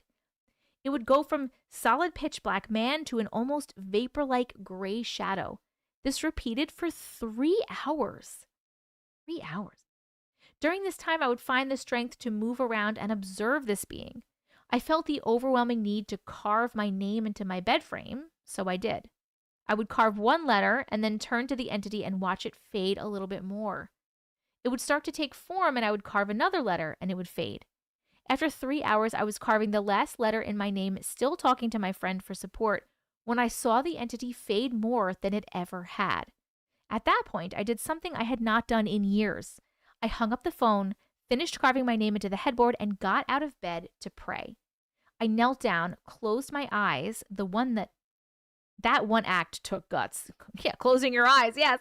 And prayed fervently to help rid our home and our lives of this entity. Once I said amen, I felt a warmth in my heart, opened my eyes, and watched the demon fade away into oblivion. I was so stunned, I couldn't breathe for a moment. This entity had been in our lives for nearly a decade at this point, so when he was destroyed, it left a gaping hole in the atmosphere of our basement. It was finally light, finally peaceful, finally warm. I could finally be at peace, get my life together, and move on from this nightmarish chapter of my youth. It wasn't until about a week after this event that I noticed the stone in my windowsill was missing. I hadn't moved it. It was nowhere in my room, so what happened to it? To this day, I still don't know. I did notice a change in my parents after that night, too. I could tell that they felt lighter as well. It was nice for a while. You thought the story ended there, didn't you? Nope. Because over 2 decades later, I found out what really happened that night. I'm sorry, what? Hold on a second. A few years ago, my entire family got together for Thanksgiving, and we somehow got on the subject of the man in the basement. That's when my dad told us his version of events on that fateful night in my youth. On the last night in that demon's life, I wasn't the only one that it was intimidating. It had also projected itself into my parents' bedroom simultaneously. I think that's part of why it stopped at the foot of my bed and why it was strobing throughout this 3-hour nightmare. When it faded in my room, it was attacking my parents in their room, and when it was at full darkness in my room, its intent was to attack me, but my dad would call it back to him to fight him off of me. I don't know if my dad realized that we were both in this fight, but I will forever be grateful to him for having the strength to call it back to fight so I could breathe and focus for a moment. Then I realized, as my dad continued to tell us the story, that he and I had prayed at the exact same moment. This entity was physically attacking him. He was grabbing him from behind, choking him, and literally trying to end his life. My dad has the strongest faith of anyone I've ever known, so when he prays, you better watch out. As he used his priesthood power in prayer, and as I called out to God to beg for his help, our combined faith and calls for help were heard and answered. This entity was taken out through the power of prayer, and he was dismantled piece by piece until he was cast into oblivion, never to be seen again. My mom said that she was scared for my dad's life as this entity was literally draining it in front of her.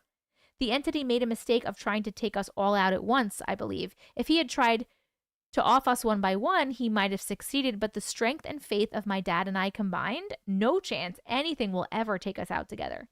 After he told us all of this, I told him what happened to me. It was a nice surprise to realize that we had fought and won this demon together.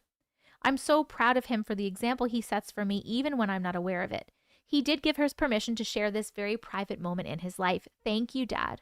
So it ended up that the one who was ended that night in our home was the demon itself. Thank God, because you had me scared for a minute. He took on the wrong family at the right time. I thought about what the impulse to carve my name into the bed had in this fight. I'm convinced that the scratching/carving sounds were a distraction for it. It would hear them and try to come back into my room to take me out, but my dad would call it back to him. That's all I can come up with as far as that goes. I did get into big trouble for ruining my bed, though. Oh, you thought I was done again? Nope. Because as I sat down to start writing this, I called my mom to ask for some pictures to go along with this story. She asked what I was writing, so I told her. She told me that not long after we stopped taking family walks, she went and dug up the grave to see what was really in it. Guess what she found? Nothing. That's right. There was nothing in that grave. So I'm left to wonder, where did the demon come from if not from that grave? What role did that stone really play in this story, if any? And why is there still a creepy feeling when we go into the basement over 2 decades later? Did our story of the Native American warrior come to life? Did we haunt ourselves? Did we open a door for something darker to come in just through our own belief that a small stone held such importance? Did our imaginations will a being into existence? I'll leave you with that. I'll leave you with what my mom said to me about all of this. Any house can have a ghost, I guess, if it really wants one. The end? Question mark? The end. Oh, wait, there's pictures. Hold on. There's pictures, friends. Here's the pictures. Early days of basement bedroom. Wait, what do you mean? This house is not even done.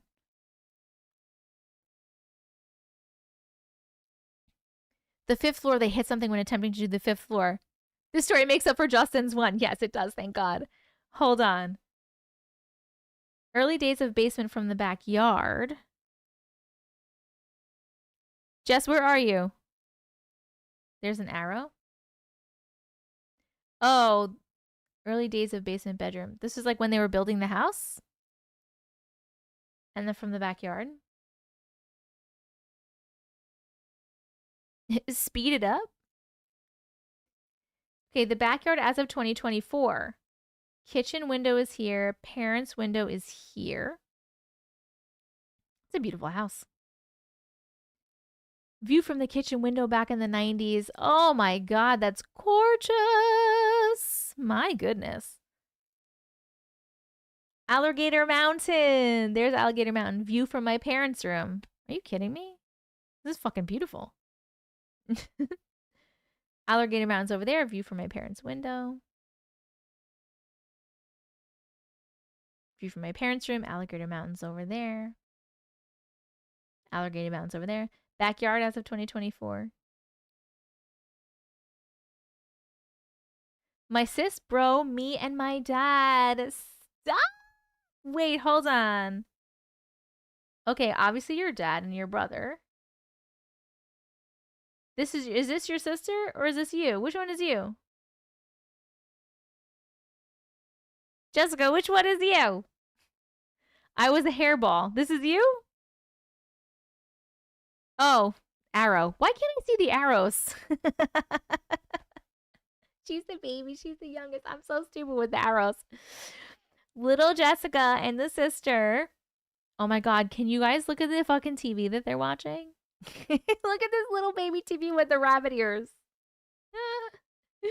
Alligator Mountain. Me in the backyard. Oh, look, it's baby Jess. Oh, look at that little baby Jess. My bro in the backyard. Oh my god, this backyard is fucking cool.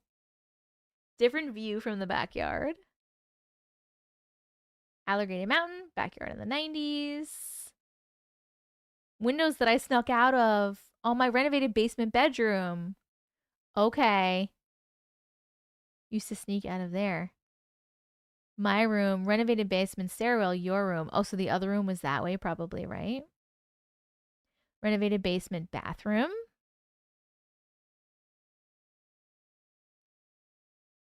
Okay, this is the stairwell, your room, and the haunted pantry was this way. Okay, that's what I figured.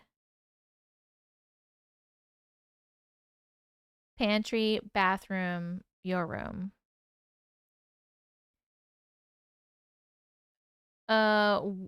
Where did the ghost in the basement come from? The demon creature that Dad fought off.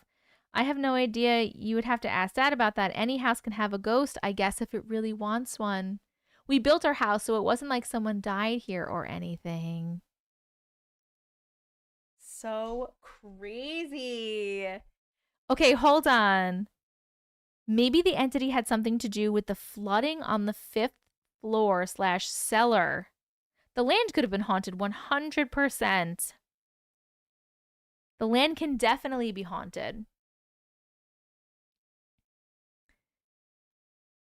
The construction pictures are giving me Poltergeist 2 vibes.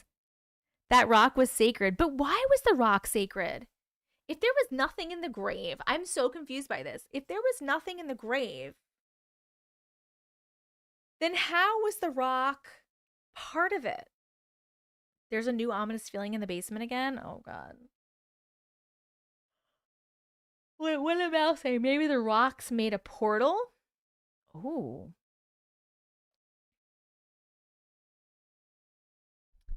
I think the scariest thing about this was there's wooden floors in the bathroom. Why? Amos. I hold by my thought that her and her brother created a tulpa. I was actually thinking of that. I was actually thinking of a tulpa. It could have been part of the sacred land. The mounds can be altars, offering sites. Oh, a site for a ritual. An altar.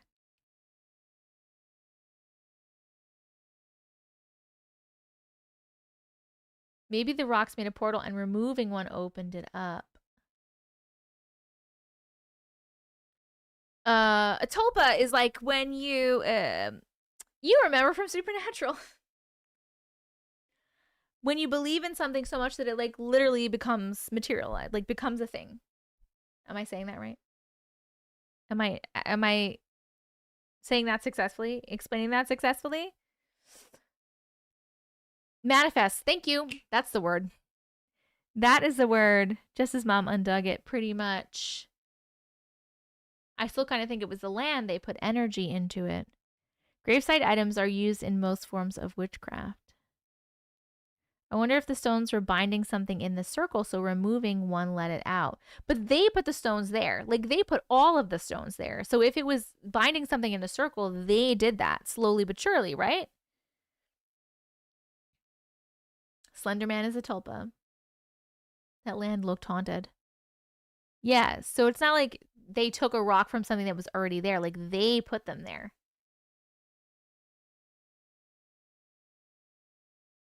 So interesting. I was thinking tulpa also. I'm going to go with that. I'm going to go with John. That's what I'm going to say.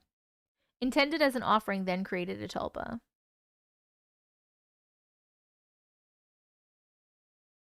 So interesting. Jess, this was a crazy one.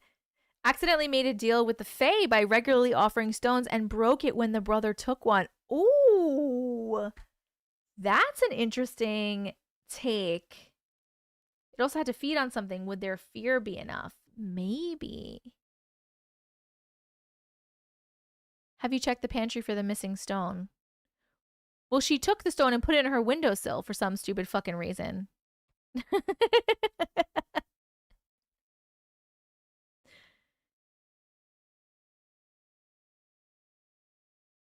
Maybe Angry Birds haunts us for our yummy pancakes. Oh my god. The Fae usually just disappear you. When seeing photos, it was the land that gives me the feels. I don't know how to explain it. It was like there, then moving onto the land, mix all the energies together and created a whole ass problem. Maybe it wasn't under the rock, but in the huge one.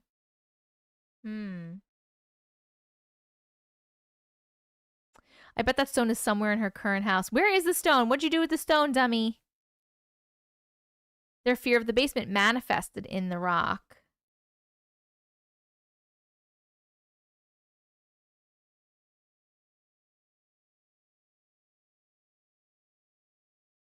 After it went missing again, did she check the pantry for it? Do you know where that stupid rock is? I don't know, it disappeared. I haven't seen it since. Oh, so weird. This was a crazy one, friends. Thank you so much for sharing a story, Jess. We love a Jess story. So well written. Amazing. We are going to vote. It's already 11:22. If the feeling is back, it may just be the land, yes. It teleported to her current house. Oh, maybe. Did it come through the portal? Guys, I saw the portal. Jess showed me where her portal is, by the way. Okay, we're going to vote on the chill factor of that story. 1 to 3. 1, it gave you a little bit of chills. 2, medium chills. 3, mega chills. YouTube, you know where it is. TikTok, your poll is going to be right here. Little blue clipboard with a timer. Did you check the original pile for it?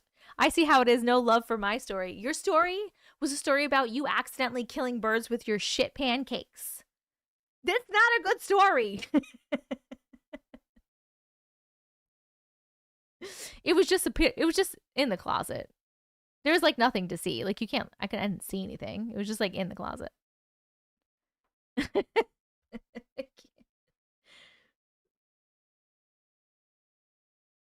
If I had seen something cool or I had seen an actual physical portal in the closet, I would have told you guys. I would have been like, oh my god, guess what I saw? Maybe I just can't see it.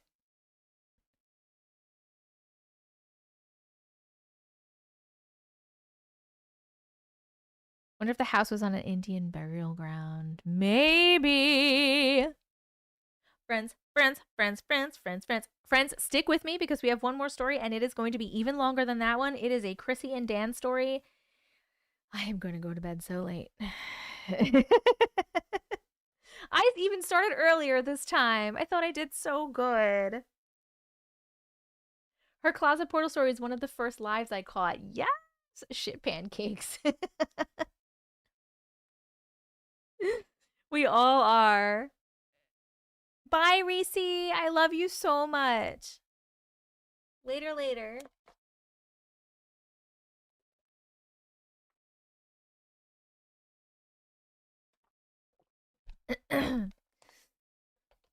What time are you at now? I have to leave, but I want to go listen to the last after. I'm at 4:32. It'll be a little bit later than the 4:32, a couple minutes later. But the stories are always timestamped in the description.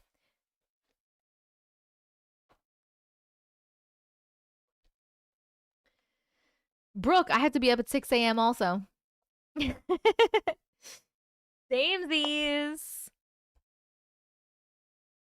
You are welcome. Okay. That last story, obviously, YouTube gave it a chill factor of 3. And so did TikTok by a landslide.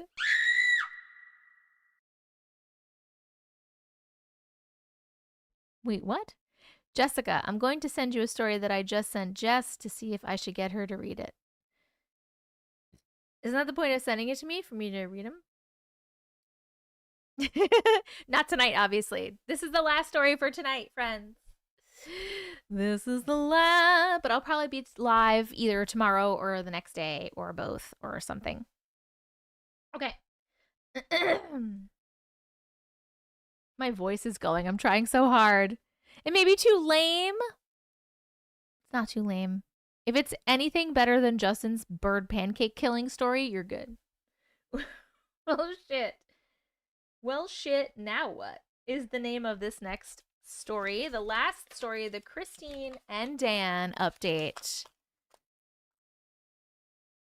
Yeah, we got to get that TikTok live algorithm back. Tanya, are you still here?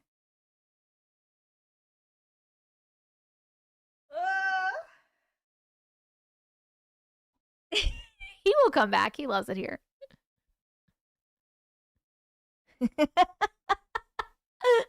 Hi, JC. I have established a new bottom for the scale of rating stories, but it wasn't even a scary story or a weird story. It was like you just literally accidentally killed birds. Yeah, you can, Sarah. You can send them. You can send stories to Auntie Matrix at gmail.com.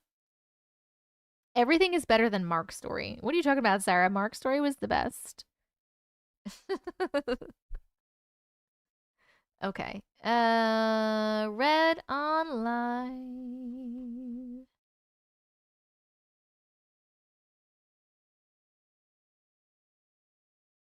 Being hated by all your local birds is pretty scary. That's true.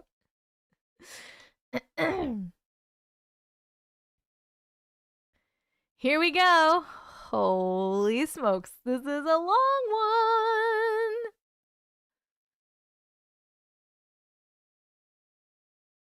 The long-awaited Dan and Christine update. We believe you, but wish we didn't. Hashtag justice for bird pancakes.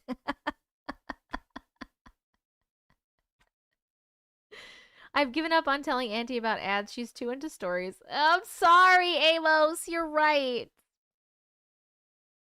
Ad break agreement. Everyone's saying ad break. All right, you know what? I'm going to do an ad break for YouTube and rest my voice for 2 seconds before this really long one because I'm losing it. Let me know what you get. Thank you so much for trying to support me so hard, and I'm just really sucky at it. I love you.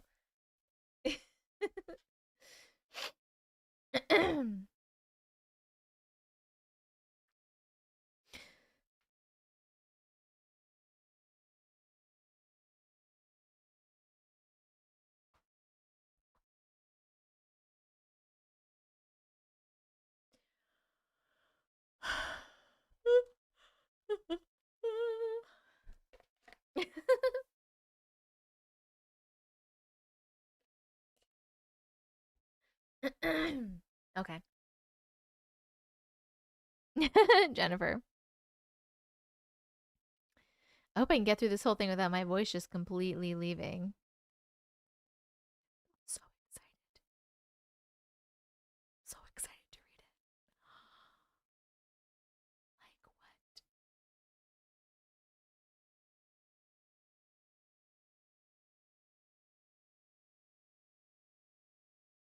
what? Okay. Missed the whole story. My dog was chasing an armadillo through the woods behind my house. What? Hello, Kim Young. Thank you. Eat the pancakes, save the birds.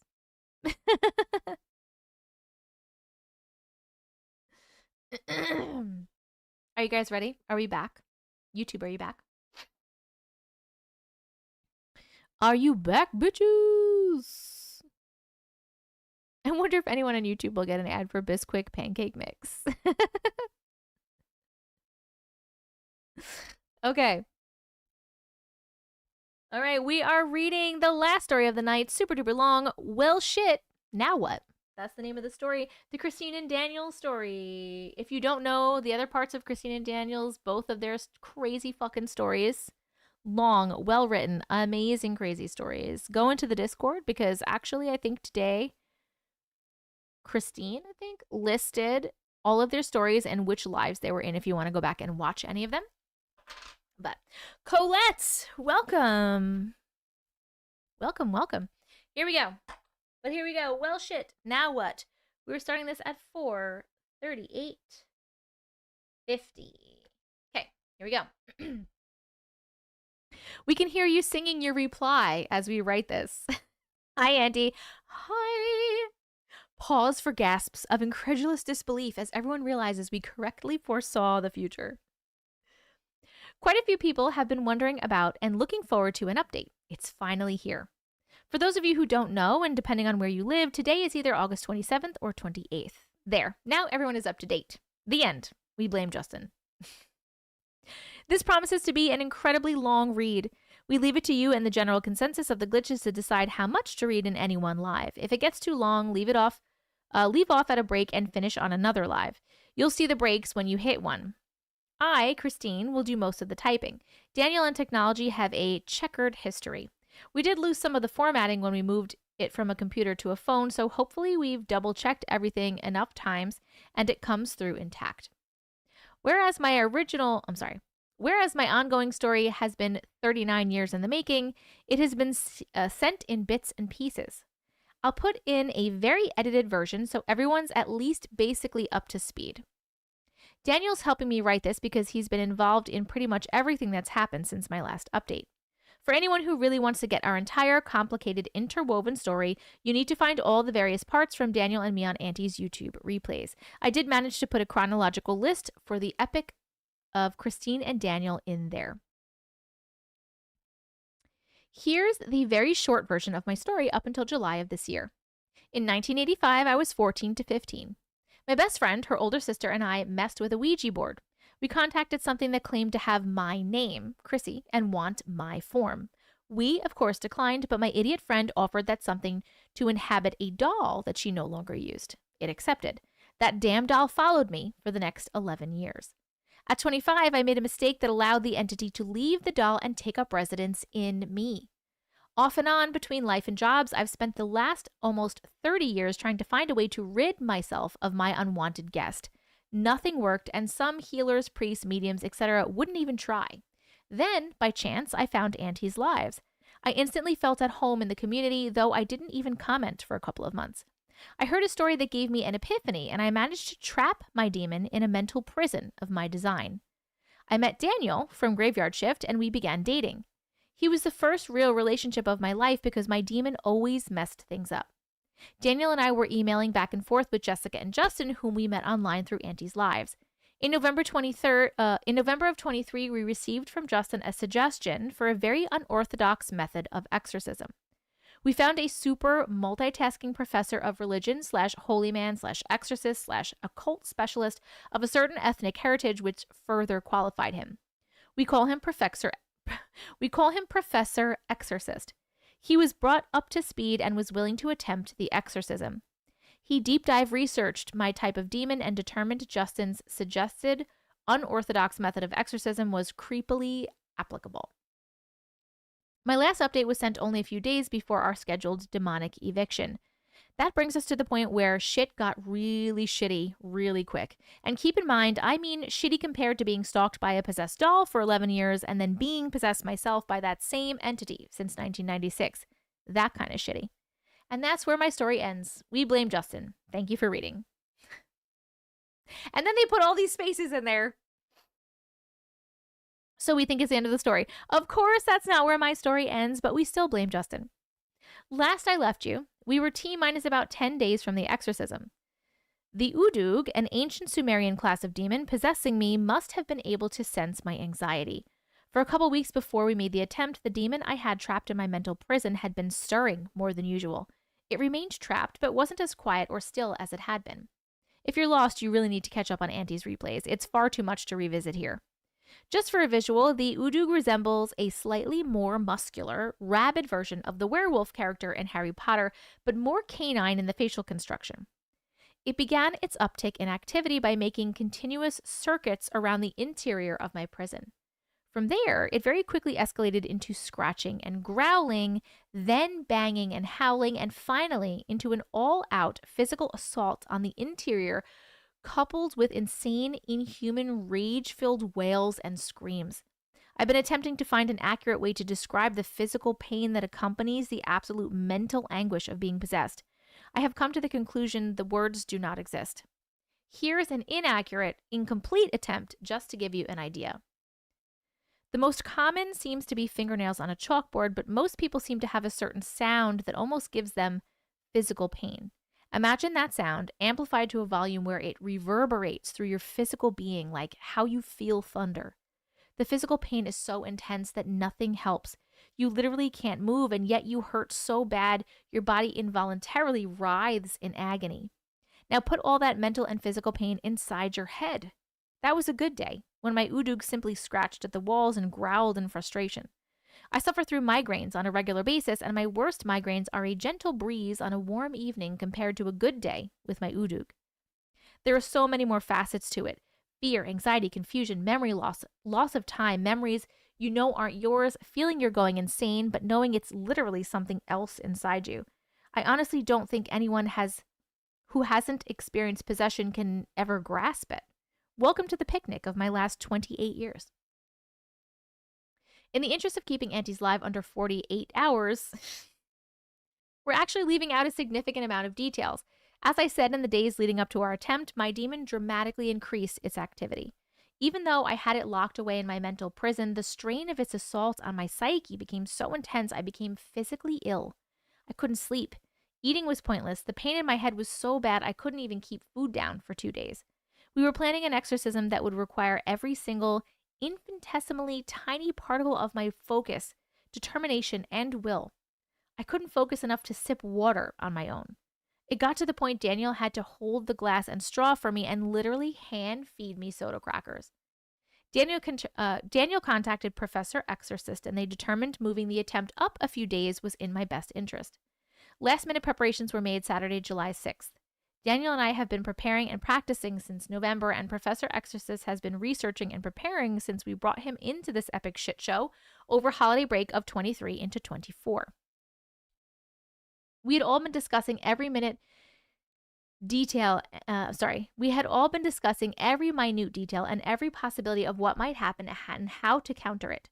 Professor Exorcist is Middle Eastern descent and went so far as to extend a research trip to Europe, so it included a week in his home country. He consulted other holy men and perused some genuine ancient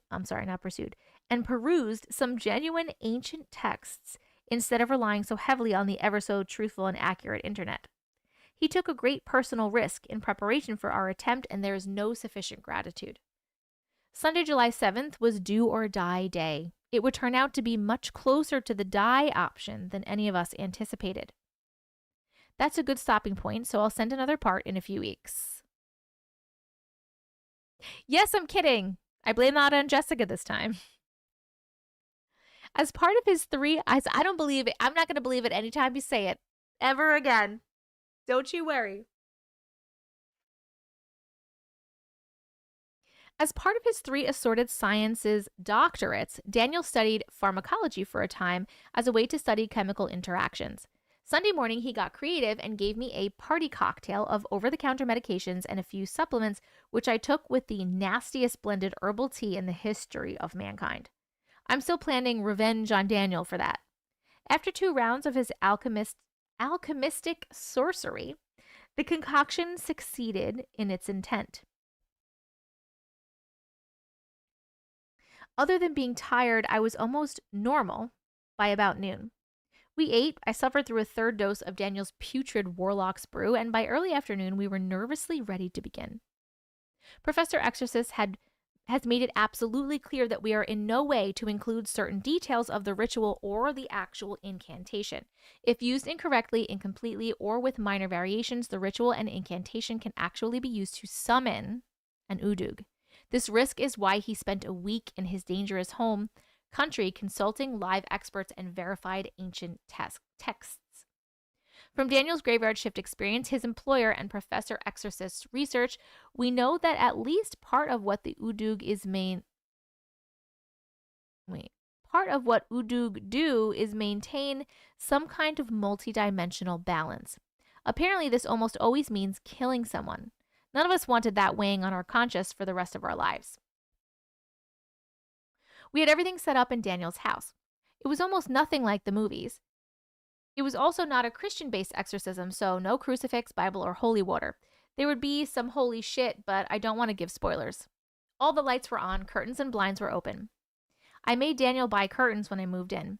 His little house was a 60-year-old science nerd's version of a bachelor pad. We wanted as much light as possible. This story, from here to the end of our exorcism attempt, has been proofread and approved by our very own Professor Exorcist. He takes the literal life-threatening danger of the ritual extremely seriously. Daniel and I agree with every edit and omission he has requested or demanded. We've only included enough detail to allow all of you to follow through the course of the attempt. Daniel and Professor Exorcist used a center point and a string to make a perfect circle of blessed salt. Then they placed Daniel's small couch in the center, in the brightest part of the room. Professor Exorcist had meticulously crafted 8 clay tablets and inscribed them with various symbols, which I'm not allowed to describe, accompanied by cuneiform writing, which I'm not allowed to translate.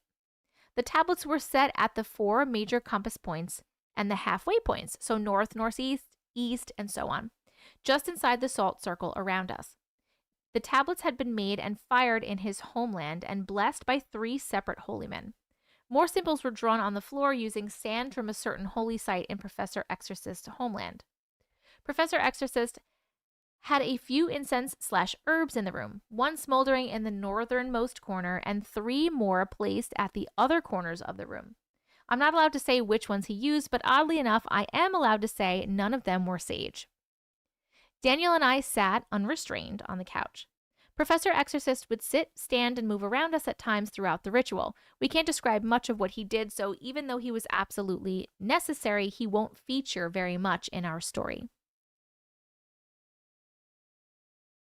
Professor Exorcist reiterated the absolute importance of completing the entire ritual and incantation. Once we began the ritual itself, there would be no stopping, come hell, high water, or Chinese takeout. Daniel puts life on pause for good Chinese takeout. Daniel and I looked at each other, nodded to Professor Exorcist, held hands, and closed our eyes.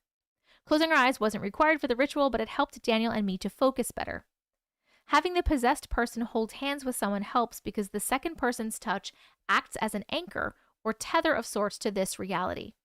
According to Daniel's graveyard shift employer, Udug are capable of traveling between dimensions or realities. Professor Exorcist said there are quietly kept accounts of Udug exorcisms gone wrong where the possessed person simply physically vanished. What? These accounts attribute the disappearances to the possessed person being dragged along by the Udug intentionally or not, once it regains the ability to shift between dimensions.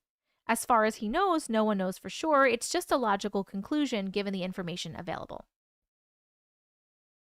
In brief, the prison where I had the Udug was a single cube made of incredibly thick metal, suspended in the center of an impossibly immense empty black space.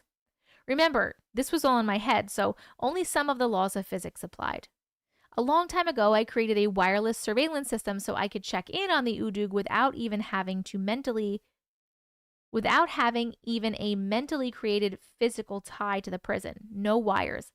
I made a small tweak in the system and added a one-way speaker inside the prison. Using my ears as the microphone, Professor Exorcist's voice would be carried into the prison where the Udug could hear. I used the surveillance to check on the Udug. It was still screaming and thrashing and slamming itself against the walls of my prison. Without opening my eyes, I nodded.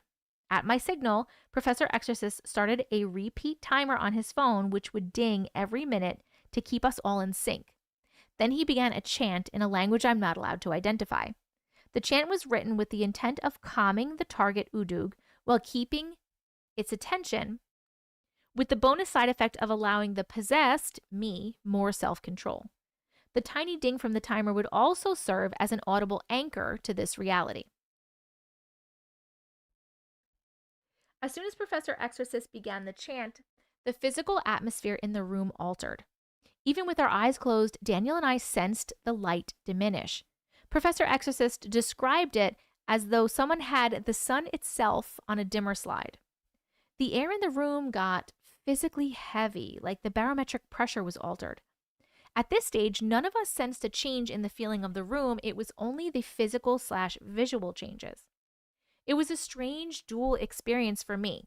I had my focus turned inward, watching the Udug when Professor Exorcist began his chant. I registered the dimming light outside myself through my eyelids and felt the room get heavy. At the same time, I was inwardly watching the Udug. I heard Professor Exorcist's voice moving around the room through my own ears and through the surveillance system inside my head at the same time. It was a very odd stereo effect. The instant the chant began, the Udug immediately turned to face the spot I'd put the speaker inside the prison and sat on its haunches like a dog. It swayed left to right as if it found a rhythm or cadence in the chant and was instantly mesmerized. All the internal pain, emotional, mental, and physical disappeared. I started to cry. I had no idea how much the immense weight of all the pain had been dimmed by 28 years of carrying it. The only comparison I heard that comes close is the total release brought on by the heaviest duty painkillers. When horrific pain is your norm, you eventually become desensitized. Crying was involuntary. I literally couldn't remember how it felt to not have the Udug active inside my head. As long as we don't describe his chant, we have Professor Exorcist's permission to be as detailed as we want from here until the actual exorcism ritual and incantation begin. This is where things get complicated, so the extra descriptive freedom will be nice. At the first ding of the timer, I squeezed Daniel's hand and nodded again, signaling that it was a go. Daniel and I began our part of the exorcism. The process suggested and detailed by Justin in his email from November. I told you it was his fault. For brevity, we won't go into too much detail, but hopefully enough to still make this make sense. Daniel and I both created the exact same image in our minds, down to details so tiny we had been discussing and practicing them for around 8 months. We even went so far as to have a friend draw a 3D image on a computer where we could look at it from all angles and even virtually go inside and look around. The images in our separate minds had to be as inhumanly identical as possible. I created a thick, absolutely soundproof layer around the prison cube and then began to move the prison. Or more accurately, I moved the void surrounding it in order to negate even the possibility of a sense of movement. Eventually, the prison neared my newly created edge of the void. I created an ultra-smooth, friction-free, silent rollaway under the prison containing the Udug and very slowly set it on the rollaway. Daniel watched the process inside his mind. The easiest analogy is to say that we were watching the same play but from different areas of the same theater. We saw the same things, details, processes, everything at the same time. Daniel and I had decided on, designed, and mentally created an entire scene, a whole landscape for this process to take place. I mentally rolled the prison cell out of the void and onto a loading dock built on a gyroscopic frame so no vibrations or movement would be felt by the Udug. It was like the special mounts used to keep cameras absolutely still on helicopters and such. I had successfully moved the trapped Udug and its prison from the void to what was, for all intents and purposes, the real world, still inside my mind. Daniel had been watching every tiny step timed out, every detail painstakingly made by both of us. Part 1 was complete. Only 5 more till the actual exorcism could begin. Don't worry, not all the steps were so long. This is a good spot to break, so we look forward to hearing more of our own story in a week or 2. Again, we're kidding. Yes, again, it's Justin's fault. Hold on, I'm taking a sip because there was a break and I'm taking a sip of water. Hold on. I want to say everyone is silent.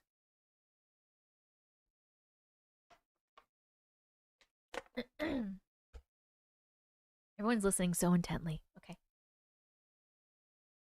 We let the prison sit for a full minute, ensuring the Udug was none the wiser. I watched it through my surveillance. It still sat like a dog at attention, swaying in time with the chant. Again, I nodded and squeezed Daniel's hand, silently saying continue. Professor Exorcist would continue the calming chant unless I signaled a change in the Udug's behavior. A nod meant continue. Designated hand signals would denote certain changes. Depending on the change, and because Daniel's eyes were closed, Professor Exorcist would relay the needed information to Daniel so he could make necessary changes in the plan and his mental image so it still matched mine. The next step was moving the prison from the dock onto a cargo ship. This step was relatively simple, just time-consuming. We used a mental crane to lift the prison. We had to be very slow in order to not jolt the prison at all or alert the Udug in any way.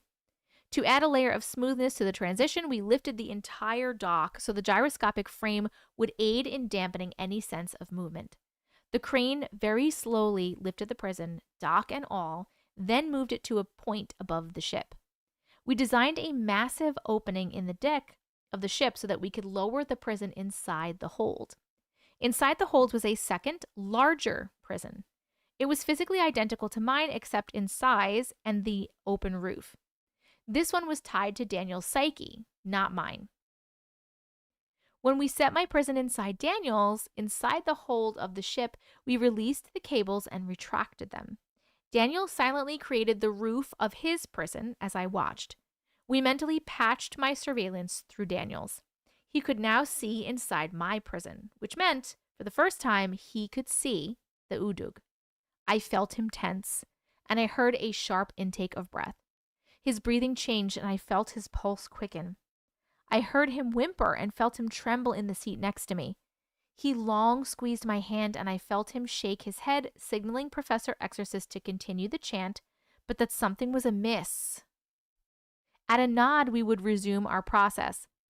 I simply held the image in its then current state, waiting for Daniel.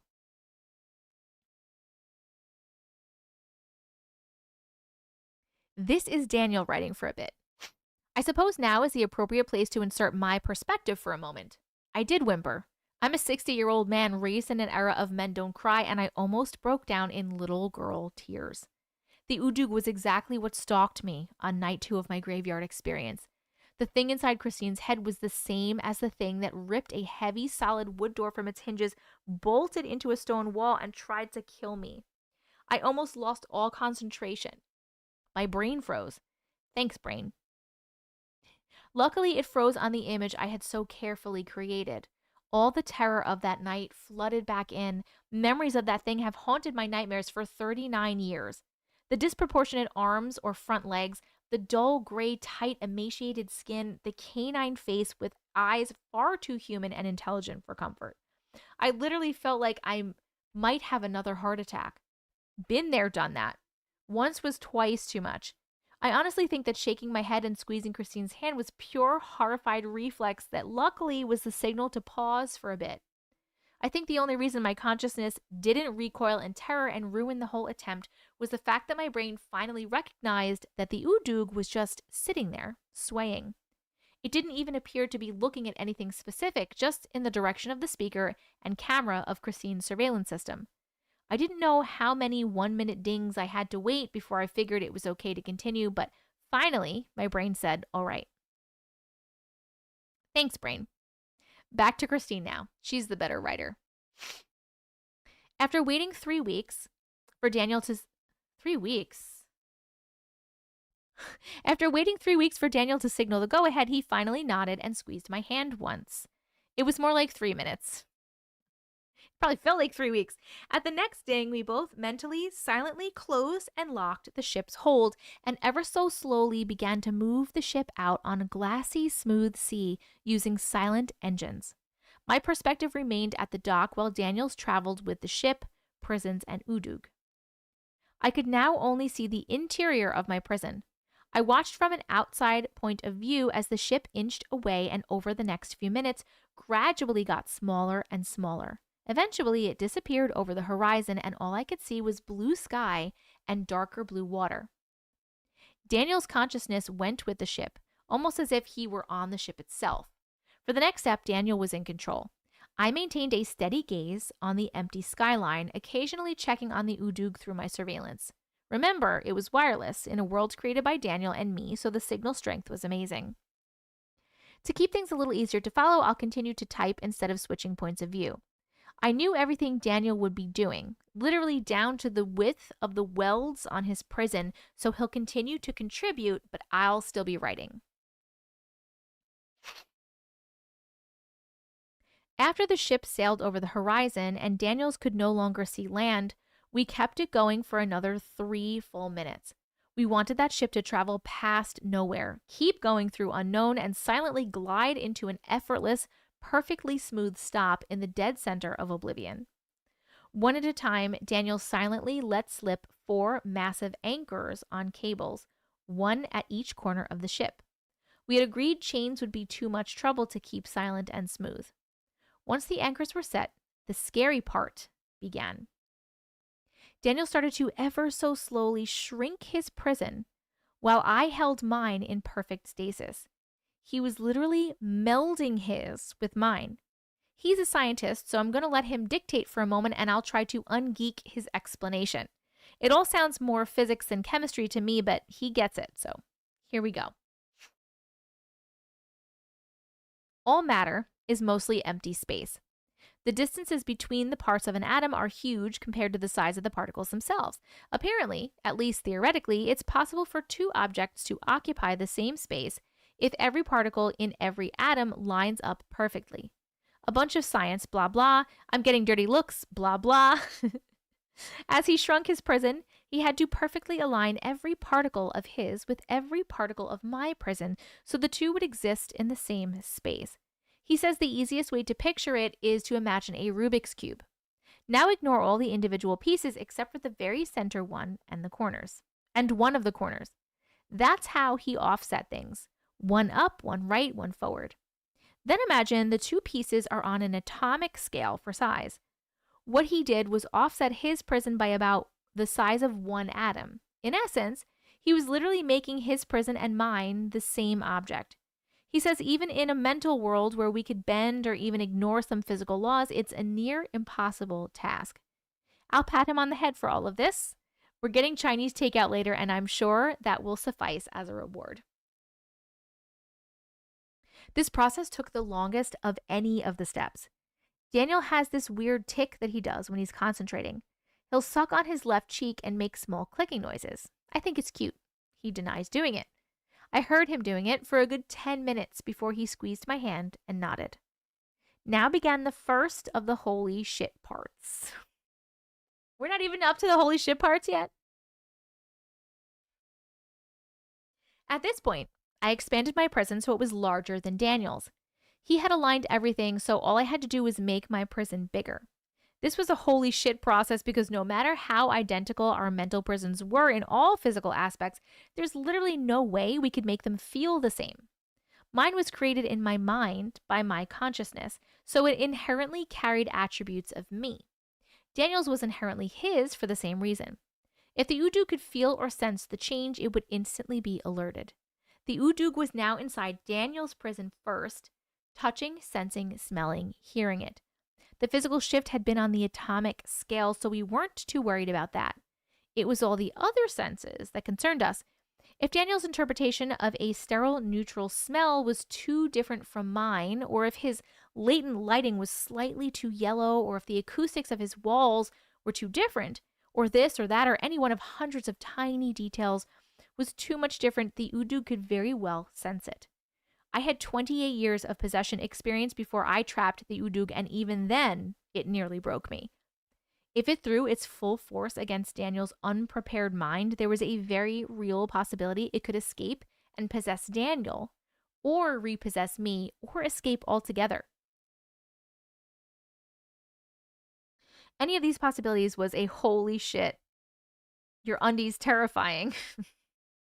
If the Udug broke free of Daniel's prison, it could damage his mind.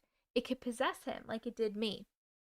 If it broke Daniel's prison while mine was in any state of impermanence, it could repossess me, and I very much doubt I'd ever be able to trap it again. Worst case, it could escape us both and we'd be free to regain physical form. That would mean it was loose upon the world and able to return to its purpose of maintaining balance, meaning kill someone. None of us wanted to be in Daniel's small living room with a newly released Udug, which would likely be fairly upset at being denied physical form for almost 40 years. When I finished expanding my prison so it was large enough to contain Daniel's, we both just paused. We waited a full minute just watching the Udug. Daniel's prison and surveillance was now primary, so I watched through his. So far, so lucky. There weren't any indications the Udug had sensed any change. I let my prison dissipate and withdrew my consciousness from the prison. I mentally stood ready in the hold of the ship, prepared to instantly slam my prison back in place at any sign of trouble from Daniel, but now the Udug had been transferred to Daniel's mind. It now possessed Daniel without knowing it. That had been the goal of the last almost half hour, to successfully make a prisoner transfer without our prisoner knowing. We put it on a ship, took it miles from land, if so by any means. It broke a prison. There wouldn't be anything familiar. And the confusion of unknown surroundings, coupled with our eyes being closed, thus having no visual cues, should increase our chances of recapturing it.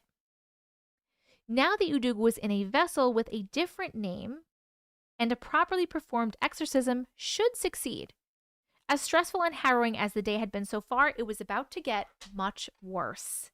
See you in the next live. Bye. You are correct. It's still Justin's fault. Hold on. You're in League C5 now. I'm just taking a sip of water because there's another break. And we still have a lot to go. We're like a little more than halfway through. What is League C5 now?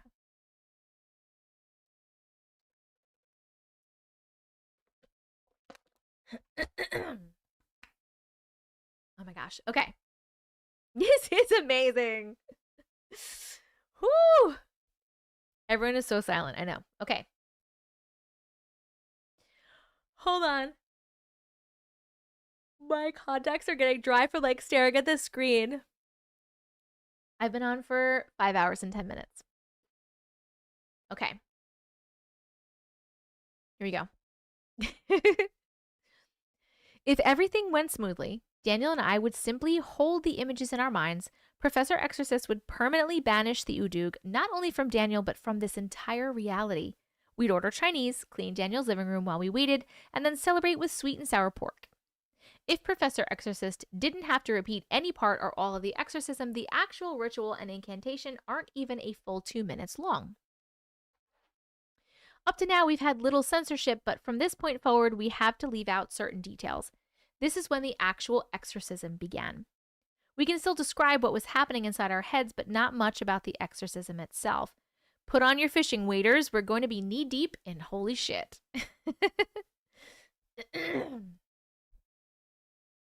So much happened in the next few minutes. Quite a bit of it simultaneously. All three of us have conferred, shared experiences and perspectives, and then collectively wrote and edited what happened next. We've decided on a third-person, fly-on-the-wall, omniscient perspective because keeping track of who saw or did what gets very confusing. Professor Exorcist completed the calming chant one last time and immediately transitioned into the exorcism. Initially, Christine's only clues as to how well it was working would be Daniel's breathing and alterations in how tightly he held her hand. The Udug instantly changed its entire demeanor. It had been sitting, almost lulled by the chant. At the first syllable of the exorcism, its face contorted into a terrifying mix of rage, hate, and fear. It exploded into motion, hitting the walls of Daniel's prison with such horrifying force that Daniel physically twitched at each impact. The Udug screamed, a deafening, terrifying, rage-filled sound, and clawed at the walls with enough force to leave deep scars in the extremely hard metal. No amount of preparation would have sufficed to hold back the insane onslaught.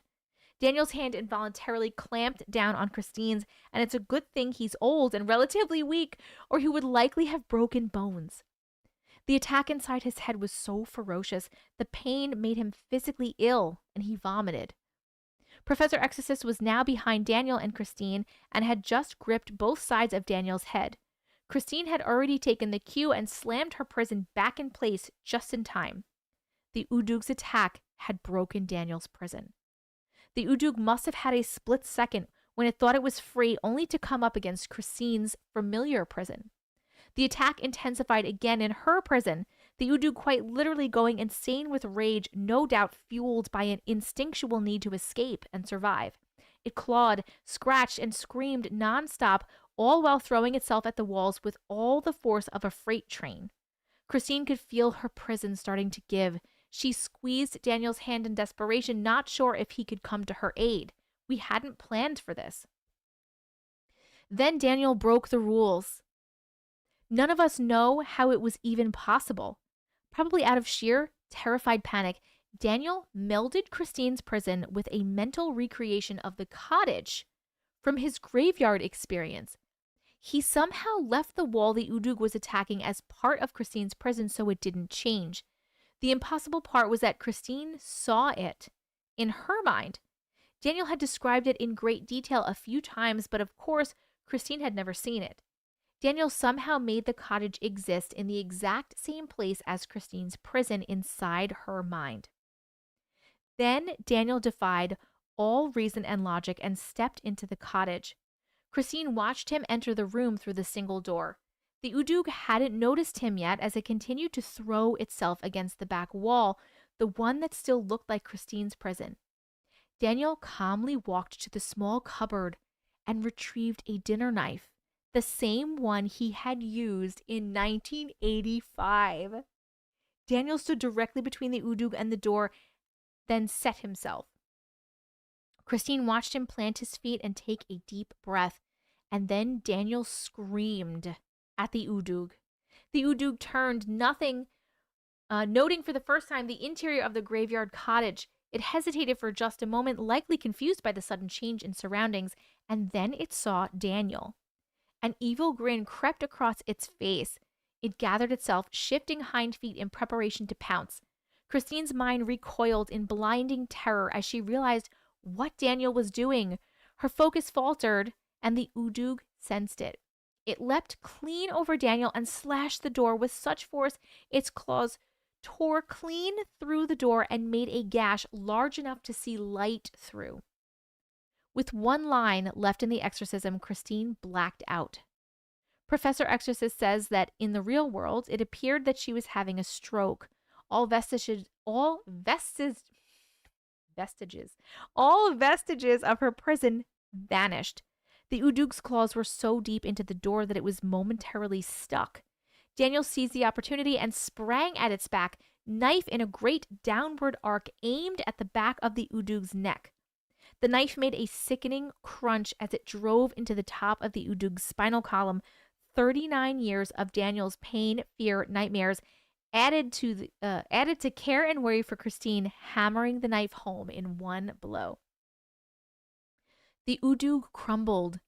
Daniel lost his balance and tumbled backwards toward the opposite wall as the last syllable of the exorcism was recited.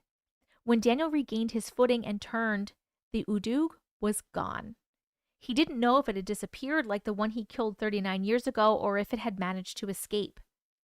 Professor Exorcist shook Daniel. It wasn't the preset signal, but not even screaming had gotten through. Daniel opened his eyes just in time to see Christine slump, unconscious, out of her seat and onto the floor. It had been just under 2 minutes since the actual exorcism had begun. Professor Exorcist had not seen the Udug in the physical world. That meant one of two possibilities had happened. It had repossessed Christine, or the exorcism had been a success. This is Daniel writing again for a spell. Christine was unconscious, so I'm on my own for the next bit. Professor Exorcist and I didn't wait around. I called for an ambulance, so he started purging the room of anything exorcism related. Would have been interesting explaining a few things to the paramedics otherwise. I dialed emergency services and brought the phone to my ear. I nearly gagged. My right hand smelled the same as it had when I killed the Udug inside the graveyard cottage all those years ago. I had to switch hands. There wasn't any of the thick, black, gooey blood, but my hand stunk to high heaven. When the paramedics arrived, we blamed the vomit on Christine. I'm sure I'm in trouble now. Professor Exorcist and I stayed out of the way, and I used the time to scrub my right hand down to the bone. Not quite that far, but it was red and irritated before I was done removing the smell. Professor Exorcist didn't really have a reason to stick around or come to the hospital with me, so he made me promise to keep him updated. Then he said he'd probably visit the next day and went home. After the ambulance left, I took a quick shower to clean myself up after vomiting earlier, and I headed to the hospital. Christine was already in testing, so I filled out some forms and I waited. And I waited. Then I switched it up, and I waited some more. I arrived at the hospital around 2:30, maybe half an hour after Christine. After her initial testing and stabilization, she was admitted, and though she was still unconscious, I was allowed to see her at around 10. A nurse took me to Christine's room and said a doctor would be along shortly, so I waited some more. The ER doctor had called in a neurologist because she'd never seen anything like Christine's test results. She came in and basically just said that the neurologist would be in to better explain what was going on. The neurologist came in as the ER doctor was leaving. Yay! No waiting. We're pretty private, so some of you might be disappointed by a lack of details, but medical is about as personal as it gets. Christine had suffered brain damage. All the staff that had assisted her this far was confused. There wasn't any signs of external trauma. She hadn't suffered a stroke, but she had a tear in her brain, a physical tear without any clues as to how it happened. Her brain activity was extremely high, especially for someone unconscious.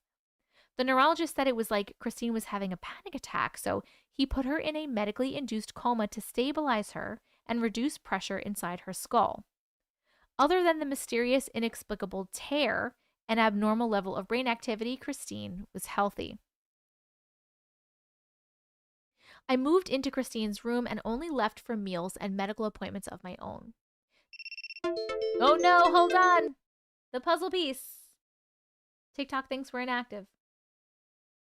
Okay, we're good. Shoo!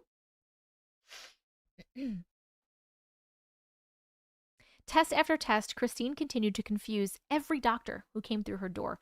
The tear in her brain was a complete anomaly. It wasn't bleeding. It wasn't getting worse, but it wasn't healing. Monday and Tuesday passed without anything noteworthy. The plan was to start bringing her out of a coma mid-morning on Wednesday. Apparently, even an induced coma becomes dangerous after too long. Did it work? Christine's voice instantly woke me up at about 4:30 a.m. on Wednesday. I sat up, rubbed my eyes, and found Christine fully awake, staring at me. I was completely caught off guard. I had time to say, "We don't know," before a nurse came in to see why the readings from the monitors had changed. He noticed Christine and his eyes nearly popped out of his face. He dropped his clipboard and bolted right back out of the door. Within minutes, the room was full of medical personnel and I was kicked out. Christine was taken for testing and I didn't see her again until dinner time. We finally had some time to ourselves. I had already called Professor Exorcist, who would join us a little bit later. I brought Christine up to date with what little actual information I had as far as what happened. Professor Exorcist was already aware of things up to that point, so the two of us turned to Christine for her perspective. I now happily turn the keyboard back to her. Christine again. I'm going to put this in story form rather than try to recall what everyone asked and said. I'm going back to start from my perspective, beginning at when I saw Daniel enter the cottage. He had somehow melded with my prison. Over the last few weeks, the three of us have discussed things at length, and none of know how he accomplished it. He shouldn't have been able to create his recollection of the graveyard cottage in the same space as my prison. Maybe independently, but definitely not in such a way that I could see it too. Then there's the complete mystery of him stepping inside. He somehow entered a mental image that was part mine and part his, and I was able to see him. Further confusing the matter is how he was able to physically interact with the Udug. Mentally interacting with an image of a memory isn't uncommon. People do it in dreams all the time. But Daniel was able to mentally create a memory in the same space as a mental image in my mind, then enter said mixed image inside my mind, then physically affect and interact with the Udug. It's very confusing because the idea is so layered between two separate minds. The Udug was inside Daniel's graveyard cottage, which was in the same place as my prison, which was inside the hold of a ship that at that point was only in Daniel's mind. I was confused enough by the sudden appearance of the graveyard cottage, but managed to hold my prison in place. Then I saw Daniel enter through the door and scream at the Udug. Terror overrode any ability to focus when I saw the Udug turn to face Daniel. It meant the Udug could hear him, see him, harm him. My concentration faltered and the Udug felt it. It leapt over Daniel for the door, the obvious weak spot in the design. I remember a searing, blinding pain inside my head as the Udug's claws ripped into the door. Everything went black. I remember the image of the cottage, Daniel, and the Udug fading into black like a screen transition. I registered the real world for a split second before it, too, faded and spun. It must have been me falling to the floor. My brain screamed, but it was too late. Thanks, brain. Then I was floating in something, somewhere. I was in a standing position, but I wasn't standing on anything. I've had dreams where I'm hearing a cat. I've had dreams where I've flown. I've had dreams where I've flown, but this was different. Everything was black. I couldn't see anything but myself. Beyond not seeing anything, I had no external physical senses. I couldn't hear, feel, smell, or taste anything. I wasn't hot or cold, I simply was. I just existed. The only thing I could feel was the pain inside my head. Everything existed on an internal level. I felt something, multiple somethings, infinite somethings. They seemed to be pulling on me, on my mind. It was like how you know where a door or a window is because you can feel a draft or sense the light, but there wasn't any physical sense to go off. I somehow knew I was surrounded by an infinite number of doors, portals, I don't know the right word. Every one of them seemed to pull on my mind. One in particular seemed to hum, but in such a way that I could only feel it inside myself. I couldn't hear it. Without knowing how, I moved towards it. Or pulled it towards me. I honestly don't know what was moving. I couldn't see anything, so I had no sense of movement. The hum inside me intensified as the portal and I got closer. It didn't hurt. It wasn't unpleasant. I still couldn't see anything, but I somehow knew the door or the portal making the hum was directly in front of me. I reached out tentatively and I felt nothing. On some level, even deeper than instinct, I knew I needed to go through this portal. I felt no hesitation, no trepidation, and yet I felt nothing positive either. It was just a fact, a simple piece of knowledge that I needed to go through. Even though I wasn't standing on anything, taking a step was the most natural motion, so I stepped through. There wasn't any kind of transition, no whoosh, no magic tinkling bells, nothing. It was like snoozing and then opening your eyes. I opened my eyes, and when they adjusted to the dim light, everything registered at the same time. I recognized the hospital room with all the expected monitors. The clock above the door showed a little before 4:30. Daniel was sleeping in an obviously uncomfortable reclining chair on my right. In my mind, only a few minutes had passed, so I assumed it was 4:30 in the afternoon on Sunday. I tried 3 times before Daniel woke up, and I simply asked, "Did it work?" Daniel was groggy, but mumbled, "We don't know." Then a nurse came in, and the entire day turned into tests. When I was finally returned to my room, Daniel was waiting, and we finally had a little time. He shared what little information he had, which wasn't much. It was mostly hypotheses about my brain. The most important thing was probably the time difference. I thought I'd been out for a few minutes, but it had actually been over 2 days. We were interrupted when a nurse came in with incredibly confusing news and a bit of wonderful news. The tear in my brain was just gone. And I was allowed to eat. Again, for ease, we'll tell this part in story form rather than attempt a quote from everyone. Professor arrived and we all hunkered down for a serious discussion. We decided the tear was a result of the Udug's final assault on my prison when its claws ripped through the door of Daniel's graveyard cottage and into my weakened defenses. We've come to the conclusion that the empty space I found myself in after I blacked out is this space between dimensions or realities, or at least how my brain perceived it. Thanks, brain. The doors or portals I sensed were pathways to alternative realities, and something in my most primal being was somehow able to feel which one was mine. That was the humming I felt while there. We had just agreed on this conclusion when shit got weird. There was a polite knock at the door. Professor Exorcist was closest, so he opened it. Because of the angles, I saw our guest before Daniel. He was a man, I'd say a few years older than Daniel. He wore nondescript clothes and all in all appeared very average. The only thing that stood out was his strikingly white, thinning hair. I saw him nod to Professor Exorcist, and then he entered the room. I heard Daniel's reaction. Everyone heard Daniel's reaction. Daniel swears occasionally, but in the 15 months since we met and started dating, I've only heard him lower the fuck word 6 times. He stood so hastily, he pushed his chair backwards and dropped the fuck word. The man looked at Daniel. Been a while, Daniel. Professor Exorcist and I looked at Daniel. According to Daniel, the man who had just entered was the 4th old man from his graveyard experience. The one who was missing the morning after Daniel killed the Udug. He's another Entar, a keeper or guardian, like Daniel's employer. To paraphrase the short conversation, each Entar is connected to an Udug.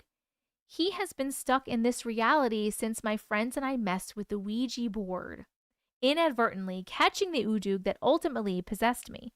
He said he's actually checked in on me multiple times to see if the Udug was nearing escape. He didn't answer many of our questions, and those he did only led to more questions.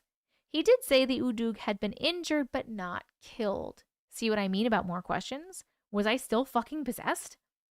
So now on to the question which we know everyone wants the answer to. Yes, Daniel and I got married on Sunday, August 18th. Congratulations! We're delaying a honeymoon till the Thanksgiving break in school. Professor Exorcist officiated at the very small ceremony. We only had witnesses, Professor Exorcist, and ourselves in attendance. And now the next big question, no, neither we nor any of multiple specialists I've seen have any idea why or how the tear just disappeared without any trace. There's no scarring, there haven't been any residual effects, neither physical nor mental. As far as modern medicine is concerned, other than the scans and the hospital records, I have absolutely no evidence of any brain damage or trauma. Beyond the relatively common medical ailments I already had, I'm healthy. So that's the end of our story. No offense, but hopefully we never have anything worth submitting again. The end! Oh my god. I can't believe we made it through that. That's you and Justin's anniversary? Jess? What? That is so cool. Did they know it was your anniversary? Is Christine in here? Christine or Daniel, are you in here? I hope you guys never have to submit anything again, too, for your sake. Oh my god. That was fantastic. Yes, congratulations. Oh, it's someone else's birthday. It was Mouse's birthday, too. No, what a crazy coincidence. Good gardening and story night. Yes. Where did it go? That's the $1 million question. This story was amazing. I know. I want to know what happened to it, too. So is she not possessed anymore?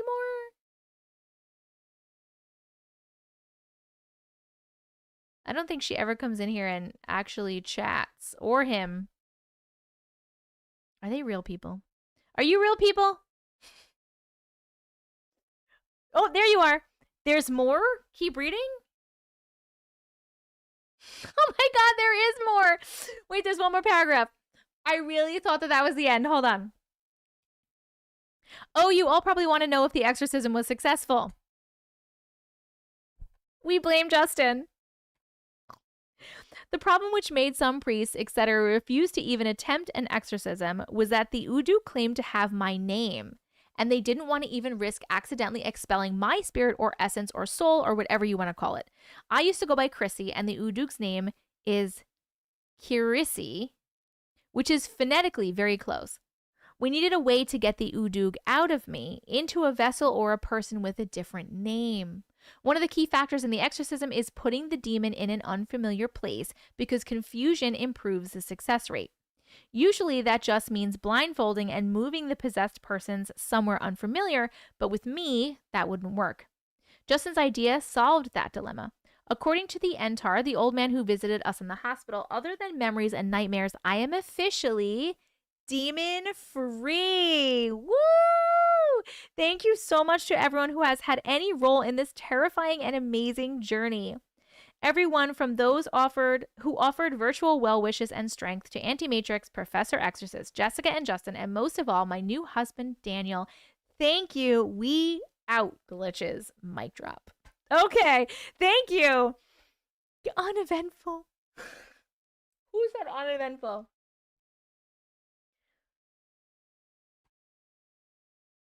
Oh my goodness. Congratulations on your marriage. May you have an uneventful years together. That's who said uneventful, but happy ones. That was very well written. Yes. I have so many questions and no clue where to start. What questions do you have? I have no words and all the words. So glad the story has a conclusion. Oh my god. Thank God, friend. How does it feel not to have anything inside you? Sounded really bad.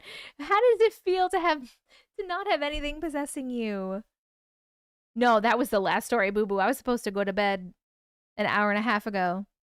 Persevere, are you laughing at me? Oh, Jess, you're sobbing with joy. You're so happy. That was beautifully told and so intimate. Thank you for sharing. Yes. Yeah, this whole thing, like her story and Daniel's stories and their together stories, like could literally be a movie. Could literally be a whole ass movie.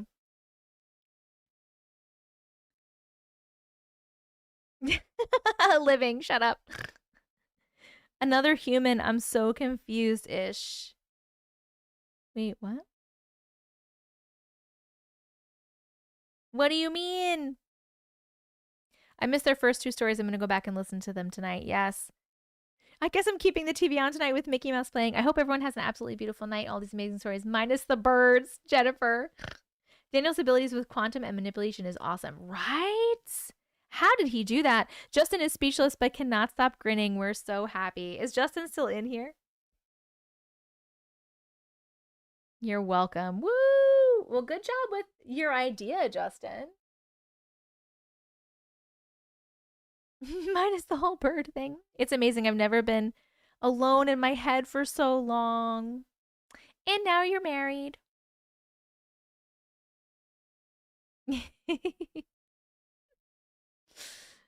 Good night, Desi. I'm still sad about the birds. Jennifer, me too. Me too. So the guy who was trapped here, is he free now? You mean the Entar? That's a good question. Chrissy, is he free now?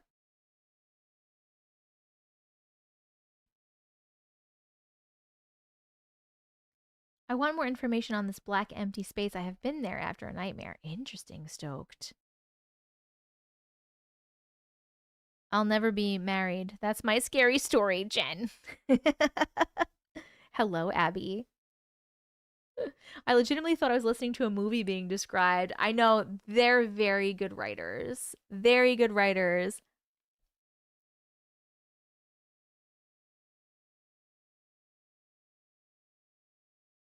Only love and light are allowed in the homes of these listeners and this host. Yes. Yes, yes, yes, yes.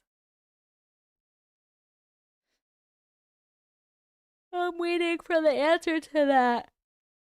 Is it Entar free now?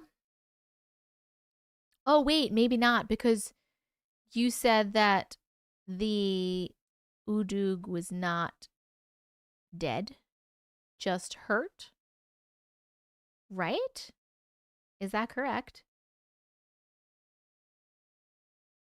Is that correct? Is that correct? Good night, Mouse. Yes, Mimi. Where did it go? Did it take over another human if it's injured? They shipped him to Abu Dhabi. What are the chances? I do have those questions too. Kelsey, you have a lot of good questions. You should be like an interviewer. Red Bee Cat, hello. I've also been there, talked to myself as if it wasn't me, debating on whether to let go or keep living. Wow, Lauren. That's crazy.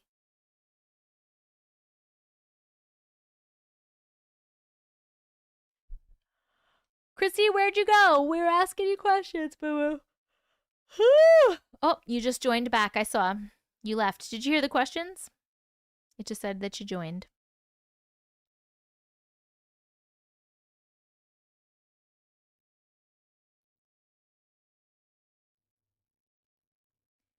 The plot, it's in Mr. Professor Exorcist.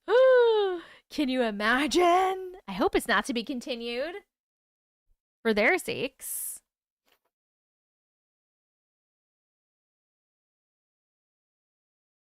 That would be terrible.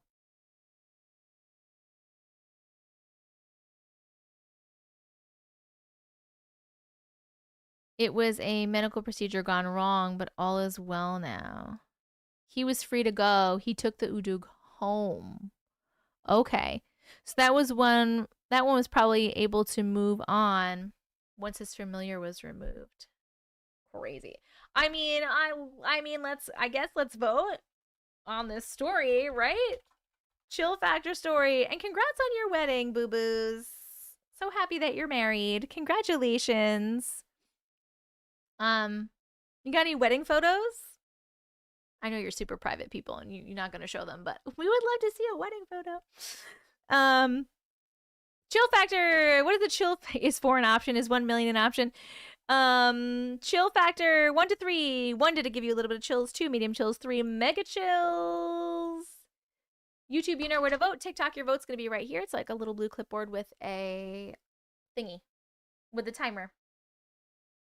With the timer. It's amazing how you can forget what it feels like to be alone.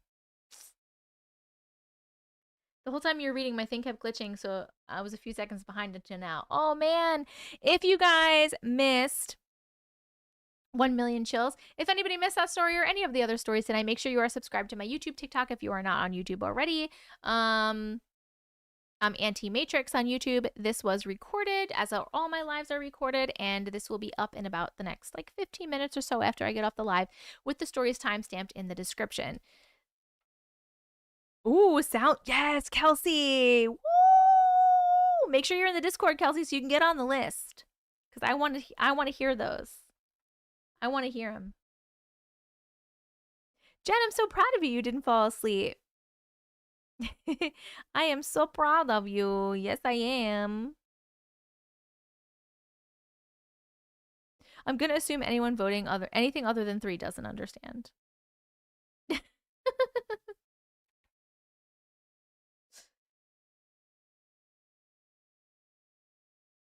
Obviously 3s. Well, you know what? Some people may not have been there for the whole song. For the whole story. Sorry, I'm really tired right now. Clearly, everyone, YouTube voted that last story a 3 on the chill factor scale. And so did TikTok, a 3. There we go. I was like, where's the scream? Some said 1 is in 1 million. 1 milli. Thank you guys so much for hanging out. Chrissy and Dan, thank you so much for sharing your story. Beautiful writers. Amazing story. I'm so glad you guys you're married. You got no fucking shit in your head anymore. You must be so happy over the moon. We need a Dean scream. You need a Dean scream? Well, I don't have the scream. That was scary. I have this part. I don't have the Dean scream. Thank you so much for coming to hang out tonight, everybody. I love you so, so much. Thank you for hanging out. Thank you for commenting. Thank you for chatting. Thank you for voting. Thank you for sending gifts and subscriptions and memberships and all the things. Thank you for sharing your stories. Thank you for voting. If you missed any of this, please make sure you're subscribed. I want YouTube, you're already subscribed, obviously, but TikTok, make sure you subscribe to YouTube, Auntie Matrix. On YouTube, this recording of this live is going to be up in just about 10 or 15 minutes from now, with all the stories timestamped in the description in case you missed anything. I will most likely either be live tomorrow or the next day, so make sure that you are in Discord so that you know when I'm going live and you can get on the list for stories for that day. The Discord is dsc.gg/antimatrix. It is on the screen for TikTok, and it will be in the chat for YouTube in just a second. If you want to send stories for potential future lives or future videos, you can send them to me at antimatrix@gmail.com. It's on the screen for TikTok, and it should be in the chat for YouTube in just a second. And make sure you're following me if you like this kind of stuff. And I love you so much. And what else? Oh, go to the link in my bio, tessicavision.com, and you can check out my P.O. box if you want to send me anything. You can check out my Auntie Matrix merch, and you can pre-order my book that's coming out in September 10th, just a few days away. So excited. It's called The Glitch in the Matrix, and it is a compilation, a collection of some of the best stories I had received up until the point that I put the book together about a year and a half-ish ago. Hopefully I will see you either all tomorrow or the next day. I love you so, so much. I am exhausted. I'm going to bed. Wait. What am I saying? Wait, Jen. Jen says wait. Everybody stop. Yes, Jen? Of course number 13 is in the book. Of course number 13 is in the book. Stop. Hammer time. Oh, oh, oh, oh, oh, oh. You like my moves? Okay. Okay, I love you all so much. I'll see you either tomorrow or the next day. Good night. Good night. La da da da. Good night.